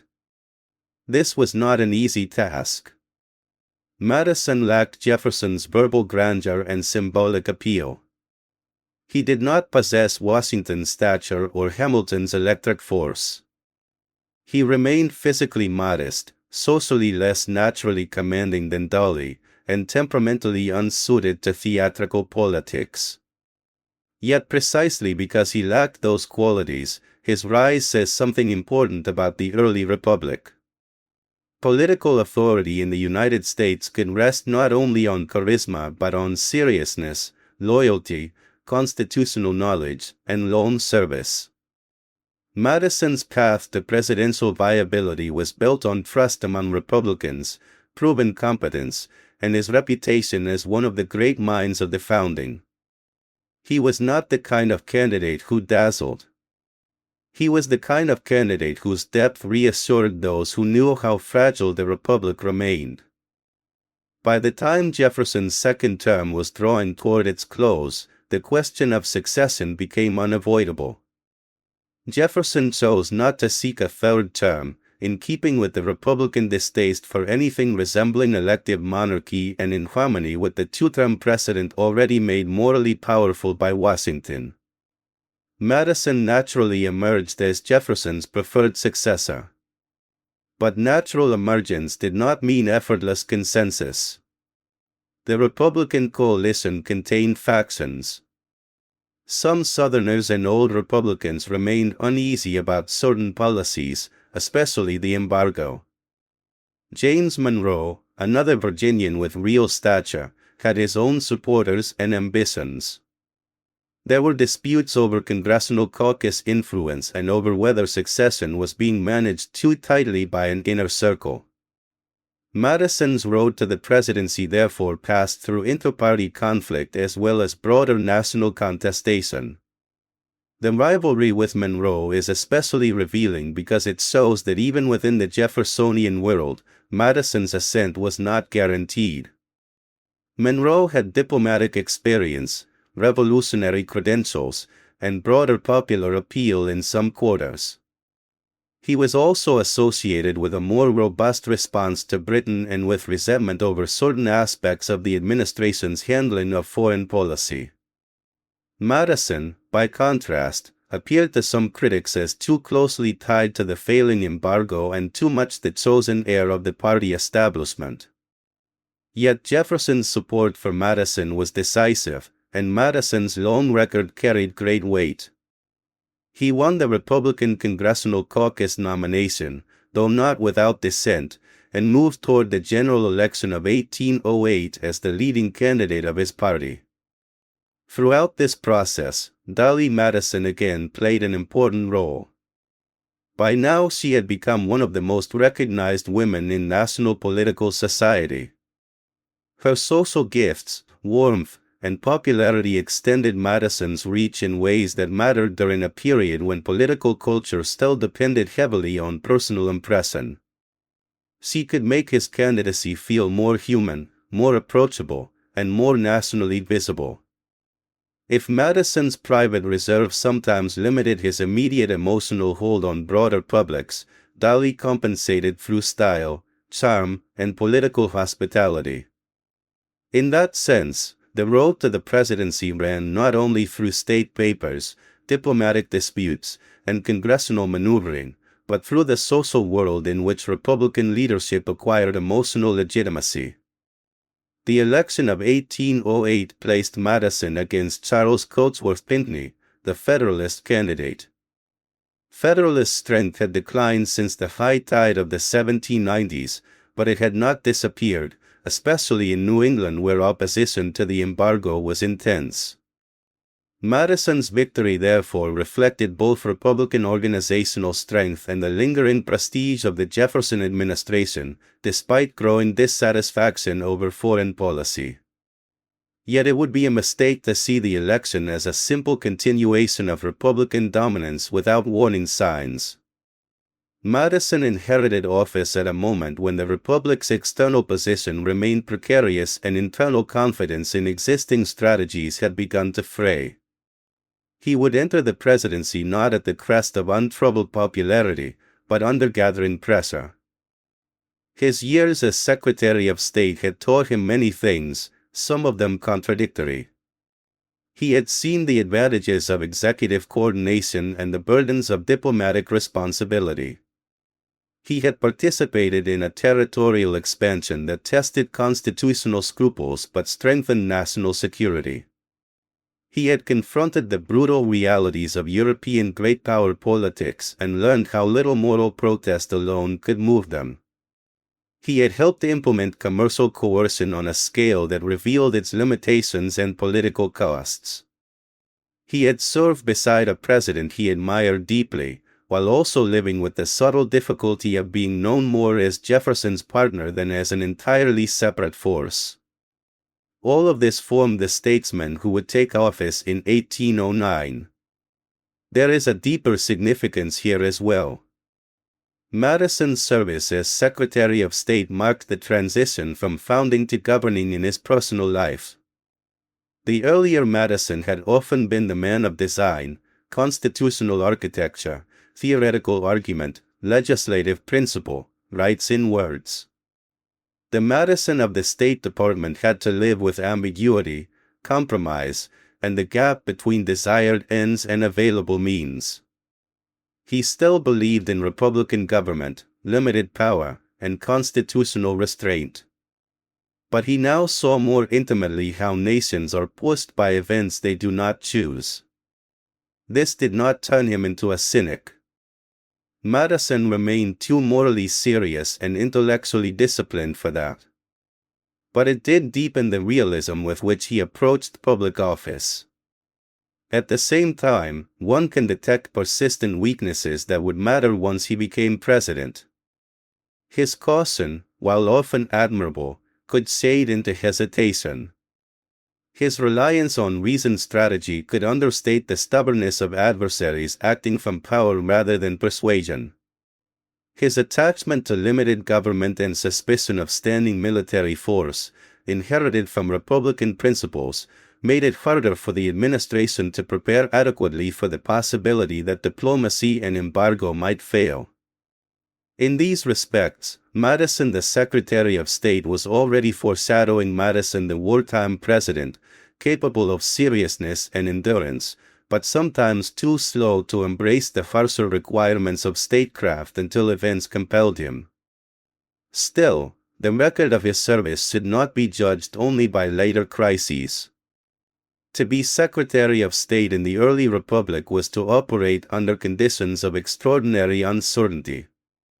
The United States was a young nation with immense ambitions and limited capabilities, wedged between empires that did not respect its rights enough to restrain their own interests.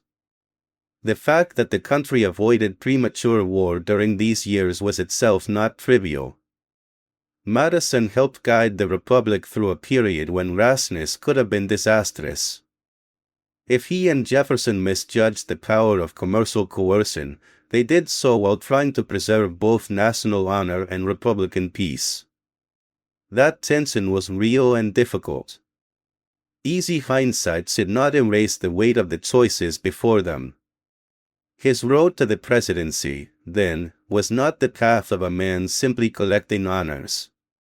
It was the path of a statesman being prepared, sometimes painfully, for the highest office by direct contact with the limits of American power. Madison did not ascend untouched by failure. He arrived having learned from miscalculation, from diplomatic frustration, from policy backlash, and from the burden of trying to reconcile principle with necessity. In a way, this made him more substantial than a smoother career might have done.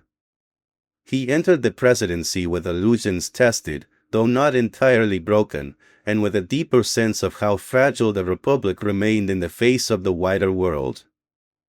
There is also something poignant in the continuity between the young Madison and the Secretary of State. The same man who had once been outraged by coercion in Virginia still cared intensely about the dignity of rights and the abuses of power. The same constitutional thinker who had worried about the structure of authority still sought to preserve restraint even inside executive office. The same opponent of Hamiltonian overreach now found himself exercising federal power, yet still with visible unease about what unchecked power might become. Madison's career in this period is therefore not a story of ideological abandonment. It is a story of principle under strain, of Republican commitments tested by foreign aggression, territorial opportunity, party management, and administrative burden.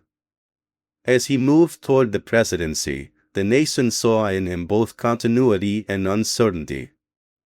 Continuity, because he represented the Jeffersonian line, the Republican commitment to a more restrained and agricultural republic, and the generation that had built the Union. Uncertainty, because the country's problems with Britain and France remained unsolved, the embargo had exposed real fractures, and Madison himself did not command public imagination in the way some earlier leaders had. He was a statesman people respected more than adored, trusted more than celebrated. In another political culture that might have been a weakness impossible to overcome. In the early United States, it was enough, at least for the moment, because seriousness still carried a kind of authority. By 1809, Madison stood ready to assume the presidency, but readiness did not mean ease. He inherited unresolved conflicts at sea, damaged commerce, party expectations, a still contested understanding of federal power, and a republic whose military unpreparedness could no longer be safely ignored. His service as Secretary of State had taught him that foreign policy and domestic politics were inseparable, that the language of rights must sometimes confront brute power, and that executive office transforms even principled theorists into improvisers under pressure. These lessons would define his presidency almost immediately.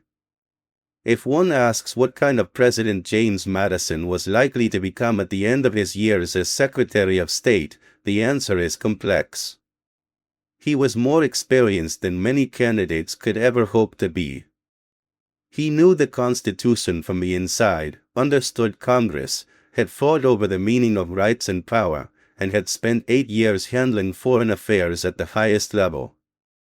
He was also a man marked by caution, perhaps too much trust in reasoned pressure, and a governing philosophy that had not yet fully reconciled itself to the demands of war and national force. In other words, he was exceptionally prepared and still not fully prepared.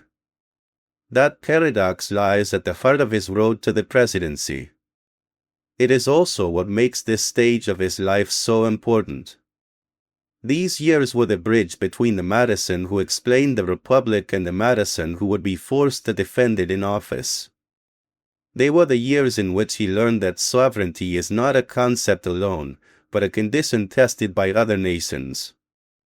They were the years in which he discovered that executive responsibility compresses time, complicates principle, and punishes illusion.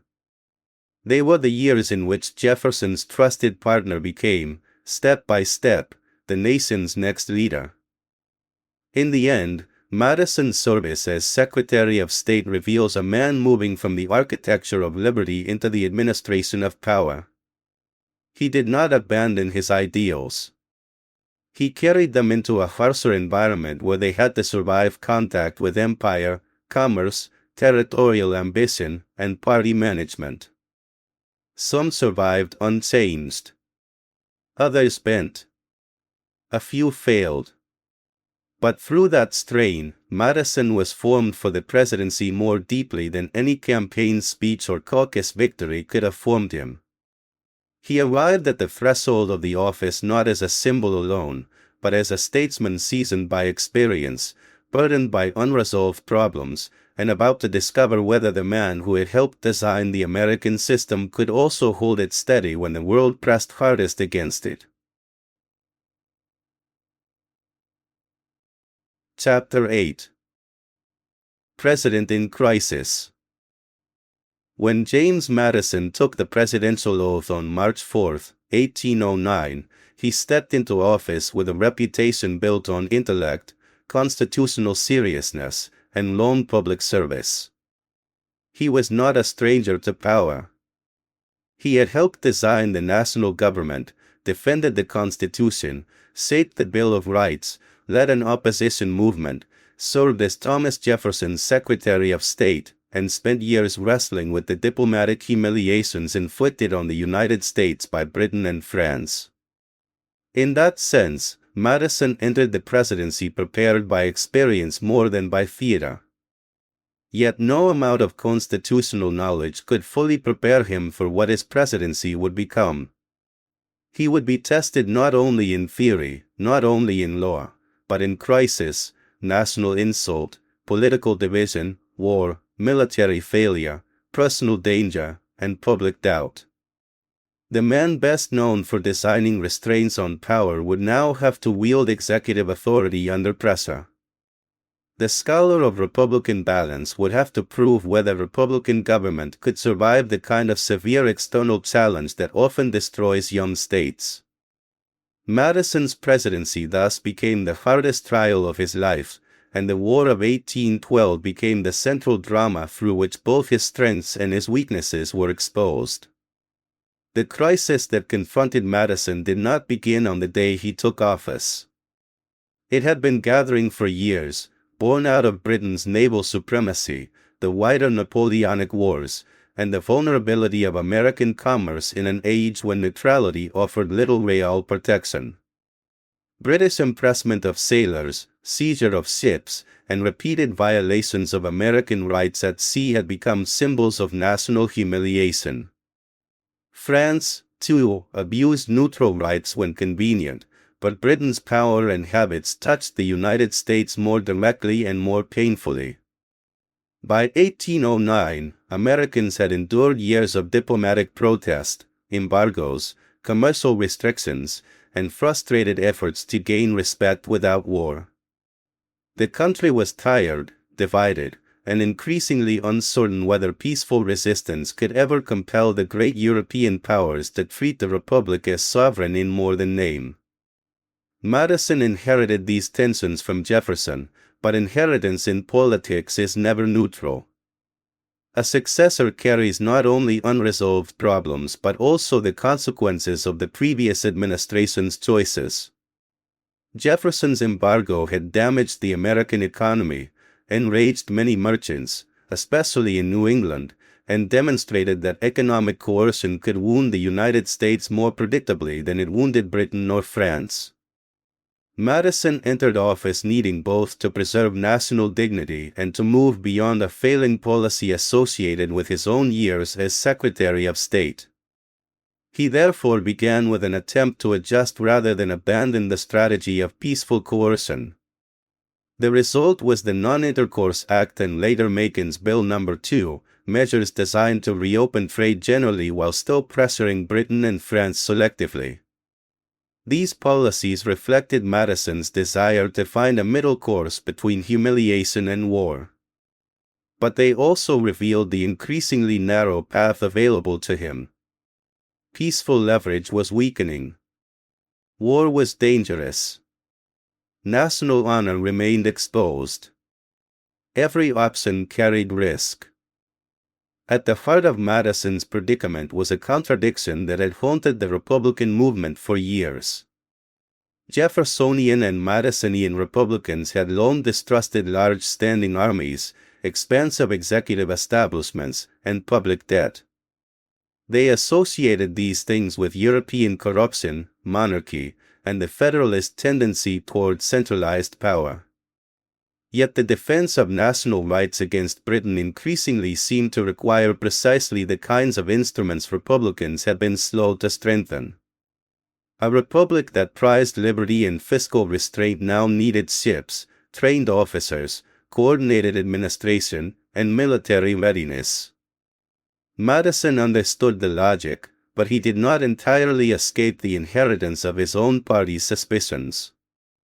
His presidency therefore began with the country strategically vulnerable and institutionally underprepared for the very conflict toward which events were moving. This vulnerability did not mean Madison was blind to the seriousness of the situation. He grasped the insult of impressment, the political damage of continued submission, and the symbolic stakes of sovereignty. A nation that tolerated repeated violations without response risked teaching both its own citizens and foreign powers that its independence was largely decorative. The American Revolution had not been fought so that British warships could dictate the terms of American commerce and seize Americans from American vessels. Madison felt this sharply. He had spent too much of his life thinking about rights, power, and Republican legitimacy to dismiss national humiliation as a tolerable inconvenience. Yet he was still a cautious statesman. He did not seek war as an adventure or a cleansing act of national pride. He knew that war could wreck finances, divide the republic, strengthen executive power in unhealthy ways, and expose military weakness cruelly. In Madison's mind, war was a last resort, not a stage for glory. The early part of his presidency was therefore marked by continued diplomatic maneuvering. One especially humiliating episode involved British Minister David Erskine and the apparent promise of improved relations, which briefly raised hopes before being repudiated by the British government. This was more than a diplomatic embarrassment. It deepened the sense that Britain did not take the United States seriously enough even to manage negotiations coherently. Madison had tried patience, legal pressure, and calibrated commercial measures. He had also signaled willingness to normalize relations if American rights were respected. Yet the Republic still found itself handled with a mixture of arrogance and opportunism. This wore down the center ground in American politics. Moderation became harder to defend when it yielded so little. As Madison's first term advanced, a younger and more aggressive set of Republican leaders began pressing more openly for confrontation with Britain. These men, later called the War Hawks, included figures such as Henry Clay and John C. Calhoun. They were not Madison's creations, nor were they simply reckless enthusiasts. They represented a rising generation frustrated with prolonged humiliation and convinced that national honor, Western security, and Republican credibility required decisive action. They also linked British policy at sea with British influence among native nations on the western frontier, where violence and resistance were intensifying. To many Western and Southern Republicans, British power was not only violating neutral rights abroad but also helping fuel instability and bloodshed closer to home. This frontier dimension mattered greatly. Madison's presidency is often remembered almost exclusively through maritime conflict and the burning of Washington, but the deeper crisis included the trans-Appalachian world where native resistance, settler expansion, and British imperial rivalry intersected. Leaders such as Tecumseh and his brother Tenskwatawa, the Prophet, sought to build a native confederacy strong enough to resist American encroachment. Many Americans believed, sometimes accurately and sometimes with exaggeration, that British agents in Canada were encouraging this resistance. For Western Republicans, therefore, the conflict with Britain was not abstract diplomacy. It touched land, settlement, and security. Madison did not reduce the war question to frontier concerns, but he could not ignore them. The pressures pushing the nation toward war came from multiple directions at once. By 1811 and 1812, the logic of delay was weakening. Napoleon's policies remained hostile to neutral commerce, but Britain's maritime practices, impressment, and broader posture had made it the principal object of American anger. Madison's annual messages to Congress grew firmer. He laid out the injuries suffered by the United States and the failure of previous efforts to secure redress. Even so, He was not personally a natural war leader in the style of a martial executive. Madison had no taste for military pageantry. He was slight, bookish, deliberative, and not the kind of figure who naturally embodied a nation at arms. This has sometimes led critics to underestimate him, as though war automatically belonged to bigger personalities. Yet that judgment misunderstands the challenge he faced. Madison's task was not to perform heroism. It was to determine whether the Republic's rights and credibility could survive continued inaction. When he finally asked Congress for a declaration of war in June 1812, he did so soberly, not triumphantly. The language was measured, almost restrained by the standards of wartime rhetoric. He did not promise easy victory or indulge in feverish denunciation. He presented a case grounded in injuries, rights, and national self-respect. Congress agreed, though by relatively narrow margins, and the United States declared war on Britain on June 18, 1812. The vote itself revealed the fractures in the Republic. Support came strongest from the South and West. Opposition was concentrated in New England and among Federalists who regarded the war as unnecessary, misdirected, or ruinous. From the beginning, then, Madison was a wartime president without anything like unanimous national backing. He would conduct war in a country divided over whether the war should have been fought at all. That division shaped everything. Wars are difficult enough when a nation is unified in purpose. Madison had to wage one amid regional hostility, partisan opposition, institutional weakness, and administrative shortcomings. New England merchants resented the disruption of trade. Federalists condemned Republican incompetence and questioned the strategic rationale of the conflict. State militias were unreliable and often resistant to federal direction. Financial mechanisms were weaker than they might have been had Republican suspicion of public finance not earlier constrained national development. Even within Madison's own party, enthusiasm for war did not always translate into efficient support for the practical necessities of war. In short, the Republic had entered conflict with less unity, less preparation, and less administrative depth than the crisis demanded. The opening campaigns of the war went badly.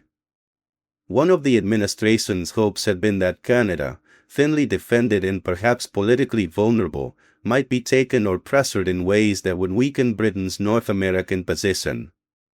But military operations in the Northern Theater quickly revealed profound deficiencies in planning, leadership, coordination, and logistics. General William Hull's surrender of Detroit in 1812 was a humiliating disaster. The loss shocked the country, emboldened critics, and exposed how unready the United States was for serious military operations. Madison, who had hoped that war might compel respect and restore honor, instead found himself presiding over public embarrassment almost immediately. These failures were not solely his personal fault, but they were his responsibility in the most important sense. He was president. He had to appoint commanders, guide administration, communicate purpose, and absorb blame when campaigns collapsed. Here one sees both the burden and the cruelty of executive office. A president does not need to commit each tactical error in order to suffer political damage from military failure. Madison's critics, especially Federalists, used these disasters to portray him as weak, indecisive, and unfit for wartime command. The contrast between the physically modest, intellectually inclined Madison and the popular image of martial leadership became politically potent. He was sometimes mocked as too small for the moment, too abstract for war, too much a philosopher when what the nation needed was a commander. There was truth and unfairness in these criticisms. Madison was indeed not a naturally forceful administrator in the way some wartime presidents have been. He did not dominate subordinates by sheer personal energy. He was not especially good at selecting and supervising military talent under chaotic conditions, at least early in the war. He also inherited a system structurally weak for the task. But he was not passive. He worked, studied, asked questions, pushed for coordination, and tried to improve the machinery available to him. His diligence was real. What he lacked was not seriousness, but the kind of instinctive executive command that wartime sometimes rewards. His presidency during the war became a study in the difference between intelligence and administrative mastery. One can have the former in abundance and still struggle with the latter under extreme conditions. The Navy, though much smaller than Britain's, offered some brighter news. Single-ship victories by American frigates such as the Constitution provided morale and symbolic success. These encounters mattered far beyond their tactical scale. They showed that the United States was not helpless, that American seamanship and ship design could win honorably, and that national pride need not collapse entirely under British superiority. For Madison, these victories were politically and psychologically valuable. They helped sustain the war effort during periods when land campaigns disappointed and criticism mounted. Yet they could not by themselves alter the strategic balance. Britain remained overwhelmingly stronger at sea, and the United States could not build naval victories into a complete answer to the war's larger challenges. One of the most difficult aspects of Madison's crisis presidency was the constant need to hold together a coalition whose patience was uneven and whose understanding of the war's aims was not always identical. Some supporters wanted maritime rights defended above all. Others cared most about frontier security or Canadian offensives. Some saw the war as a test of Republican honor, others as a chance to crush British influence among native nations. Meanwhile, opponents increasingly treated the war as a catastrophe manufactured by Southern and Western ambition. Madison had to speak to all of these pressures while the war itself remained inconclusive and often discouraging. Unlike charismatic leaders who can generate emotional unity through speech alone, Madison had to rely more on steady explanation, constitutional legitimacy, and persistence. This made his presidency less dramatic in style, but not less difficult in substance. The election of 1812 became another test. Madison faced Federalist-backed opposition from DeWitt Clinton, a candidate whose coalition reflected both anti-war sentiment and personal political dissatisfaction. The fact that Madison won re-election while the war was ongoing and unresolved is itself significant. It suggests that enough Americans still trusted him, or at least distrusted the alternatives, to keep the Republican administration in power despite serious setbacks. Yet the margin was narrower than the great Republican triumphs of earlier years had been, and the election underscored that Madison did not possess untouchable wartime legitimacy. He governed under scrutiny, not adoration. As the war continued into 1813, fortunes remained mixed. Oliver Hazard Perry's victory on Lake Erie and William Henry Harrison's success at the Battle of the Thames offered important gains in the Northwest and helped restore some confidence. The death of Tecumseh at the Thames also weakened the native confederacy that had posed such a significant challenge to American expansion. These events mattered strategically and psychologically. They suggested that the war was not simply a chain of humiliation. Still, they did not end the conflict or solve the deeper structural problems facing Madison's administration. Campaigns elsewhere continued to falter. Coordination remained difficult. The Treasury struggled. The Republic was learning that war requires systems as much as courage. This lesson struck deeply because Madison himself had long been a thinker about systems. Yet his own party's earlier hostility to certain Hamiltonian instruments of national strength now appeared in a harsher light. To finance war, mobilize resources, and sustain administration, the nation needed exactly the kind of fiscal and institutional capacity Republicans had spent years trimming or mistrusting. This is one of the great ironies of Madison's presidency. The man who had broken with Hamilton over expansive federal mechanisms now found war revealing the uses of such mechanisms. Madison did not become Hamilton overnight, but the pressures of war drove him toward a more pragmatic view of national power. The necessities of conflict have a way of teaching governments what ideology often obscures. The high point of Madison's personal crisis, and in some ways the symbolic center of his presidency, came in 1814. By then the international situation had changed dramatically. Napoleon's fall freed Britain to direct greater attention and resources toward North America. The United States, which had struggled even against a distracted Britain, now faced a more concentrated imperial effort. British forces mounted major operations along the Chesapeake, the northern frontier, and the Gulf Coast. Washington itself, poorly defended and still only partly developed as a capital, suddenly became vulnerable in ways that previous generations of Americans had not truly absorbed. Capitals feel permanent until they are threatened. Madison's decision to go near the front during the British advance toward Washington has often been remembered with a mixture of admiration and criticism. He was not content to remain entirely distant from events.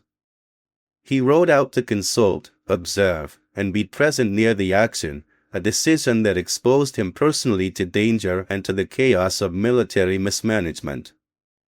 At Bladensburg on August 24, 1814, American forces collapsed in humiliating fashion before the advancing British. The defeat was disorderly and dispiriting. Madison found himself in the midst of confusion, near enough to witness panic and retreat at close range. This was no abstract executive trial conducted through dispatches. The President of the United States, the man who had helped design the Republic's institutions, now watched those institutions fail to protect their own capital. The aftermath was devastating. British troops entered Washington and set fire to public buildings, including the Capitol and the President's house. The symbolism was crushing.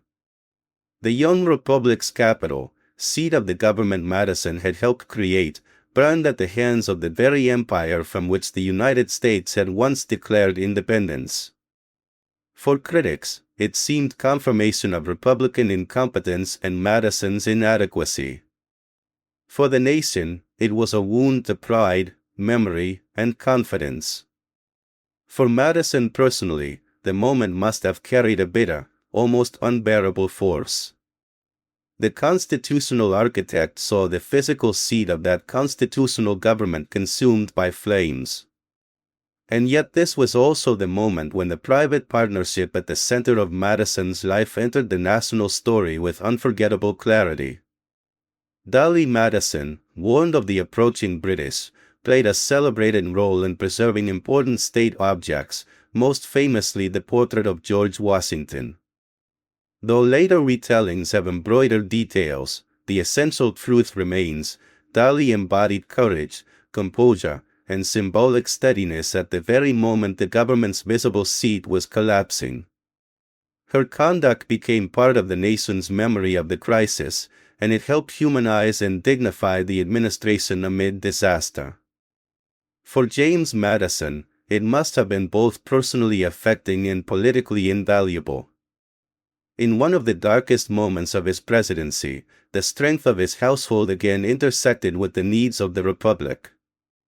The burning of Washington did not end the war, and in some ways it clarified what was at stake. The British had won a symbolic success, but they had not broken the government. Madison did not resign, flee into private despair, or surrender to political collapse. He remained in office, continued administration, and helped oversee the government's temporary functioning from other locations. This steadiness is important. Madison was not a heroic figure in the romantic sense, but he possessed a form of endurance that mattered deeply. He absorbed humiliation without theatrical collapse. He could continue working under circumstances that would have broken less disciplined men. His critics often mistook his lack of outward drama for weakness. In crisis, however, endurance may matter more than display. At the same time, the burning of Washington forced Madison and the Republican leadership to confront the failures that had made such an event possible. The nation needed stronger financial arrangements, better military organization, and more competent administrative coordination. Madison, under pressure and experience, moved toward a more national, more pragmatic approach. He supported measures he might earlier have viewed with greater ideological suspicion, including a stronger fiscal system and, eventually, a form of national bank. This was not simply opportunism. It was the constitutional mind learning, painfully, that Republican liberty requires not only limitations on power but also sufficient capacity to defend itself. War had become Madison's harshest educator. While Washington burned, other theaters of war offered very different stories. In the North, British offensives were checked, and the American naval victory on Lake Champlain in 1814 helped frustrate British plans along that front. This mattered greatly because it strengthened the American position in ongoing peace negotiations. At the same time, the defense of Baltimore, especially the survival of Fort McHenry under British bombardment, became a crucial symbolic victory. The British had burned the capital, but they could not easily break the broader national will or simply march through American defenses everywhere. Baltimore's resistance helped restore some morale and suggested that the Republic, though battered, could still stand. Meanwhile, negotiations were underway in Ghent. Madison's administration sent commissioners to seek peace, but the terms and atmosphere were uncertain. Britain, flush with advantage after Napoleon's defeat, initially appeared willing to press hard. Yet the costs of prolonged war, the complexities of European commitments, and the lack of decisive British success in North America all helped bring the parties toward settlement. Madison, though far from the negotiating table, remained central in shaping the administration's posture. He wanted peace, but not humiliation. He had entered the war to defend rights and honor. He could not accept terms that would imply surrender of sovereignty. The challenge, as so often in his career, was to navigate between principle and necessity without losing both. The Treaty of Ghent, signed in December 1814, effectively ended the war on the basis of status quo ante bellum, no major territorial changes, no clear American victory on the central maritime issues that had helped cause the conflict, and no final settlement of impressment through the treaty text itself. Superficially, this might seem like an anticlimax or even a confession of futility. The war had cost lives, treasure, and political cohesion. The capital had burned. The original grievances had not been neatly resolved on paper. Yet history rarely judges wars only by the clauses of treaties. The broader political meaning mattered. The United States had gone to war against the world's greatest imperial power, survived, resisted conquest, preserved independence, and emerged with a new sense of national resilience. In practice, impressment faded because Britain no longer needed it as before. The Republic had not been broken. That counted for a great deal. Before the treaty's news reached America, one final dramatic battle would further shape public memory: Andrew Jackson's victory at New Orleans in January 1815. Though fought after the treaty had been signed, the news lag meant that Americans experienced the battle as part of the war itself, and the victory electrified the country. New Orleans transformed the emotional meaning of the war. Instead of remembering only Bladensburg and the burning of Washington, Americans could also remember a crushing victory over British forces at a strategically vital location. Madison did not command the battle, of course, but as president he benefited enormously from a surge in national pride it generated. The war that had looked at times like a Republican disaster now ended in a wave of public triumph and relief. This shift in perception was politically decisive.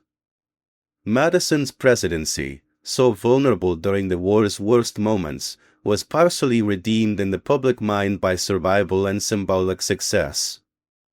The British had burned Washington, but they had not conquered the nation. The Republic had suffered, but it had also fought, adapted, and endured.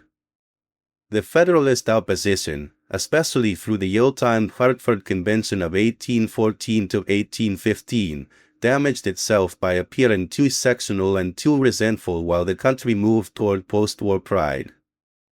The war thus weakened the very opposition that had most loudly denounced Madison, while strengthening nationalist feeling across much of the Republic. The Hartford Convention deserves attention because it shows how deeply the war had polarized American politics. New England Federalists, angry over the war's economic damage and suspicious of Republican leadership, met to discuss grievances and potential constitutional changes. While the convention stopped short of outright secession, it occurred under such circumstances that many Americans afterward saw it as disloyal or dangerously sectional. Madison did not create this Federalist crisis, but his presidency outlasted it. As peace and victory sentiment spread, the Federalists came to look smaller, more negative, and more regionally isolated. This contributed to the broader collapse of the party and to what later became known as the Era of Good Feelings. The irony is striking. Madison, whose war had exposed so many weaknesses, emerged from it presiding over a stronger sense of national identity than had existed before. Still, historical fairness requires resisting too tidy a redemption arc. Madison was not transformed into a flawless wartime leader by the war's eventual outcome. He had made mistakes. His administration had been slow to prepare. His military appointments were not consistently strong. He had underestimated how difficult it would be to fight effectively with the resources and structures available. His early adherence to commercial coercion delayed adaptation to harder realities. The disasters of 1812 and 1814 cannot simply be erased by New Orleans or Ghent. At the same time, those criticisms should not blind us to what he did accomplish. He held the Republic together under extraordinary pressure. He did not yield to humiliation. He learned, adjusted, and supported stronger national institutions when experience demanded it. He preserved constitutional government during war rather than allowing crisis to dissolve into dictatorship or chaos. This last point is especially important because young republics often fail under military strain. War can produce executive usurpation, financial collapse, internal fragmentation, or surrender to stronger powers. The United States under Madison did not avoid strain, but it did avoid disintegration. Elections continued. Congress functioned. Opposition remained legal, even when bitter. Civilian government survived the burning of its capital. These facts, while less dramatic than battlefield victories, are among Madison's greatest achievements as a wartime president. The Constitution he had helped design was tested not in seminars but in fire and uncertainty.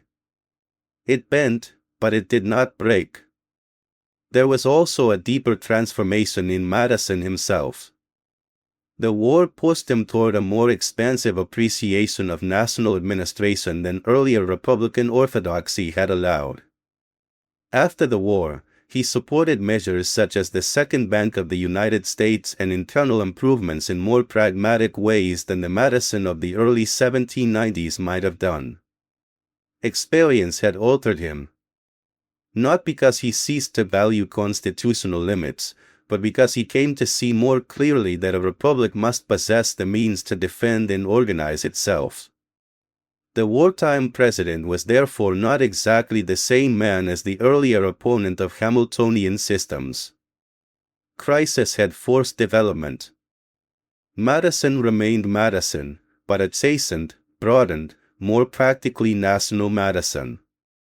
His relationship with Dolly during the crisis years also adds essential human dimension. She was not merely a famous first lady presiding over social events. She was companion in danger, symbol in public adversity, and emotional support in periods when Madison must have felt the crushing weight of failure and responsibility. The burning of Washington is often told through the anecdote of the portrait of Washington, but behind that anecdote lies a larger truth. The presidential household itself became part of the nation's experience of vulnerability. Madison the private man and Madison the public figure were never more closely fused than in those wartime hours when the government scattered, the Capitol burned, and husband and wife endured the humiliation together. The war also revealed the limits of Madison's political style. He could not dominate the public imagination as Jackson later would. He did not become a military national icon in his own person.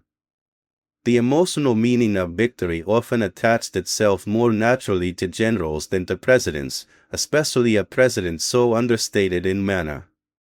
In popular memory, therefore, Madison's wartime leadership is often overshadowed by louder figures and more dramatic episodes. Yet that very understatement is part of what makes him interesting. He led not through spectacle but through persistence. He did not win by embodying force but by keeping constitutional government functioning when force had exposed its weakness. This is a subtler form of greatness, easier to miss and harder to romanticize. By the end of the war, Madison had become a different president from the one who entered office in 1809. He was still reserved, still intellectually disciplined, still not a natural man of martial pageantry. But he had been through a national ordeal that burned away some illusions. He had learned, more brutally than he wished, that rights require force behind them, that peace cannot be preserved by wish alone, and that governments built to restrain power must also be built to survive enemies. He had also learned that humiliation need not be final if a nation can endure long enough to reclaim its confidence. These lessons did not erase his earlier principles. They complicated them, deepened them, and in some cases corrected them. To call this chapter, President in Crisis, is therefore not merely to note that Madison governed during difficult times. It is to say that crisis was the crucible through which the meaning of his presidency was determined. Before the war, he could still be imagined mainly as Jefferson's successor, the constitutional thinker turned executive. During the war, he became something harder to classify, a president often criticized, often doubted, sometimes outmatched administratively, yet ultimately successful in preserving the republic's independence and steering it through catastrophe without surrendering its constitutional character. That is no small achievement. The War of 1812 did not solve the nation's deepest problems. It did not end sectional tension, did not resolve the place of slavery, did not answer every constitutional question, and did not transform American military weakness into permanent strength overnight. But it did produce a durable sense that the United States had survived a second struggle with Britain and emerged more truly sovereign for having done so. Madison, though not the most dazzling face of that achievement, stood at its center. He bore the criticism, absorbed the failures, endured the humiliation, and remained at his post until the political meaning of the war shifted from near disaster to qualified vindication. In the end, Madison's presidency in crisis reveals the full tension of his character. He was brilliant, but not omnipotent. Principled, but forced into adaptation. Cautious, but capable of firmness when pushed beyond the limits of tolerable submission. Inadequate in some areas of wartime management, but stronger in endurance than many of his critics allowed. The republic he had helped design nearly saw its capital destroyed and its honor mocked under his watch. Yet the same republic survived, fought on, and emerged with a stronger national identity. That paradox is Madison's wartime legacy.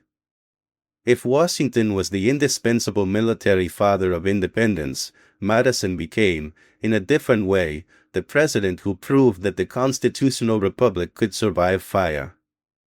He did not conquer crisis elegantly. He struggled through it. He learned under pressure, paid in humiliation, and found redemption not in perfection but in persistence.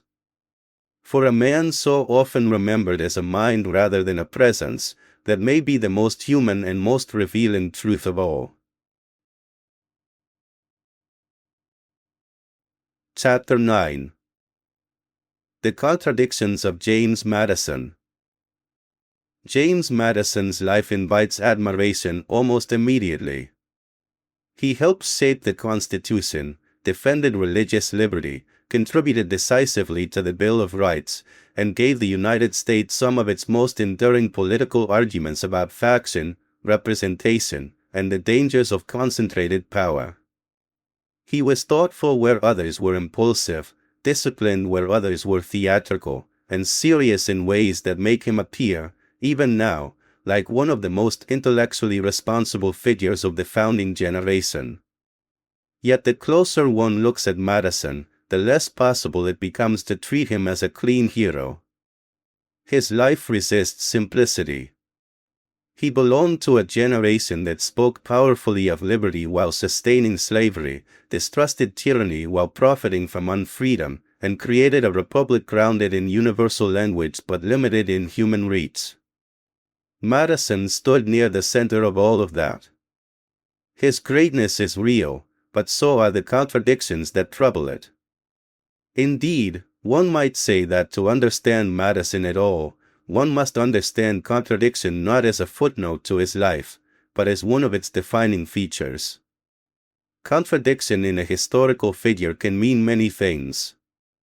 It can mean hypocrisy, when a person knowingly betrays principles for advantage. It can mean limitation, when someone sees part of the truth but fails to act on its full implications.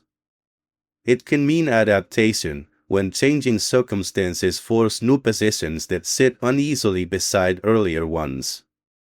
And it can mean something more tragic, a human being shaped by moral insight and moral blindness at the same time, capable of extraordinary contributions while remaining deeply trapped by the world that formed him.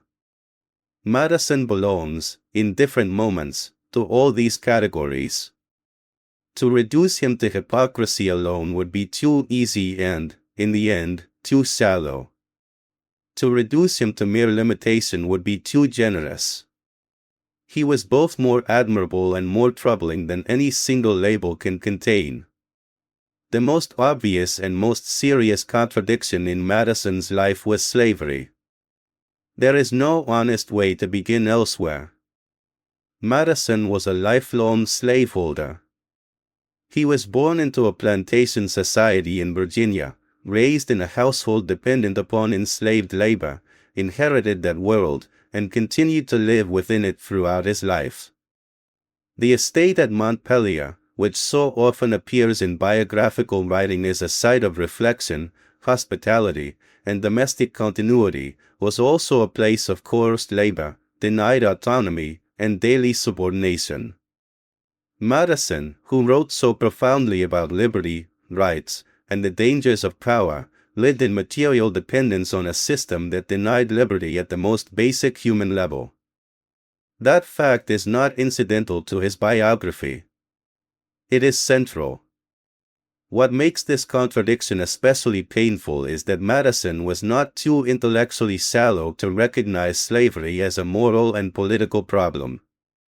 He understood, at least in broad terms, that slavery was incompatible with the ideals of republicanism. He knew it created distortions in political representation, social order, and human character. He knew it sat uneasily, to put it mildly, beside the language of natural rights and consent that animated the founding era. In some of his remarks, correspondence, and public conduct, one sees awareness of slavery as an evil. But awareness did not become decisive action. Madison never freed his enslaved people during his lifetime, never mounted a sustained public crusade against slavery, and never broke politically or personally with the society that made his life possible. That gap between recognition and action is one of the deepest wounds in his legacy. Some defenders of Madison have tried to soften this contradiction by emphasizing the constraints of his world. Virginia was a slave society. Elite men of Madison's class were raised to see slavery as normal, even if some came to view it as regrettable. Political coalitions were fragile, the Union itself precarious, and any full confrontation with slavery risked fracture in a republic still being born. All of this is true, as far as it goes. Historical context matters. People do not step outside their age effortlessly. Yet context cannot become absolution. Other people in Madison's time did oppose slavery more boldly. Some freed those they enslaved. Some recognized that delay and accommodation only deepened the injustice. The fact that Madison lived in a slave society explains the force of the system upon him. It does not excuse his failure to break with it. His constitutional career reveals the contradiction in especially sharp form. Madison helped create a national government supposedly grounded in the people, representation, and Republican liberty. Yet the Constitution he helped design embedded compromises with slavery that strengthened the political power of slaveholding states. The Three-Fifths Compromise, the fugitive slave provision, and the protection of the international slave trade for a period were all part of the framework that emerged from 1787. Madison did not invent slavery, and the Constitution was not his alone. Still, he was one of its central architects, and he accepted arrangements that preserved and politically empowered the institution. In doing so, he chose union with slavery over constitutional rupture against it. Whether that choice was politically necessary or morally unforgivable has been debated for generations. But what cannot be denied is that Madison's constitutional genius operated within a deeply compromised moral order. He later worried, quite perceptively, that the Three-Fifths arrangement gave the South disproportionate political influence. He understood that slavery affected not just morality but constitutional balance. Yet even that recognition stops short of decisive remedy. This is characteristic of Madison's contradictions more broadly. He often saw the problem clearly enough to describe it, but not clearly enough, or courageously enough, to transform his life around opposing it. His mind reached truths that his conduct did not fully honor. That distance between analysis and action defines much of the tragedy of his legacy. His support for colonization illustrates this gap vividly. Like many white Americans of his era, Madison at times favored schemes that imagined gradual emancipation paired with the removal of freed black people from the United States, often to Africa. The logic behind colonization was presented by some as humane, practical, or necessary to avoid racial conflict.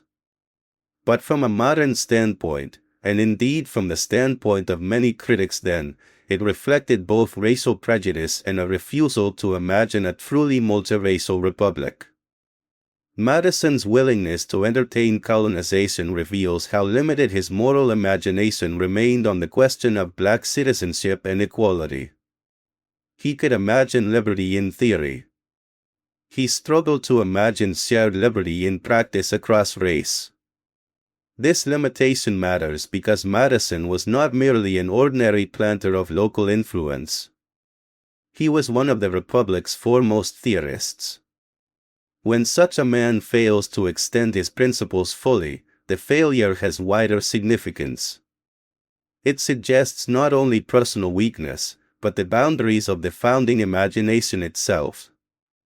Madison could help articulate how to restrain factions, distribute powers, and preserve conscience, yet he could not envision a nation in which enslaved African Americans stood straightforwardly within the political community as equal bearers of the rights he so eloquently defended. This does not erase his achievements. It reveals their incompleteness. Another major contradiction in Madison's life lay in his relationship to power. He spent much of his career warning against concentrated authority. He feared legislative excess, executive overreach, factional domination, and any institutional imbalance that might endanger liberty. His political writings are filled with caution about human nature, ambition, and the need for checks. And yet Madison also spent crucial phases of his career helping build stronger national power. He had been one of the great critics of the Articles of Confederation because he believed the Union too weak to secure liberty. He supported a more energetic national government, more direct authority over individuals, and a constitutional structure far stronger than many of his contemporaries initially wanted. In this sense, Madison was both a champion of stronger central authority and one of its most careful critics. This tension was not simply inconsistency. It reflected the complexity of the political problem he faced. Madison understood that weakness could threaten liberty just as much as strength could. A government too feeble to enforce laws, defend sovereignty, regulate its own system, or preserve union might leave citizens exposed to disorder, injustice, and foreign manipulation. Yet the line between necessary energy and dangerous expansion is rarely easy to draw. Madison's career can be read as a long effort to identify and defend that line. He wanted a national government strong enough to function but limited enough to remain Republican. The contradiction emerges because in practice, the same constitutional order that enabled national survival also enabled policies and institutions he came to oppose. His break with Alexander Hamilton revealed this sharply. Madison had worked closely with Hamilton in the drive for constitutional reform and in the ratification struggle. Both men had seen the failures of the Confederation and wanted a more coherent union. Yet once the new government began operating, Madison recoiled from what he saw as Hamilton's expansive interpretation of federal power and his alliance between government and financial interests. Madison became the critic of a nationalism he feared had gone too far. He opposed the assumption of state debts, the national bank, and broader Hamiltonian visions of executive and financial consolidation. The contradiction here is fascinating. Madison helped design the stronger national framework within which Hamilton could act, then turned into one of its fiercest internal resistors. In a sense, Madison helped create the possibility of the very development he later feared. This does not make him unserious. In fact, it shows that his thought was more nuanced than simple slogans allow. But it also reveals something difficult about political creation. Founders cannot control how the systems they build will later be interpreted and used. Madison wanted a national government robust enough to cure the defects of the Confederation, but not so robust that it would become a vehicle for elite financial power or executive dominance. The trouble was that the Constitution did not enforce Madison's preferred balance by magic. It created institutions in which rival interpretations would battle. Hamilton's version of the Constitution was not a total betrayal. It was a possible reading of the system Madison had helped shape. That reality must have been unsettling, and it remains one of the more profound contradictions in his public life. A related contradiction appears in Madison's attitude toward faction and party. In Federalist No. 10, he famously analyzed faction as an inevitable danger arising from liberty itself. His solution was not to eliminate faction, which would destroy freedom, but to control its effects through an extended republic and a system of representation. Yet within a few years of the new government's formation, Madison had become one of the builders of a political party, or something very close to one. Alongside Jefferson, he helped organize opposition to Hamiltonian federalism and gave intellectual form to what became the Republican coalition. On the surface, this can look like a dramatic contradiction. The theorist of faction became a party leader. But again, the reality is layered. Madison had never believed faction could be abolished. He believed it could be moderated institutionally. Once he judged that Hamilton's program threatened Republican balance, organized opposition became, in his view, a necessary defense. The contradiction is therefore not that Madison misunderstood his own theory, but that the lived reality of constitutional politics forced him into the very kind of organized rivalry he had hoped the system might soften. This says something not only about Madison, but about Republican government itself. Political conflict does not disappear because it is diagnosed. Sometimes diagnosis simply makes clear why conflict must be structured rather than denied. Madison's presidency exposed yet another contradiction, one involving war and national preparedness. He had long distrusted standing armies, heavy public debt, and the sort of militarized state that many Republicans associated with European corruption. Yet as president, faced with British violations, national humiliation, and the eventual outbreak of the War of 1812, he discovered the price of that suspicion. The nation was underprepared. Administrative systems were weak. Military coordination was poor. The financial infrastructure needed to sustain war was inadequate. In effect, Madison found himself leading a country insufficiently equipped for the very crisis that dignity and sovereignty eventually required it to confront.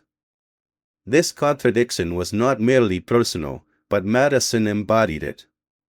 The constitutional architect who had insisted on effective government now presided over a war in which effective government was often painfully absent.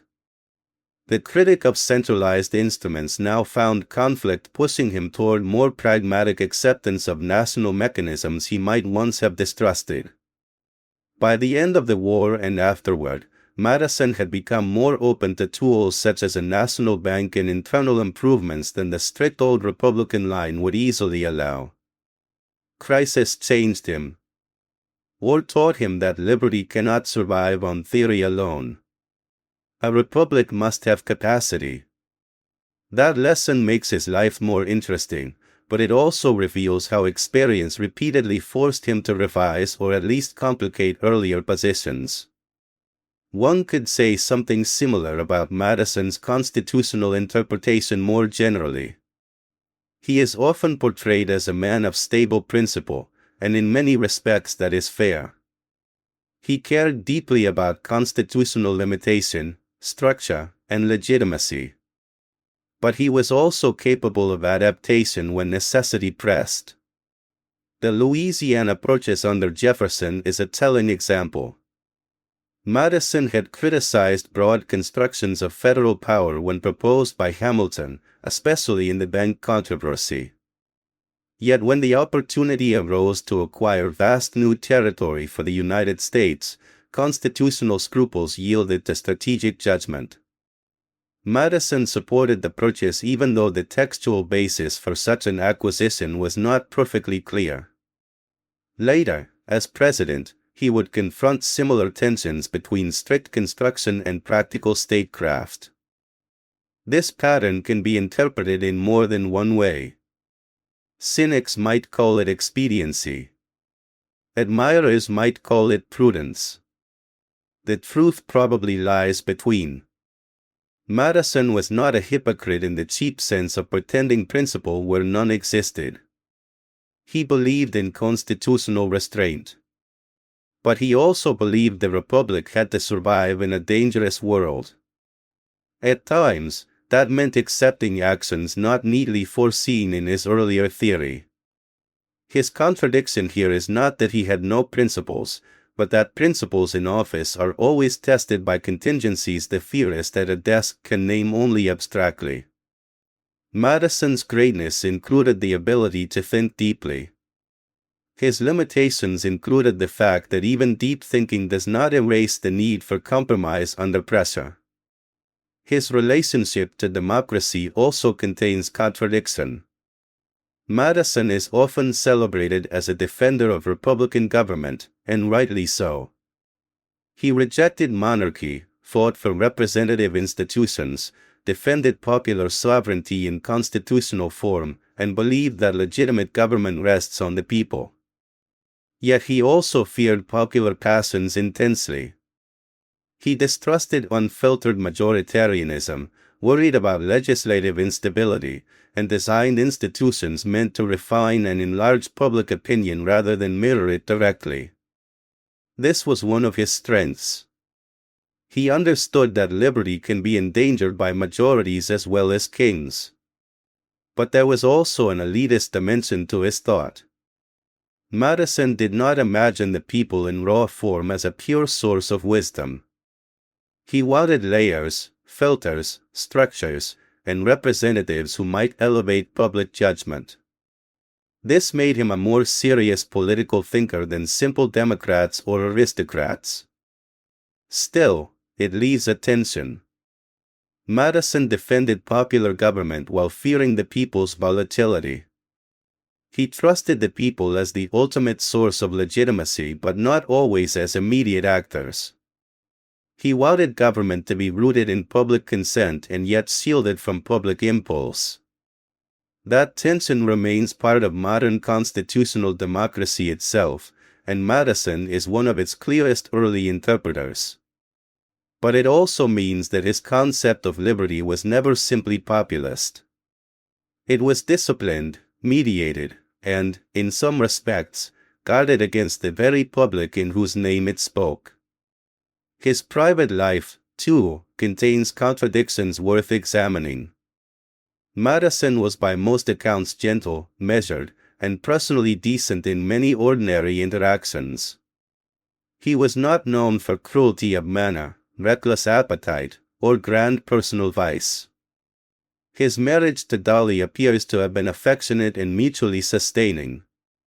He could be kind, thoughtful, and loyal. Yet the domestic world in which those virtues appeared rested on enslaved labor. The same household that produced warmth, hospitality, and emotional steadiness also depended on people whose own domestic bonds, autonomy, and dignity were constrained by the Madison's ownership. This contrast between personal gentleness and structural injustice is morally disquieting, but it is essential. Madison did not need to be a monster in private for the system he upheld to be monstrous in effect. In fact, the coexistence of ordinary human warmth with deep injustice is one of the hardest truths of history. The question of character therefore becomes complicated. Was Madison a good man? In some ways, clearly yes. He was serious, reflective, devoted to public service, and more principled than many who held power. He was not casually corrupt, not gluttonous for office, not vain in the most destructive ways, and not indifferent to moral questions. Yet goodness cannot be measured only by manners, honesty, or public diligence. A person who understands liberty deeply and still remains a slaveholder cannot be called wholly good without violence to the meaning of the word. Nor can he be dismissed as simply bad in a way that explains nothing. Madison forces us into a harder moral vocabulary, someone capable of great civic virtue and great moral failure at once. This difficulty extends to his final years. As an elder statesman, Madison continued to reflect on the Constitution, public liberty, and the meaning of the Union. He remained intellectually engaged and aware that the Republic faced future dangers. He worried about sectional division, about nullification, and about the strain that slavery and regional conflict placed on the national system. Yet even then, he never undertook the kind of full public reckoning with slavery that his own insights might have warranted. He remained attached to colonization schemes and causes, constrained positions. In old age, when public reputation was secure enough that he might have risked more, he still did not become the outspoken moral opponent of slavery that later generations might wish him to have been. This matters especially because old age often clarifies a life. For some, it brings courage sharpened by the awareness that little remains to lose.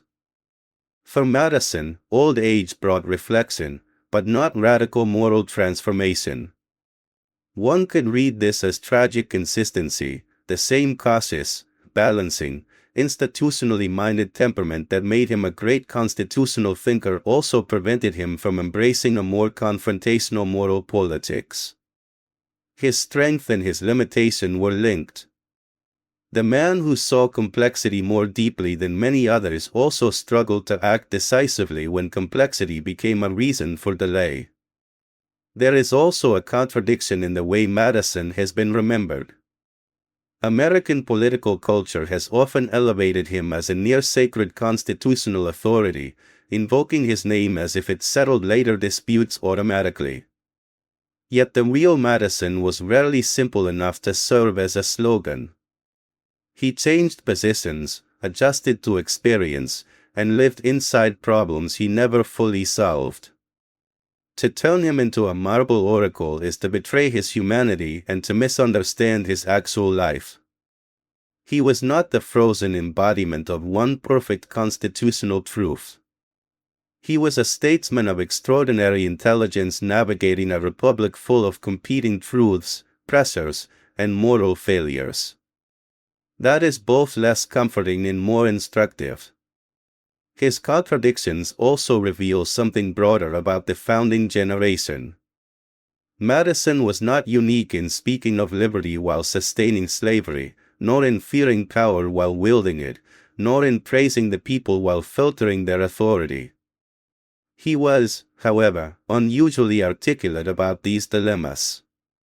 He gives them language. That is why his contradictions matter so much. Through Madison, one sees the founding not as a clean act of creation by men who had solved the political problem of freedom, but as an unstable settlement created by men who grasped some truths brilliantly while failing others profoundly. Madison did not stand outside his age. He gave some of its best ideas their finest shape and some of its worst limitations their most sophisticated accommodation. It is tempting, when faced with such contradiction, to ask whether Madison really believed in liberty. The question is understandable but too blunt. Of course he believed in liberty. He believed in it enough to help define it for a new nation, enough to defend conscience against establishment, enough to create institutions aimed at preventing domination. The problem is not that he did not believe in liberty. The problem is that he believed in it partially, unevenly, and within boundaries his society taught him to accept too readily. He believed more deeply than many, but not deeply enough to make liberty whole. That is both his grandeur and his failure. There is a certain tragedy in the fact that Madison's most enduring insights still speak powerfully to later generations. His understanding of faction, ambition, institutional balance, and the dangers of concentrated power remains relevant because he saw real features of political life that do not disappear with time. Yet the moral incompleteness of his own life means that those insights must be used with caution. They are not invalid because he was compromised. But they cannot be treated as the full measure of justice. Madison helps explain how to preserve a constitutional republic. He does not, by himself, explain how that republic becomes fully humane. Later generations had to push beyond him, often by invoking the very language of liberty he helped preserve against the limits he himself could not overcome. His life therefore poses a demanding question to readers and citizens alike: what do we do with greatness compromised by injustice? There are several inadequate answers. One is to excuse the injustice because the achievement was large. Another is to deny the achievement because the injustice was real. Neither works. Excusing slavery because Madison helped write the Constitution would be a moral failure. Dismissing the Constitution in Madison's political thought as meaningless because he was a slaveholder would be historically shallow. The harder answer is to hold both truths together without allowing either to erase the other. Madison was brilliant. Madison was compromised. Madison advanced liberty. Madison lived by unfreedom. Madison built a republic. Madison could not imagine that republic fully beyond racial bondage. These statements do not cancel out. They accumulate. The accumulation itself is what makes him such a rich and unsettling subject. Perfect heroes teach very little because they ask for reverence rather than thought. Perfect villains are often equally unhelpful because they relieve us of the burden of understanding. Madison teaches because he refuses both categories. He was too intelligent, too consequential, and too morally divided to fit either. Through him one sees how political genius can coexist with ethical failure, how institutions can preserve freedom while excluding many from it, and how a nation can be founded in universal language without universal practice. These are not problems safely buried in the 18th and 19th centuries. They remain questions for any constitutional democracy that speaks in noble terms while living by imperfect realities. Madison's contradictions are also a reminder that ideas do not redeem conduct automatically. He knew much. He saw much. He wrote magnificently. Yet the possession of insight did not guarantee courage proportionate to insight. This is a humbling lesson. We often imagine that clear thinking leads naturally to moral action. Madison shows that the path is not so simple. One may understand injustice and still fail to confront it fully. One may design protections for liberty and still shrink from applying them to those most profoundly denied freedom. One may be, at once, admirable in intellect and wanting in moral reach. And yet it would be wrong to end only in disappointment. Contradiction is not the same as nullity. Madison's life remains deeply instructive precisely because his achievements were real. The constitutional order he helped create gave later Americans tools with which to challenge power, expand rights, and reinterpret the promise of the Republic. The Bill of Rights, the principle of religious liberty, the architecture of separated powers, and the extended republic all became part of a framework later generations used to wage struggles Madison himself did not complete. This does not excuse him. It means that even compromised founders can contribute resources that outgrow their own limitations. History is often like that. Human beings create more than they understand and preserve more than they themselves are willing to grant fully. This is perhaps the most balanced way to confront Madison's contradictions. He should not be worshipped.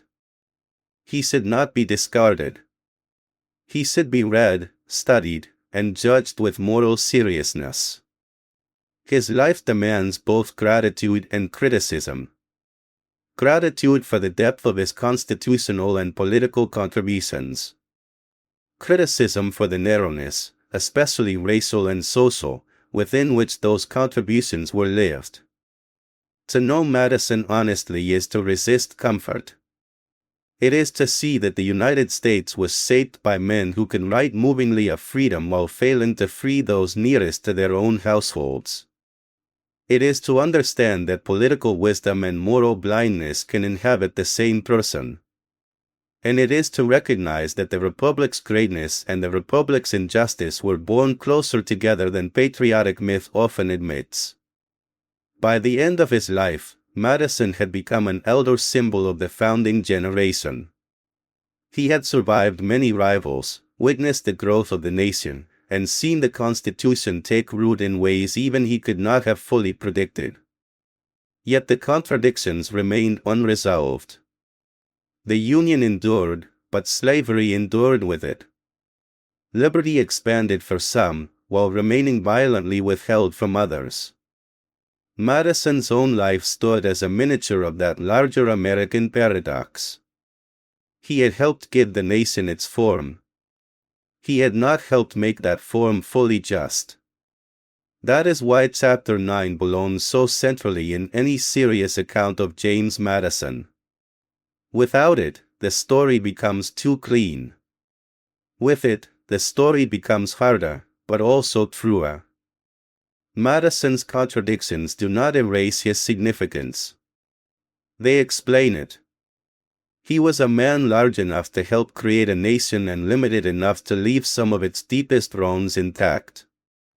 He could see the dangers of power and yet wield social power over enslaved people. He could fear corruption and still live from a corrupt system. He could defend conscience and still fail to imagine full equality. He could understand institutional complexity with astonishing subtlety and yet remain morally stunted where his own world demanded the most courage. In the end, James Madison stands not as a saint of liberty or merely as a prisoner of his time, but as one of history's clearest examples of how human greatness can be entangled with human failure. The contradictions are not embarrassing residue to be brushed aside after the monuments are polished. They are part of the monument itself. To look at Madison honestly is to see the founding generation honestly, brilliant, frightened, ambitious, principled, compromised, visionary, and morally incomplete. That truth does not diminish history. It makes history real. Chapter 10. Last Year's Memory and the Making of a Historical Figure. When James Madison left the presidency in 1817, he did not leave history. Some public figures seem to vanish the moment they surrender office, their importance tied so tightly to position that retirement turns them into relics almost overnight. Madison was never that kind of man. He had entered public life long before the presidency and would remain significant long after it, not because he sought to dominate the republic in old age, but because he had become inseparable from its constitutional origins. He returned to private life with a name already anchored in the nation's founding, yet the meaning of that name was still being shaped. He would spend his last years as farmer, correspondent, elder statesman, husband, slaveholder, constitutional witness, and increasingly symbolic survivor of a fading generation. These years matter because they reveal what happens when a man who helped design a nation must live long enough to watch that nation reinterpret him. They also matter because the older Madison, quieter than ever but still intellectually alert, stood at the threshold between living memory and historical myth. He was no longer only James Madison the man.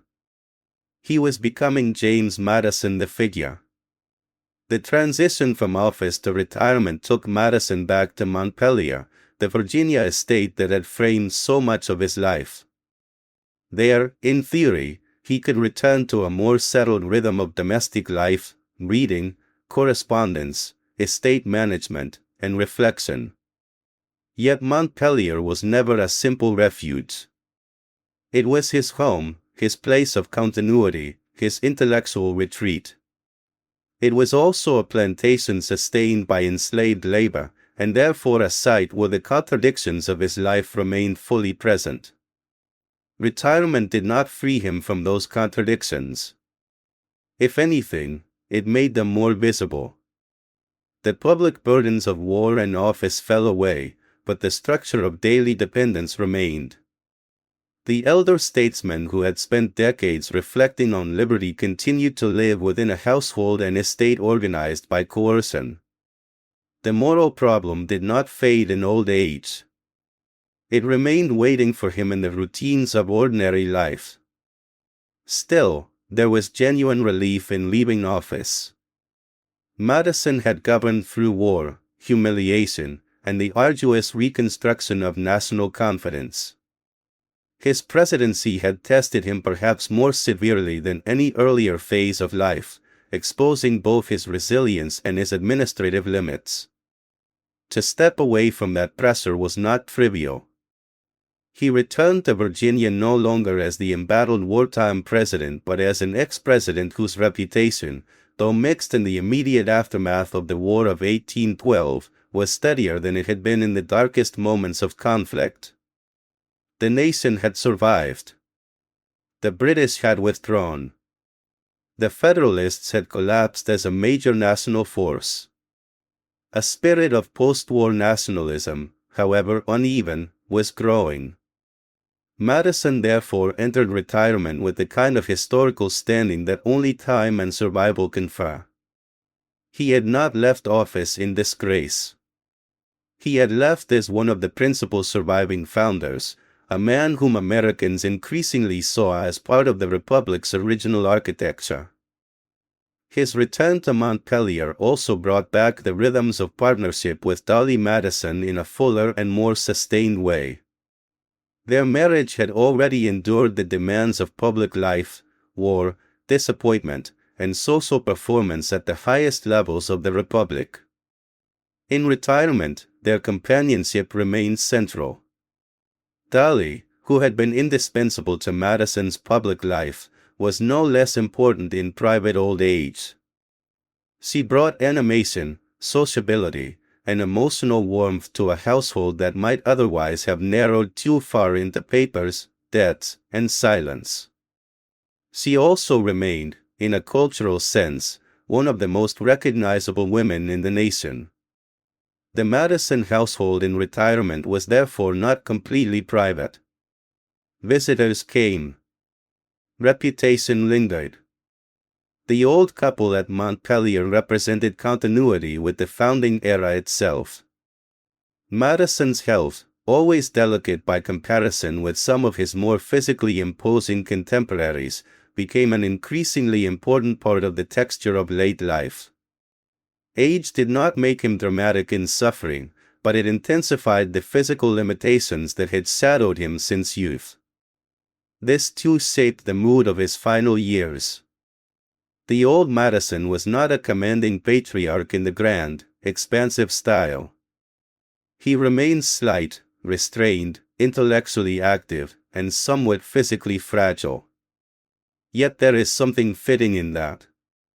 His authority had never rested on the visual force of his body.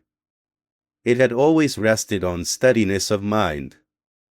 In old age, this became even clearer. He was a man whose influence endured less through public spectacle than through memory, writing, and the continuing relevance of the institutions he had helped create. His correspondence in these years is one of the richest ways to understand the later Madison. Retired from office, he did not retire from thought. Letters poured in from politicians, admirers, students of public affairs, and others seeking his views on the Constitution, the founding, and the direction of the Republic. Madison replied to many of them with care. This was not idle commentary. He understood that his words carried authority precisely because he had been present at the creation of the system later generations were now trying to interpret. In this sense, he became one of the nation's most important living constitutional witnesses. The framers had debated behind closed doors in Philadelphia, but Madison had preserved those debates in his notes. He had also been one of the principal defenders of the Constitution in public argument. That combination made him uniquely valuable to a country increasingly conscious that its founding moment was receding into history. There is a subtle but important distinction here. Madison was not simply remembered, he also participated in shaping the terms on which he and the founding would be remembered. His later letters, reflections, and responses helped define how Americans understood constitutional principles, the intentions of the framers, and the legitimacy of the Union. This did not mean he controlled the future, but it did mean he became an active actor in the politics of memory. He was not yet an untouchable monument. He was a living source, and living sources still interpret. One of the major concerns of Madison's later years was the preservation of the Union. This was no abstract attachment. He had spent much of his life helping create and defend national cohesion. He had opposed the defects of the Articles of Confederation, resisted nullifying tendencies, and endured war for national independence and dignity. In retirement, as sectional differences deepened and constitutional controversies multiplied, Madison watched anxiously. He understood perhaps better than most that the American experiment remained fragile. A republic spread across such vast territory, marked by regional economies, conflicting interests, and the increasingly dangerous issue of slavery, could not be assumed permanent. The Union remained an achievement, not a natural fact. That insight gave an urgency to his later reflections. The Missouri Crisis of 1819 to 1820 brought the issue of slavery and sectional balance back into painful national focus. The question of whether Missouri would enter the Union as a slave state opened a fierce debate about the expansion of slavery, congressional authority, and the balance between North and South. Madison, now an old man, watched as the system he had helped shape confronted one of its deepest and most dangerous contradictions in a new form. The crisis exposed just how unstable the constitutional settlement over slavery had always been. What had been deferred at the founding could not be deferred forever. The Union of liberty and bondage was beginning to tear under its own internal strain. Madison's response to the Missouri crisis was deeply characteristic of him. He feared sectional rupture intensely and favored compromise as a means of preserving the Union. He did not greet the controversy as an opportunity for a bold moral reckoning with slavery. Instead, he approached it as a constitutional and political emergency requiring careful management. This is revealing and painful all at once. Even in old age, after a lifetime of seeing slavery's incompatibility with Republican ideals, Madison still prioritized preservation of the Union through accommodation rather than frontal confrontation of the institution itself. One can understand the logic and still feel the limitation. He feared civil fracture, and not without reason. But that fear remained part of what prevented him from taking a more decisive moral stance. His involvement with the American Colonization Society further illustrates the pattern. Madison served as president of the society in his later years, aligning himself with a movement that promoted the resettlement of free black people outside the United States, often in what would become Liberia. Colonization appealed to many white Americans who disliked slavery in the abstract but also could not imagine or accept a racially integrated republic of equal citizens. For Madison, colonization appears to have seemed a practical, gradual, and perhaps humane alternative to endless slavery or chaotic emancipation. Yet from a modern standpoint, and indeed from the standpoint of many contemporaries who criticized it, colonization reveals the narrowness of his imagination on race. He could not envision the Republic fully remade as a genuinely shared political home across color lines. Even in old age, the man who had thought so deeply about liberty remained constrained by racial assumptions he never fully overcame. This limitation becomes especially striking when set beside his continuing concern for constitutional principle and public freedom. Madison remained one of the most sophisticated defenders of republican institutions in the nation. He could warn against consolidation, discuss the danger of faction, and speak movingly of the Union's importance. Yet he still stopped short of applying those principles fully to the enslaved people whose lives continued to be bound to his own estate and to the national system he had done so much to build. This is one reason the last years of Madison's life matter so much. They show not only the persistence of his virtues, but also the persistence of his moral failures. Age clarified some things. It did not redeem all contradictions. Montpelier in these years became a place where public memory and private trouble met. Madison continued to receive visitors and correspond with political figures, but estate finances were often strained. The family's financial difficulties were worsened by the continued irresponsibility of Dowley's son, Payne Todd. Payne's debts, mismanagement, and general instability placed real burdens on the household. This ongoing domestic sorrow is important because it breaks the illusion that elder statesmen retire into calm grandeur. Madison's later life included anxiety, frustration, and the sadness of problems too familiar and too painful to solve. The man who had helped design a republic could not design a stepson's character into steadiness. This private difficulty gives late Madison additional humanity. He remained exposed to the ordinary helplessness that family life can inflict even on historically powerful people. Dowley remained central throughout these years, and her role in shaping Madison's later image cannot be overstated. She was more than companion. She was also one of the primary custodians of the social memory surrounding him. Dowley had a remarkable ability to translate political significance into lived charm. Through visitors, letters, and personal presence, she helped preserve the warmth around Madison's name that might otherwise have faded into colder constitutional reverence. People did not merely think of Madison as a thinker when they thought of the Madisons. They also thought of the couple, the household, the hostess, the old Republican grace of a generation passing away. In that sense, memory itself and the early Republic often arrived through domestic scenes as much as through official records. At the same time, Madison's own literary and documentary legacy was taking more definite shape. His notes from the Constitutional Convention, though not yet published during his lifetime, existed as an intellectual treasure of incalculable value.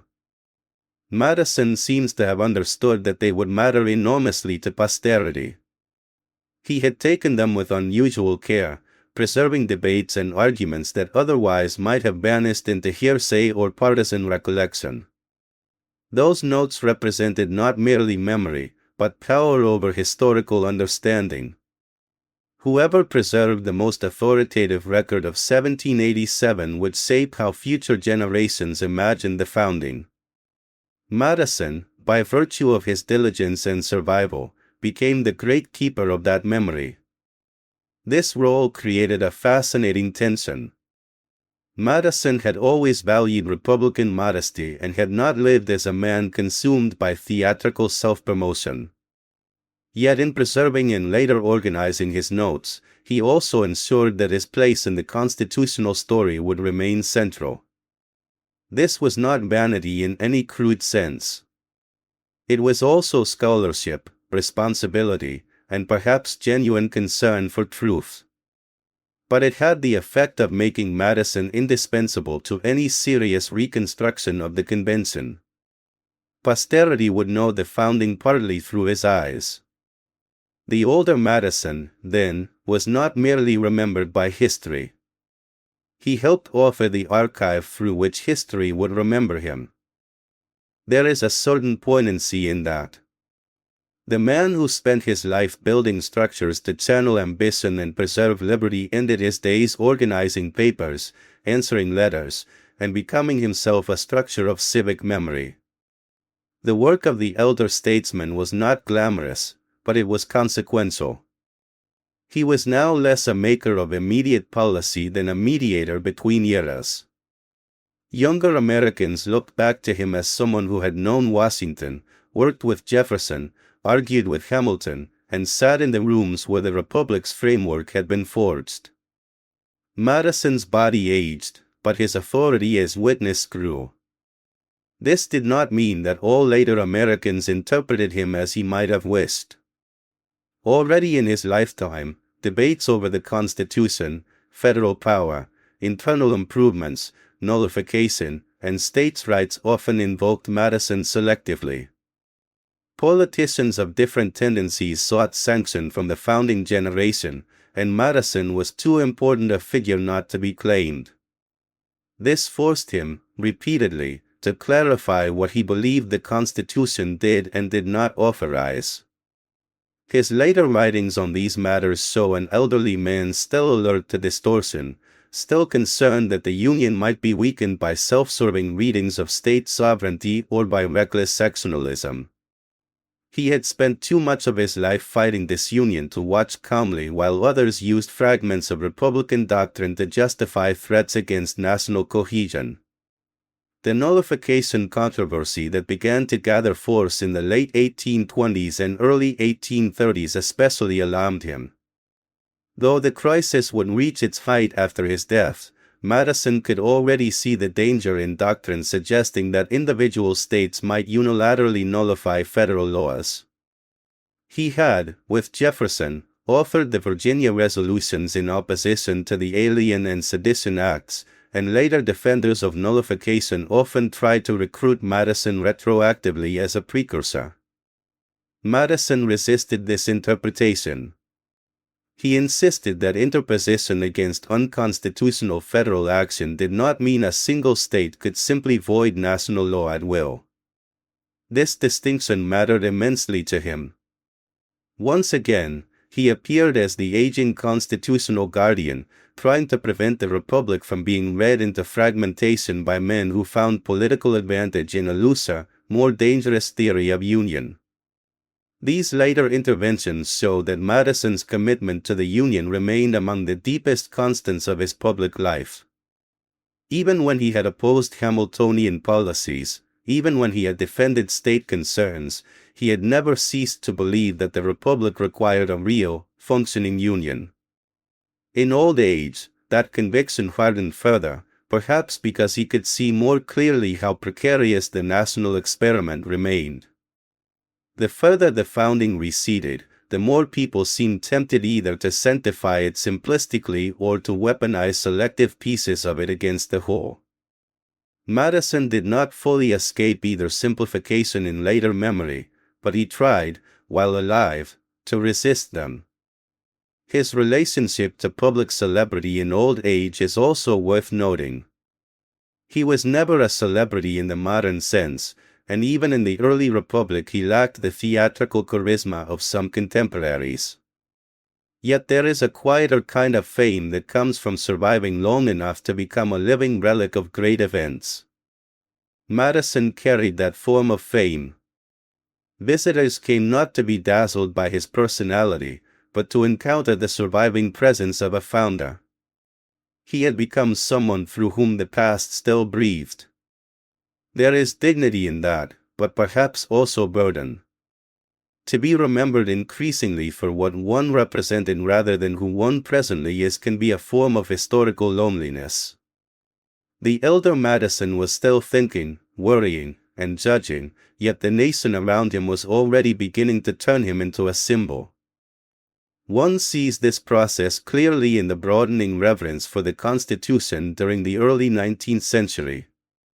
The Constitution, once hotly contested, increasingly became a sacred national text in many circles, especially as the generation that had known the Articles and the ratification struggle aged away. Madison's name became tied to that sacralization. He was hailed as Father of the Constitution, a title that captured an important truth and yet also oversimplified the collective, conflict-ridden nature of the convention. Madison himself knew better than anyone that the Constitution had been the work of many minds and that compromise had shaped every page of it. Still, titles have power. The Republic wanted founders, and Madison's role made him an easy candidate for elevation. This is where the making of a historical figure becomes especially visible. History does not merely record. It selects, compresses, dramatizes, and simplifies. Madison the man had been reserved, doubtful, sometimes inconsistent, morally compromised, and perpetually engaged in balancing competing concerns. Madison the historical figure increasingly became cleaner, constitutional sage, defender of liberty, old Republican patriarch. Something is always lost in that transition. Complexity hardens into emblem. Contradiction becomes footnote. Later generations, hungry for coherence, often prefer founders who can stand for one thing clearly. Madison resists that, but he has still often been flattened into constitutional wisdom detached from slavery, party conflict, war, and adaptation. His death on June 28, 1836, therefore marked more than the end of a life. It marked the movement of Madison fully from history into memory. He died as one of the last major surviving architects of the founding era. Jefferson, Adams, and Monroe were gone. Washington, Franklin, Hamilton, and so many others had long since passed. Madison's death carried a symbolic weight because it seemed to close a chapter in the nation's first generation.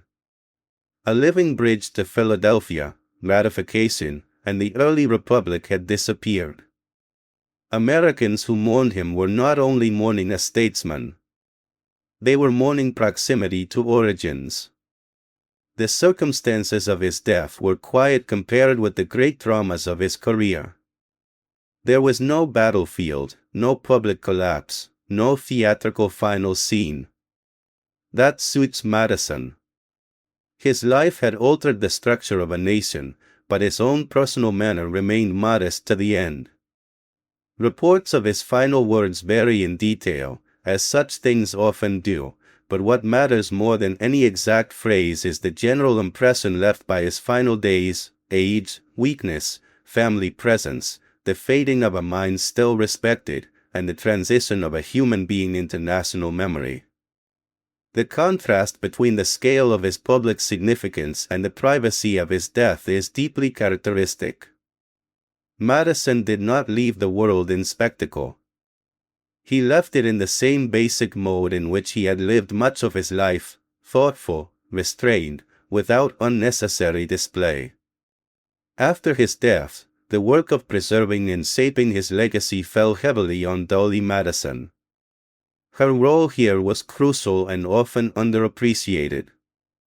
She not only mourned a husband, she also managed papers, memory, social reputation, and the burdens of widowhood. Financial troubles, worsened by Payne Todd's reckless behavior, made these years difficult. Dolly eventually sold portions of Madison's papers, including materials of immense historical importance. Some later observers judged such sales harshly, but such judgment is often too comfortable. She was living under strain, navigating real need, and trying to preserve what she could of a household and legacy under difficult conditions. The afterlife of historical memory is always shaped not just by noble intention, but by material reality. The publication and preservation of Madison's convention notes after his death fundamentally altered his place in American historical consciousness. Once the notes became available, posterity gained unmatched access to the debates and reasoning of 1787. Madison's reputation as the central interpreter of the Constitution deepened accordingly. He had always been important, but now he became nearly unavoidable in any serious account of the founding. The notes gave him a kind of posthumous authority no other single founder possessed to the same degree. Through them, Madison continued to speak. Yet the notes also reinforced the tendency to treat him as the singular voice of constitutional meaning, which is itself a subtle distortion. He became indispensable, but not infallible. History often struggles with that distinction. As the 19th century advanced, Madison's image evolved according to the nation's needs. At times he was invoked as a defender of states' rights, at other times as a champion of union. He was cited in arguments over banking, internal improvements, sectional balance, and constitutional interpretation. Because his own life contained tensions and changes, later Americans could recruit him in more than one direction. This plasticity is part of what happens when a complex thinker becomes a historical figure. Different generations extract different Madisons. One can find the theorist of restrained government, the architect of stronger federal authority, the critic of faction, the organizer of party opposition, the strict constructionist, the pragmatic statesman, the defender of religious liberty, and the aging guardian of union. The real Madison contained all these elements, but later memory often separated them into whichever piece was currently useful. This fragmentation of memory has continued ever since. In civic textbooks, Madison often appears as a constitutional genius, almost disembodied from the social realities of his life. In more critical scholarship, he appears as a slaveholding founder whose ideals never fully escaped the boundaries of race and class. Both portraits contain truth, but neither alone is enough. The making of Madison as a historical figure has always involved a struggle between reverence and revision, between patriotic simplification and moral complexity. The fuller truth lies in refusing to choose one at the expense of the other. Madison was both the architect of enduring constitutional principles and a man profoundly compromised by the injustices of his time. This complexity is perhaps clearest when one reflects on his place in American civic religion.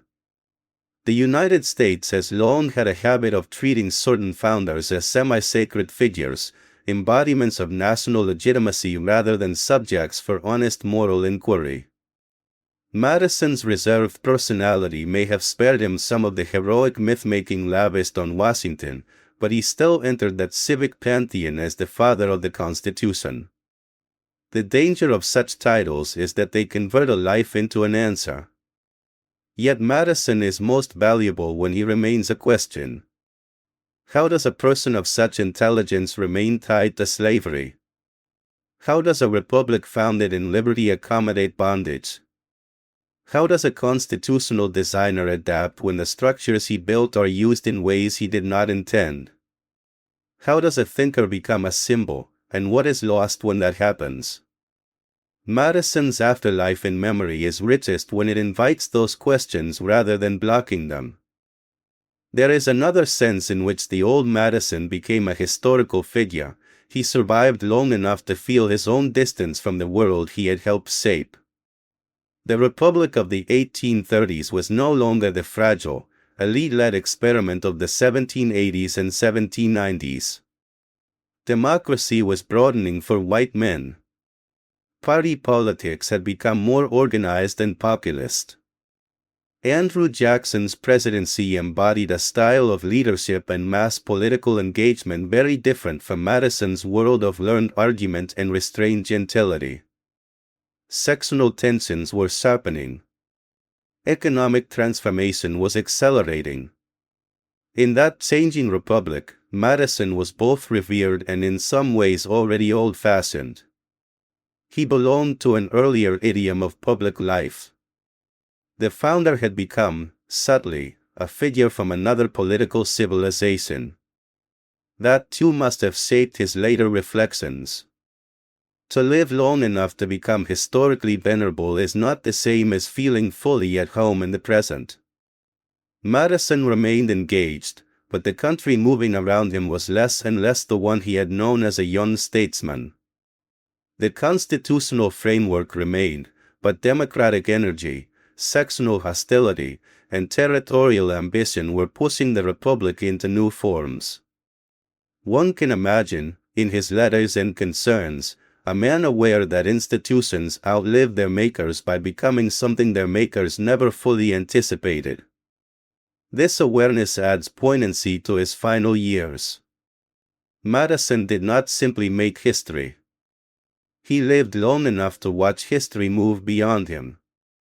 In the end, the last years of James Madison's life illuminate both the man and the process by which nations create usable ancestors. He returned home, worried over the Union, answered questions, endured family strain, remained tied to slavery, relied on Dolly, preserved papers, and watched the founding harden into memory. After his death, that memory grew, simplified, expanded, and was challenged in turn. The making of Madison as a historical figure did not begin after he died. It began while he was still alive, as he moved from actor to witness, from policymaker to source, from complex human being to emblem. But death completed the transition. The person disappeared. The uses of the person multiplied. What remains for us is not merely to admire or condemn, but to understand. Madison's last years show that history does not end when office ends. Public figures continue to shape nations through memory, paper, interpretation, and the meanings later generations attach to them. They also reveal that the making of a historical figure is always selective. Some things are elevated, others omitted. Madison's constitutional brilliance has often been remembered more readily than his slaveholding. His defense of liberty has often been recalled more easily than the limits of whom he imagined fully within liberty's embrace. Yet the older Madison, the man who returned to Montpelier, worried about sectionalism, relied on Dolly, and carried the unresolved contradictions of his age into the grave, invites a fuller reckoning. He died famous, but not simple. He died respected, but not morally complete. He died as one of the Republic's great founders, but also as one of its great contradictions. That may be the most honest way to leave him. Not as marble, not as myth, not as a villain emptied of achievement, but as a human being who helped create one of the most ambitious political experiments in modern history and then spent his final years watching that experiment both honor and evade its own principles. In life, he gave the nation constitutional language. In old age, he became one of the nation's languages of memory. And in death, he passed into that difficult territory where admiration and judgment must learn to coexist. That coexistence is the final gift of a serious biography. James Madison's last years do not resolve the tensions of his life. They gather them. The elder statesman at Montpelier was still the young critic of religious tyranny, the constitutional designer, the ally turned rival, the husband of Dolly, the wartime president, the slaveholder, the guardian of the Union, the man of notes and letters, the thinker made into symbol. He had become, in the deepest sense, historical, not because his humanity vanished, but because it now had to survive translation into public memory. To study those last years is to watch that translation happen. To read him honestly is to refuse the easiest versions of it. Narrated by Santiago Machain. The end. Thank you for listening. If you enjoyed this audiobook, please give it a thumbs up and subscribe for more historical biographies. Don't forget to check the links in the description to support my work. See you in the next chapter.